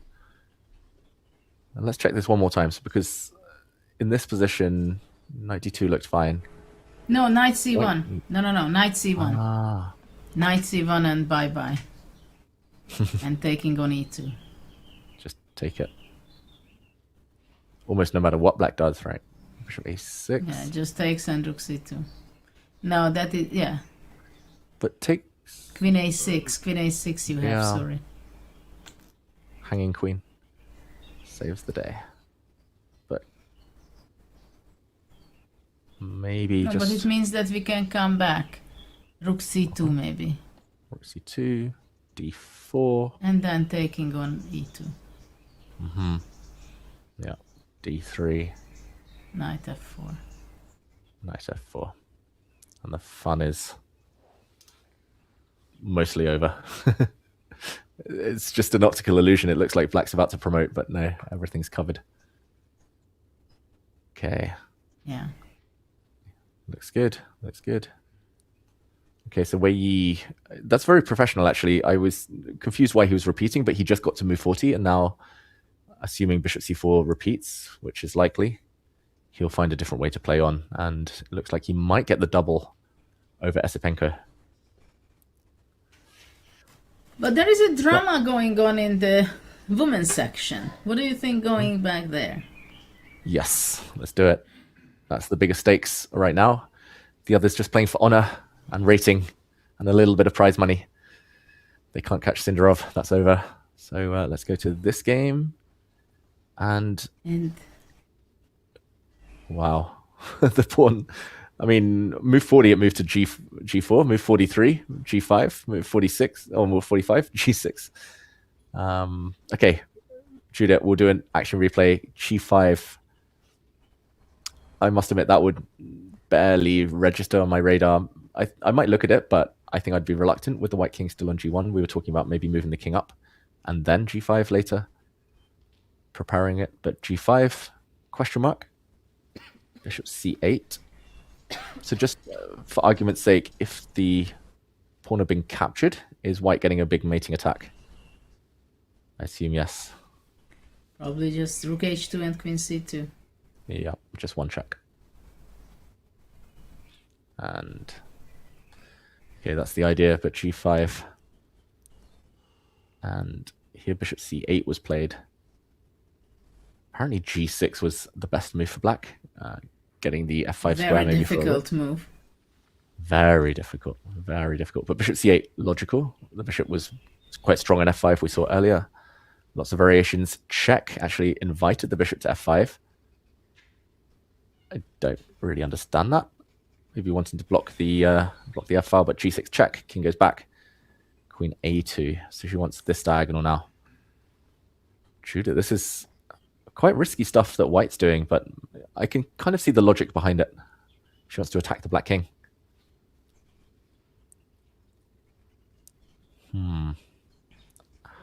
How to deal? Let's show some crazy, beautiful checkmate. If queen c3. c5. Let's yeah, king h8, knight f7. Mm-hmm. G8. Yep. King g8. Check. Thank you, Judith. Thank you. Allowing the smothered mate. And if rook takes f7 in that position, then white just takes, I guess. Oh, no. No, takes with the pawn. With the check. Take with the pawn, of course. Yeah, why hang the rook? I forgot about queen c1, queen e3. You just wanted to show that there is an option to go wrong all the time in every move. Exactly. Never too late, especially in the 5th hour. Yeah, queen c1 unfortunately picks up the rook with a check next move. So g takes and gg. So queen a2. So if not queen c3, she does have queen b3 to block any checks next move. I don't know if she wants to jump immediately with that or whether she should wait. But it's interesting to play queen b3 now, Judith. Yes. Probably not the right time. No. Oh, maybe. But what happens? Takes.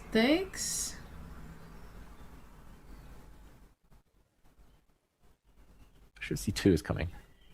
Oh. If I can draw my arrows. Yeah. How is this so winning for white? Is it knight to d? No. Not knight d3. Maybe white pushes some pawns. Or what? Does white just have enough control? Maybe just. No, wait. Rook b2 Can't first. Can't you go rook b2? Mm-hmm. And then come round. Bishop c2. Knight d7, rook d8. Mm-hmm. Maybe just king f2? Yeah, and rook a8? Yeah, actually, I don't want to be on the second rank. I wanted to show that... Oh, maybe I start with c5. I wanted to show something like this, rook a8. And that c5, rook a2, you can go like b6, but I've put my king on the second rank, so it doesn't work. So, okay, we need to fine-tune this. Maybe. Nice. This is confusing. It's not obvious. Like, from a human point of view, like... I wouldn't be sure that this is winning, let alone, I mean, without risk. Yeah, queen b3 is a possibility to go. Mm-hmm. If knight Queen d7, b3. rook d8, right? Yeah. Rook d8, yeah.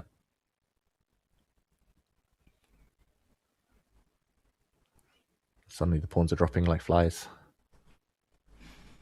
Yeah. This is very confusing. d5? Oh, go. You go c5. Or c5 first? Mm-hmm.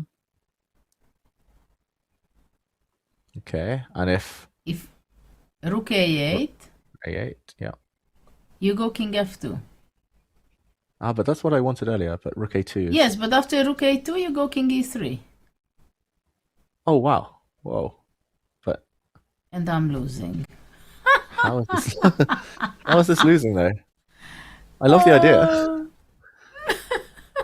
Bishop e4 and rook e2. So that's why you have to go to g3 with the king. No, but then also Wait, takes rook e2. that is incredible. Study-like stuff. Wow, it's so rare to see both b pawns like racing like this. Normally it's b versus something else. So yeah, and just covers the square. So king somewhere else. King g3? No. No, that also doesn't work. Also doesn't work. Yeah. Because then also bishop e4. How about d5? d5. We've tried everything else, Judith. I'm gonna try. But she d6 played differently, which is also kind of logical, to be honest. She doesn't want to exchange the queens. She went bishop e6. Yeah, just to mention, Judith, before we move away, like rook a8. I've just turned on the computer. d6 apparently. This might be the only way to win. And knight c6. And knight c6. And then the pawn runs. And Oof, b6, b7. Yeah, difficult and fair play. Easy as a to baby smile, David. We just couldn't figure it out. Exactly. I'm not sure I'd figure it out, even if this was the first hour of the first day and I was still fresh. But Goyachkina dodged that, which makes sense. I think like it would have also made sense to wait a tempo and then only play queen b3 if needed. But bishop e6 also makes a lot of sense. Yeah. Block the diagonal. And now if d5, she might just ignore it. Well, d5 is a risky thing because after that queen c3 kind of things, the e5 knight is not protected. That's another story. Yeah, exactly. I mean, maybe bishop should be going back to f5, but the e5 knight is not protected. That's tricky. Loose pieces and queen c5 checks up. Yeah. Yeah, it's getting more and more tricky for white. Unless she wants to go queen b2. Okay, yeah. I really didn't like that g4, g5, g6, but it does because look it like became maybe weak. That's also a weak pawn suddenly. And the king is more exposed. Even queen e7 at some point can be unpleasant, by the way. Why not, no? Yeah. Especially if the king now wants to come to g3. Like earlier it was super safe there. Now it's no longer. So like if white goes queen b2, actually I go queen e7. Right? Yeah, for sure. And it's already black who plays for something. Yeah. And I think that's why I was biased against g6. It's like, in general, I quite like having pawn shelter in front of the king. Like, she's going for mating nets, maybe mating tactics against the black king. That's why she was going all this queen a2 stuff. But yeah, it's very scary to have a king so out in the open, like white's. Okay. Would you say this is still a 3-result game? Anything could still happen? Definitely. Absolutely. Absolutely. Wow. If Goyachkina wins, she's not out of it yet. Like,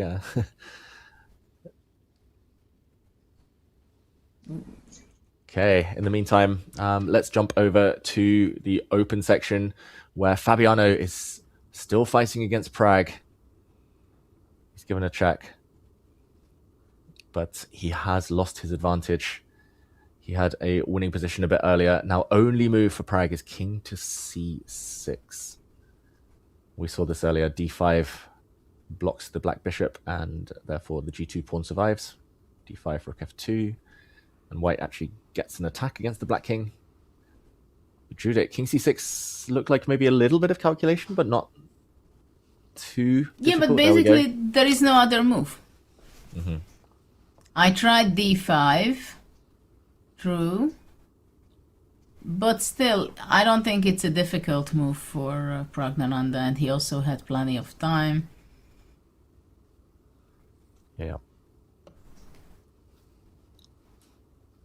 Okay, rook f2, and here we thought that king c7 was the best solution, and this check can then be blocked by the black bishop. Just very important that, Yeah. like, tempo by tempo, he couldn't defend the g2 pawn, and white can't create a pass pawn. King c7. But actually for black, after rook c2, king b8 was also a draw. Ah, wait. I believe. King d8. B. King b8. B8. B. Yes, I misheard. But this is, yeah, that's true. No more checks. Everything draws. Fortress incoming. Okay, we'll see. Prague retreating his king. Very surprised there's no blue arrow attached to this one. Looks like by far the most sensible move. And it's on the board. Mm-hmm.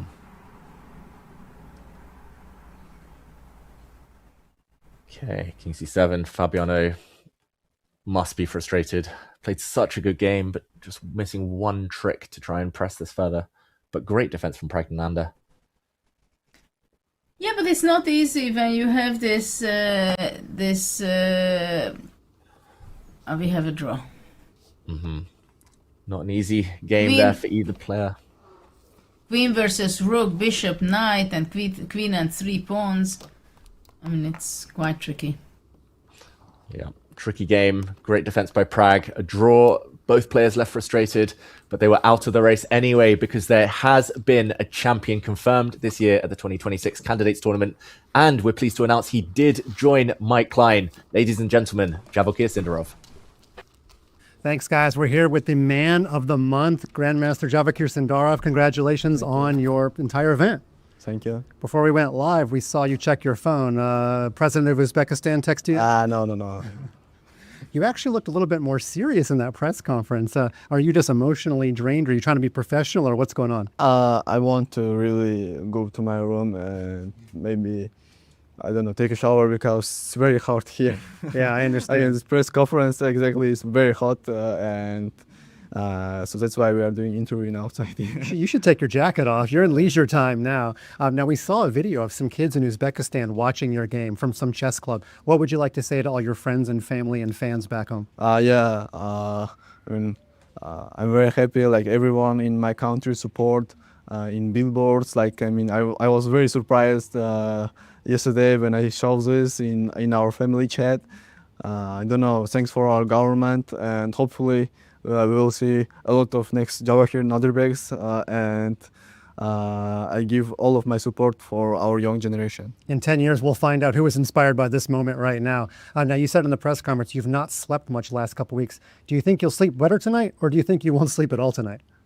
Probably I will sleep better in my home. So tomorrow I have also a game, and also it takes energy. I need to prep, but today I feel, all pressure is gone, so I will just play with chill tomorrow. So I hope you do chill. Now, you said a couple of quotable things at the press conference. One of them is that you had to get rid of your Counter-Strike addiction to get better at chess. So do you think it will be hard to put down the Counter-Strike controller between now and December?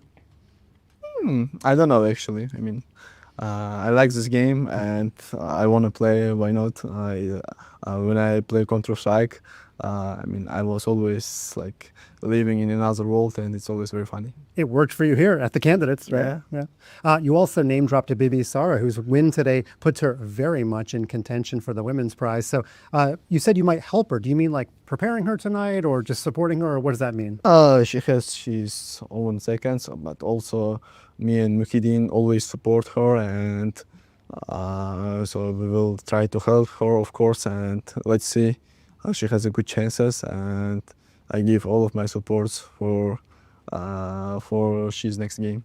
And you mentioned Mukhidin Madaminov, and also we saw Roman Vidaniak in the press conference for the first time. What was the breakdown for how each of them helped you here? Mukhidin, he's that guy who always helped me with opening, and also, we are doing a lot of things. Like, he's also one of the good my friends, and we are playing video games with him, everything like paddle.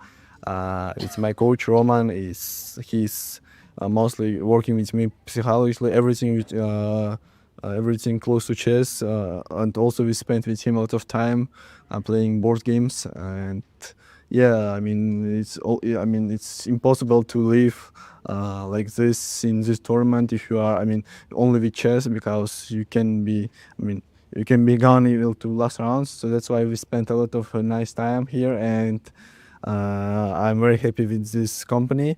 Also, I would like to thank my 2 seconds who helps me in during this tournament very well. And yeah, thank you. And finally, every single player here has it as their dream to be the world champion. You're 20 years old, and you're going to have the chance to make that happen in about 6 months' time. Did you ever think it would happen this early in your career? Yeah, I mean, you can never predict this, but I was always think like I will be one of the strongest players in the world, and today I show everything, and probably I will try to show in next my tournaments. Hopefully, we'll see. I will try to win this World Championship match, of course. There you go. Grandmaster Vachier Sindarov, an amazing 3 weeks, one for the history books, and good luck going for the record number of points tomorrow. Thank you so much. Back to you guys. Thank you very much, Mike, and thank you very much, Vachier, for giving us that wonderful interview. We managed to get more than one question in this time, and he certainly seems to be quite relieved. After playing, I don't know, an exhausting game, Judith, David, you both must be familiar with the feeling of, yes, I'm happy, yes, I want to talk to you about this, but right now I just want to go back to my room and chill and take a breather. Like, what's going through Javakir's mind right now, Judith? Well, I think what he said, that it's a great relief for him that he can play the last round without any tension. He did qualify. Everybody knows it. It's on paper now that he's going to be the challenger of the next World Championship match against Gukesh. So this is something probably we cannot describe it for the people what kind of feeling it is, because when you're a kid, he wanted to become a world champion, and he never got so close as this time. So of course, emotions, I think, is overwhelming for him, and we could see him that he became more serious, true, in the last few days. In some ways, this is what I see also. But of course, he has to celebrate, but it's not the time yet to celebrate, because he still has to play one more game. But I think one of his secret probably it was that he has an incredible good team, and not only analyzing and playing chess with each other, but playing other board games and all kind of games, online, offline, I think, and having fun. So he has a good friends, good team, and good family, it seems. Well, look, David, he's got 2 seconds, so I'm pretty sure they're 2 players short of a Counter-Strike team. Maybe we can sub in and see what we can do. But jokes aside, it does feel like Vachier walks that wonderfully fine line of he's confident in himself and his abilities, but he doesn't come across as cocky. He just said to Mike, yeah, I knew I was going to be one of the world's best players. I'm looking forward to playing in the World Championship, and I'm 20 years old. But literally none of that sounded like ego. It was very much, I've worked for this. This is my goal. He's assertive without being cocky. It's fantastic to see. Yeah, it's really nice. And it is rare, like you say, to get that blend, to get that sweet spot. I mean, he walks the walk, he talks the talk, he does it all. And I mean, he said he's going to try and win the World Championship match. I wouldn't be surprised. Mike also mentioned that he's on course for a record in the candidates. I think just a draw tomorrow, he's equaled that record. It feels like everything's tumbling in his path. And yeah, I mean, it's I've run out of superlatives for him. This whole last 2 weeks, he's been playing just chess that I've rarely seen, that high level, just all types of positions, so smooth, always so confident. And I hope the next generation, the youngsters, even younger than Vachier, are taking some inspiration from what that man is doing right now. 100%. And I love that chat are discussing what in-game items and skins that Judith and David might have on the team. Wait, does that relegate me to coach? Maybe I can be the reserve player. I don't know. We've still got 2 games left to go, folks, today. And while we do know that Sindarov has won the candidates in the open section, Wei Yi is really piling on the pressure against Andrei Yesipenko right now. And Zhu Jian'e not converting, at least not as it stands, against Goryachkina, who has been surviving, and then suddenly her position, not easy to play, but looking a lot more manageable perhaps than it was 10 moves ago. I leave it in your capable hands, Judith and David. Let us know who you want to hop to first. Thank you, John. Yeah, we still have 2 games running. I think this is something that we haven't seen this position, while in the other game we've been there very standing right now, so we can start with this. What do you think, David? I agree. It feels like this is definitely the more dramatic one. It could still go in any direction. Elsewhere, Wei Yi looks like he's got a big advantage. This one also for the standings, Judith, could be essential. I saw a featured chat just a moment ago as well, that if Zhu Jin doesn't win this, there's still potential for a 5-way tie tomorrow, depending on how the last round goes. So I think lots of the other rivals are cheering for Goyachkina to hold or maybe even win this game. Yeah, as we talked before, the breaking news and the interview with Sindarov, we discussed it, that this game is possibly for 3 results. Still, even though white has a pawn up, but the white king is very much exposed, so now the last move was rook e4, stopping the black queen to go to check on h4. But that queen can be powerful on g5 as well, don't you think so? Mm-hmm. Queen g5 makes sense. Oh, she actually goes the other way, just as I was about to make a move. Queen g5, I guess the question. Mm-hmm. Question would have been whether white could take the a3 pawn, would have, maybe at least changed the nature of the position. But this also makes sense, threatening queen b2 in some positions. The bishop is doing a good job. Haven't we had this before? It was slightly different. The white rook was on a different square last time. It was on d2. So we've had this position just with the white rook elsewhere, and yeah, it's not great on e4, Judith. I guess still bishop f5 later, if the white queen ever leaves this diagonal. And what does white play in the meantime? Can she play rook e3?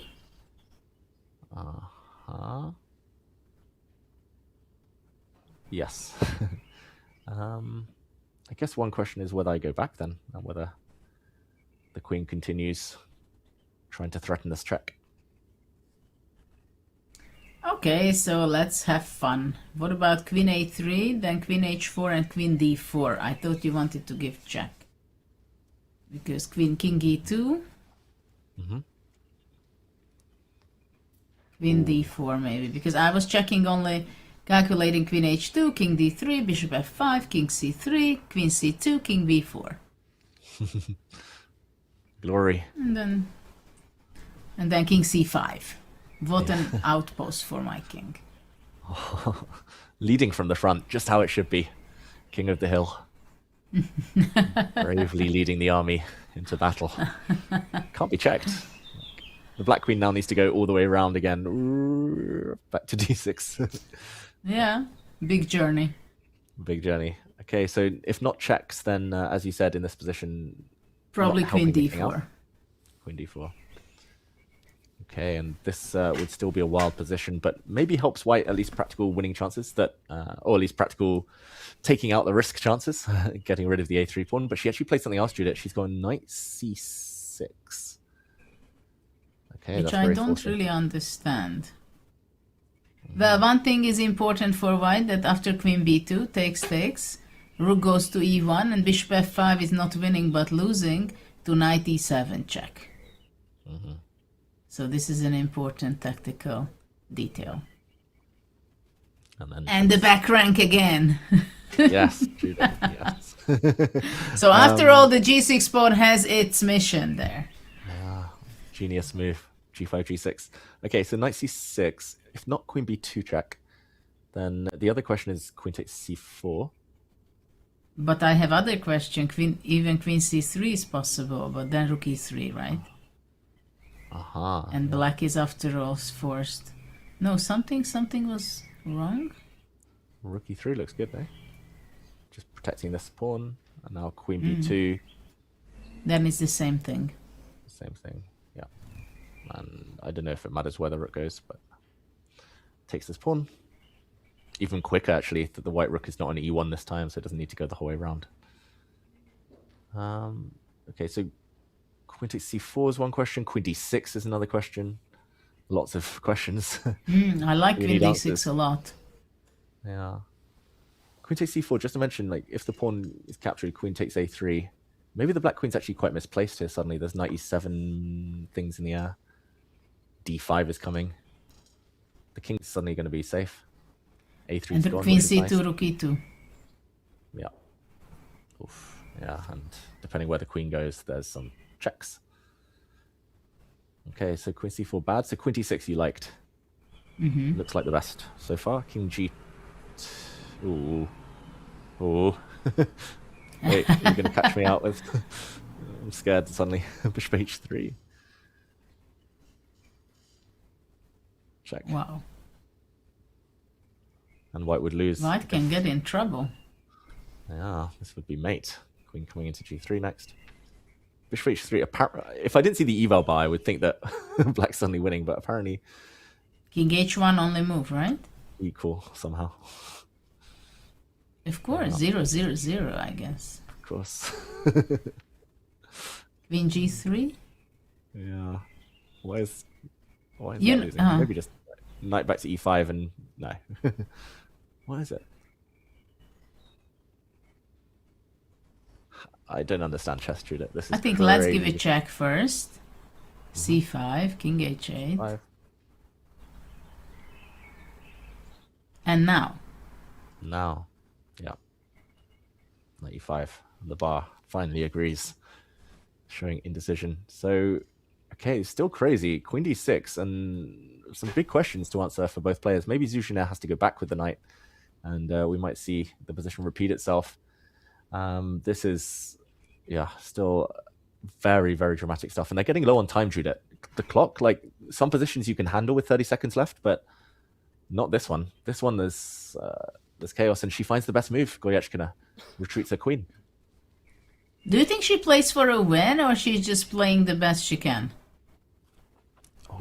I think in the back of her mind, she's like, I might get a chance. I might get a chance. Let's keep the game going. Zhu Jiner has burnt a lot of time. She was actually up significantly in the first times control, but she's been turning in. Whoop. Wait, what? Was Rook that a pawn E5. push? Rook Oh, E5. okay. Oof. Oh, I Blunder. thought she pushed the pawn. Losing. Rook E5. Big mistake due to king to H8. Okay, That- thank you very much. Obviously. Actually, she is- might play it, but I mean... Yep, instantly. I mean, it's a logical move because there's so many checks on the diagonal and True. with knight e7 and everything, like it was always plaguing her. But to be winning suddenly, this is huge. Oof.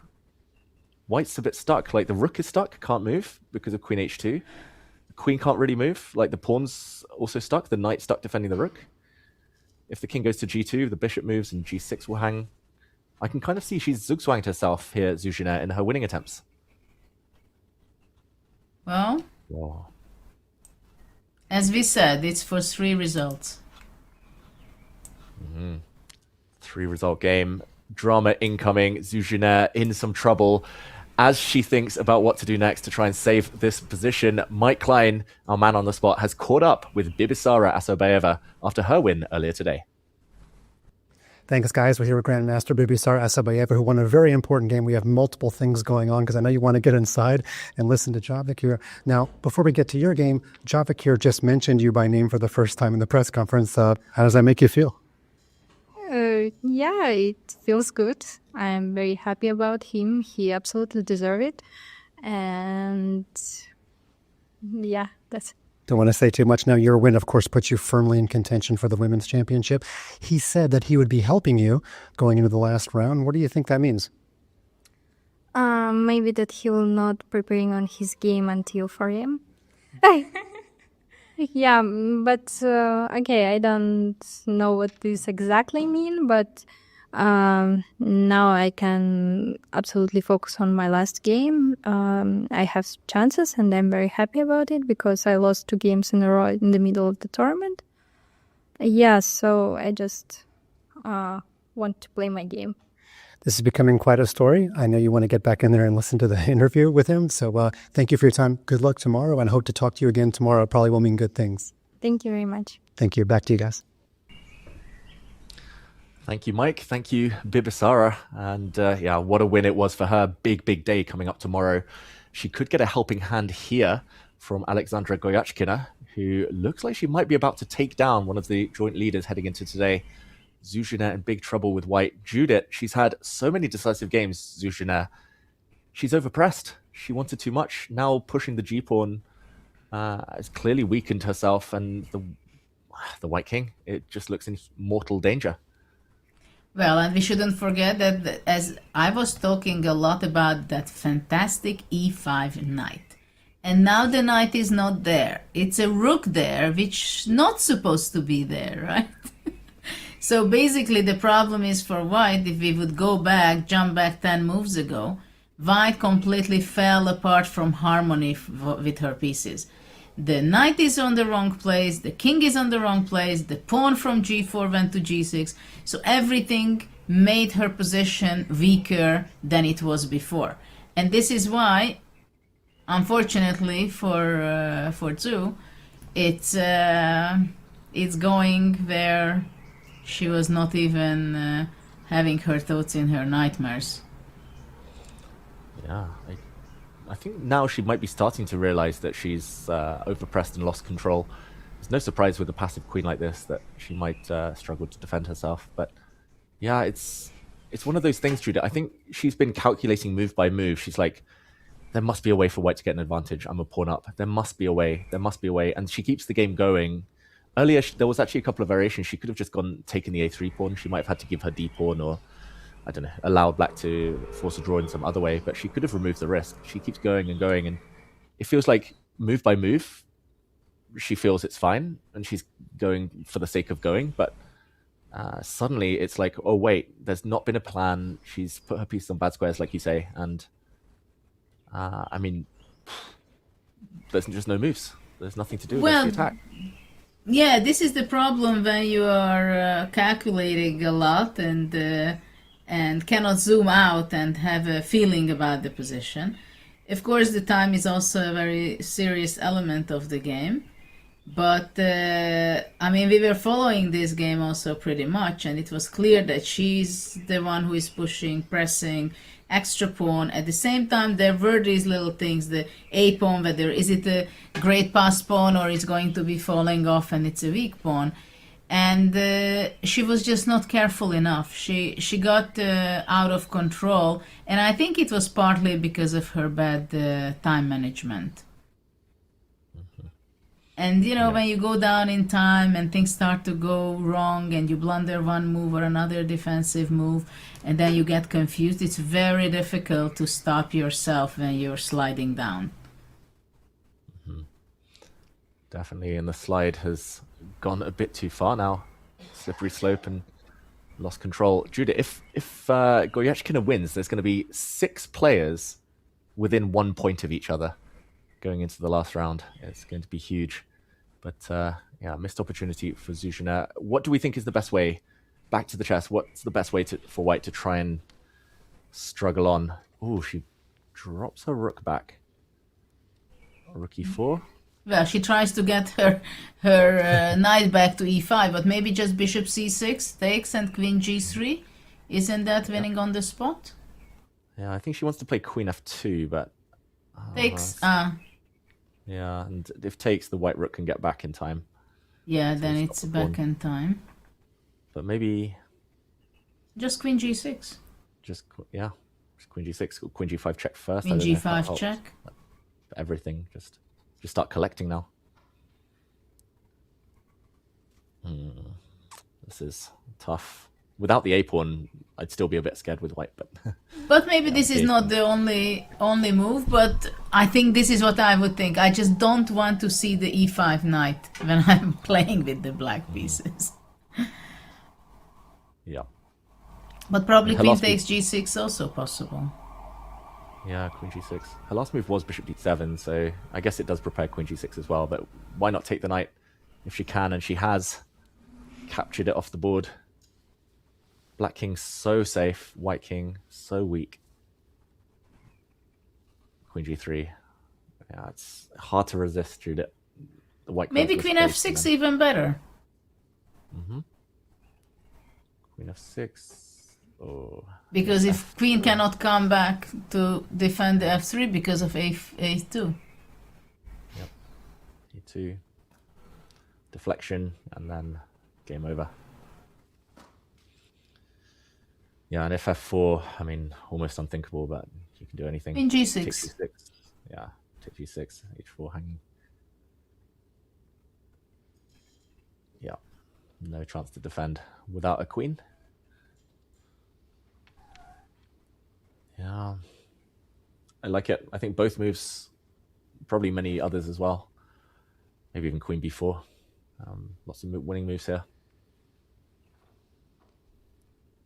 I'm curious what she will be choosing out of the many. It's just incredible. Like okay, she'd been making small errors. I think maybe not putting the knight on c6 was not necessary. Putting the rook on e5 was worse. But the fact that it went from balanced to lost immediately in like one move, that was mind blowing. But queen g3 played. Who can resist?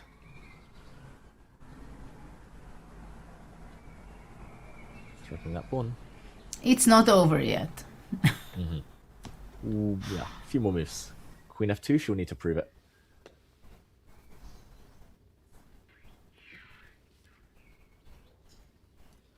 Will she give a check or take on g6? Yeah, good question. Probably not a huge difference, right? I would be tempted to check somehow.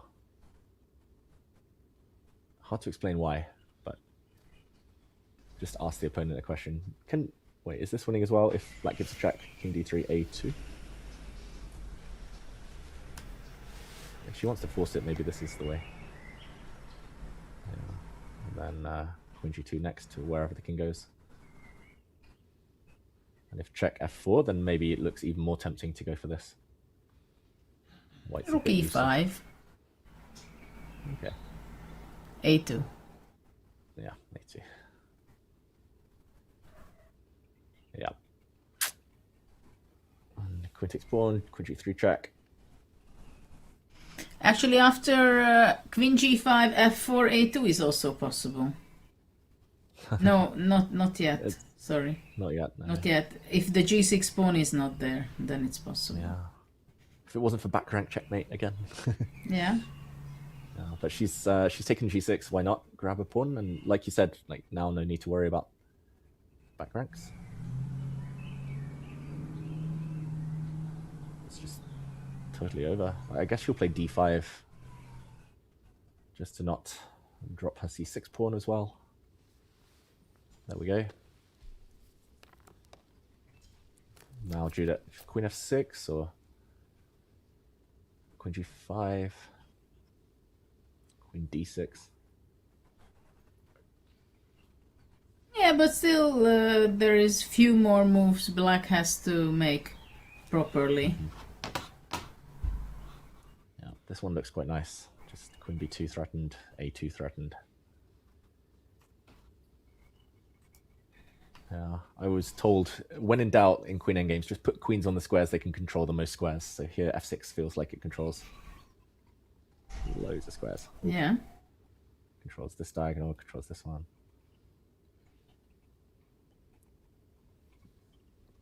Well, finally, it's equal material, but that's not the biggest problem for white. The problem is, after all, what we discussed for hours already. Will the a pawn be weak, or it's going to be queening at the end and be strong? Queen f6 played. And look where it is and what it does. Yeah, we've been talking about the eval bar and how we're starting this new language. This is such an A1 position right now, like because the bar's down here A1. But exactly. The pawn's catching up. The pawn's catching up. Like, the pawn's almost at A1 as well. Yeah, it's...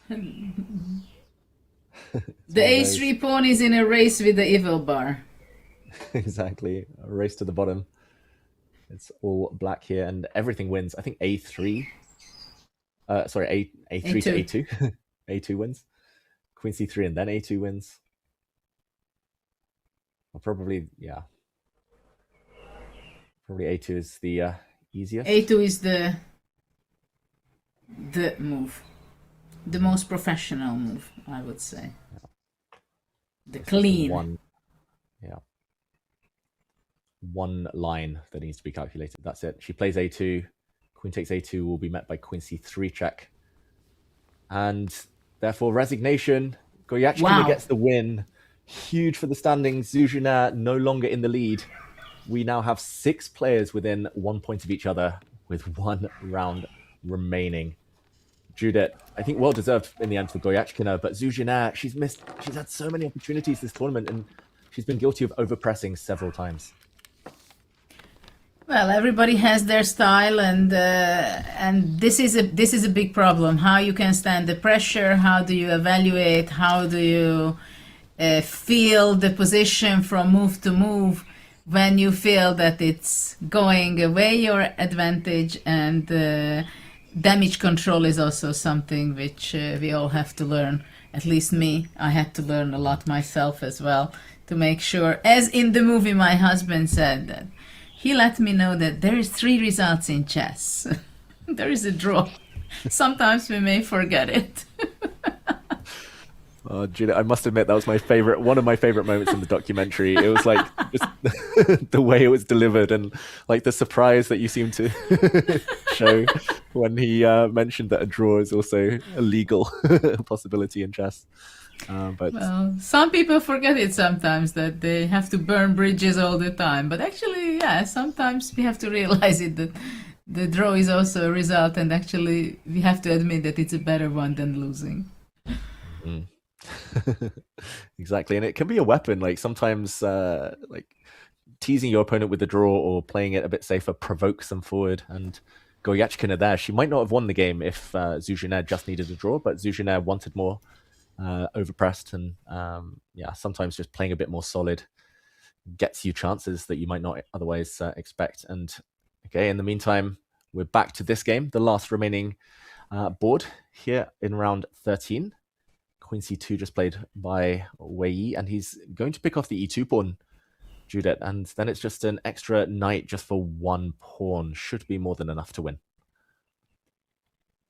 Yeah, it was quite a messy game with the king going in some dangerous places. Now it seems like it had never been a nerve-wracking moment for the king, but there was. And by now, White was consolidating all his pieces, and yeah, indeed, the e2 pawn must fall off eventually, and the material advantage makes Wei to win the game. He's playing incredible. He had such an amazing, some of his games were incredible, like the saving with Pragnananda, for example. That was one of my favorites from a saving point of view, and he has this fighting spirit. He was showing in every game, and with mistakes, but with incredible fighting spirit and calculations and unexpected moves. Mm-hmm. Yeah, always entertaining Wei Yi. He's got this solid reputation these days. Like, he makes some draws from time to time, but normally there's quite a lot of tactics underneath the surface, or in this tournament, a lot of them have come to the fore. And Yosifenko doesn't look too happy. He has defended his e2 pawn. So what do we think is the best way to limit resistance? Knight d3 played, very logical. Knight's coming to e5. He's been watching the Zuzhina game. He was like, yeah, that was a strong knight in e5. I'm going to also try and put it there.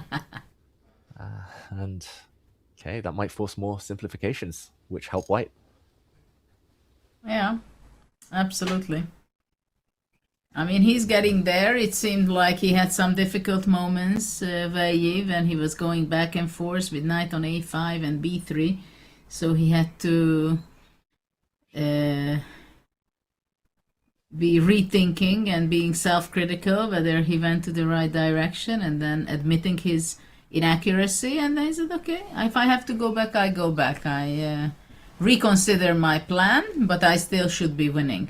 This is also something important, I think, and we see it on every level, that that you have a position, you have a winning position, you make mistakes, but you have to understand to be able to admit your mistake And you say, okay, I did it, and everybody is going to see it, that I admit it, because I go back to the same square where I just left with my piece, let's say. Everybody sees it, but you still win the game, right? You still did not ruin the game. You just did not make the very best move. And it happens, of course, and it happened in this game as well, that you try to win it here, like from this angle, and then opponent is defending, and then you go back, but the important thing is not to give away your great position or winning position. Yeah, and Yasipenko's put his queen on f6. He's trying to stop knight e5, but talking of giving away the winning position, I don't think Wei Yi can give it away any longer. I think he can just take on e2, like, and there's no more risk. Once that pawn's gone, there we go. Just one last tactic. He has queen to e6 check if the rooks disappear as a threat. Just to put it on the board, rook takes e2, queen takes c3. There's a very important check at the end, and important that the rook falls with check as well. Or, well, actually, it's mate next move, even with the bishop.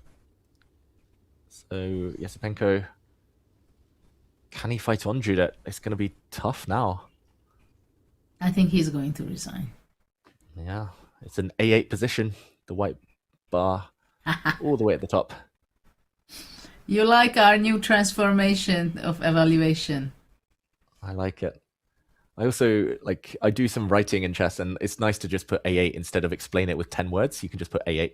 A8. It's a8. It's +4.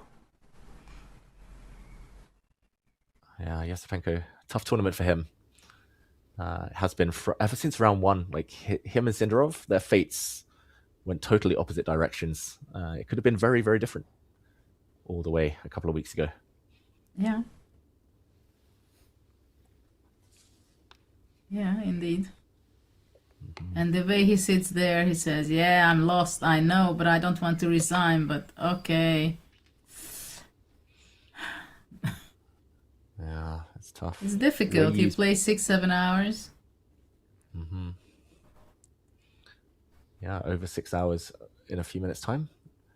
Wei Yi did a power move as well, Judith. Like, he had 3 minutes on his clock, but he started walking around a minute ago. And there we see handshake, round 13 over. Yasipenko resigns. Wei Yi gets the win, moves up to 50%. And there we have it. The round is concluded. John, what a day of chess we've had. What a day. Obviously, let's not shy away from it. Congratulations to Sindarov, because Vachier, with his draw against Anish Giri, has cemented his place in the World Championship match later on this year. That is huge. But also behind him, what a game between Fabiano and Prague that looked like it was going to go the Americans' way for a lot of that. Hikaru Nakamura, Matthias Bluebaum, okay, that was significantly more in the middle, but both players were trying to generate some chances there. And the game we just saw, Wei Yi bringing himself back to 6.5. I mean, there were stories up and down the playing hall. I understand, Judith, that it's all about who has won, who is moving forward, and that is Vachier Sindarov. But really, there was a story to tell everywhere today. Well, it was an amazing day from different perspectives. Today it was not a big surprise that Sindarov was able to hold the game without too much of a problem, though he had some unpleasant moments with Giri, but Giri did not have enough energy and the drive somehow to be able to convert his little better position, very convenient position, to torture Sindarov in this game. But everything worked out for Sindarov. His attacking skill is fantastic, his energy is fantastic, his mood is great, his defensive skill is incredible, so everything went on his way. And of course, I would like to congratulate for him for his very well-deserved victory. At the same time, still, I'm looking forward for his last game. Maybe if he has some little fighting spirit there and we're going to see some game. But also in the women's section, it was just a brilliant fight and big drama. Judith, don't forget that in the last game, I believe we have that sealed move envelope where we have Anish's prediction of exactly how the game will go. So I'm really interested to see how that's going to reveal itself tomorrow. You've obviously seen the games, Judith. Do you think you know how the game will go? No, but I'm very much looking forward. Who knows it? Okay. Well, and here are the results in the women's candidates. Oh my God, David, we can't get a front runner to save our lives here. This is so exciting. Zhu Jiner losing today to Alexandra Goryachkina. Once again, this is wide open. We've got Bibisara and Vaishali both on 7.5 now, with Zhu Jiner still half a point behind, and 3 more players 1 point behind. We are likely to get multi-tie breaks tomorrow. Very exciting. Exactly. All bets have been off pretty much since the start. The lead changing hands so many times in this women's candidates. I mean, what a bloodthirsty round. It could even have been all four decisive results if Tan Chongyi had been able to convert her advantage against Vaishali. But big day tomorrow, potentially life-changing day for several of these women. And these are the pairings. Still plenty to play for.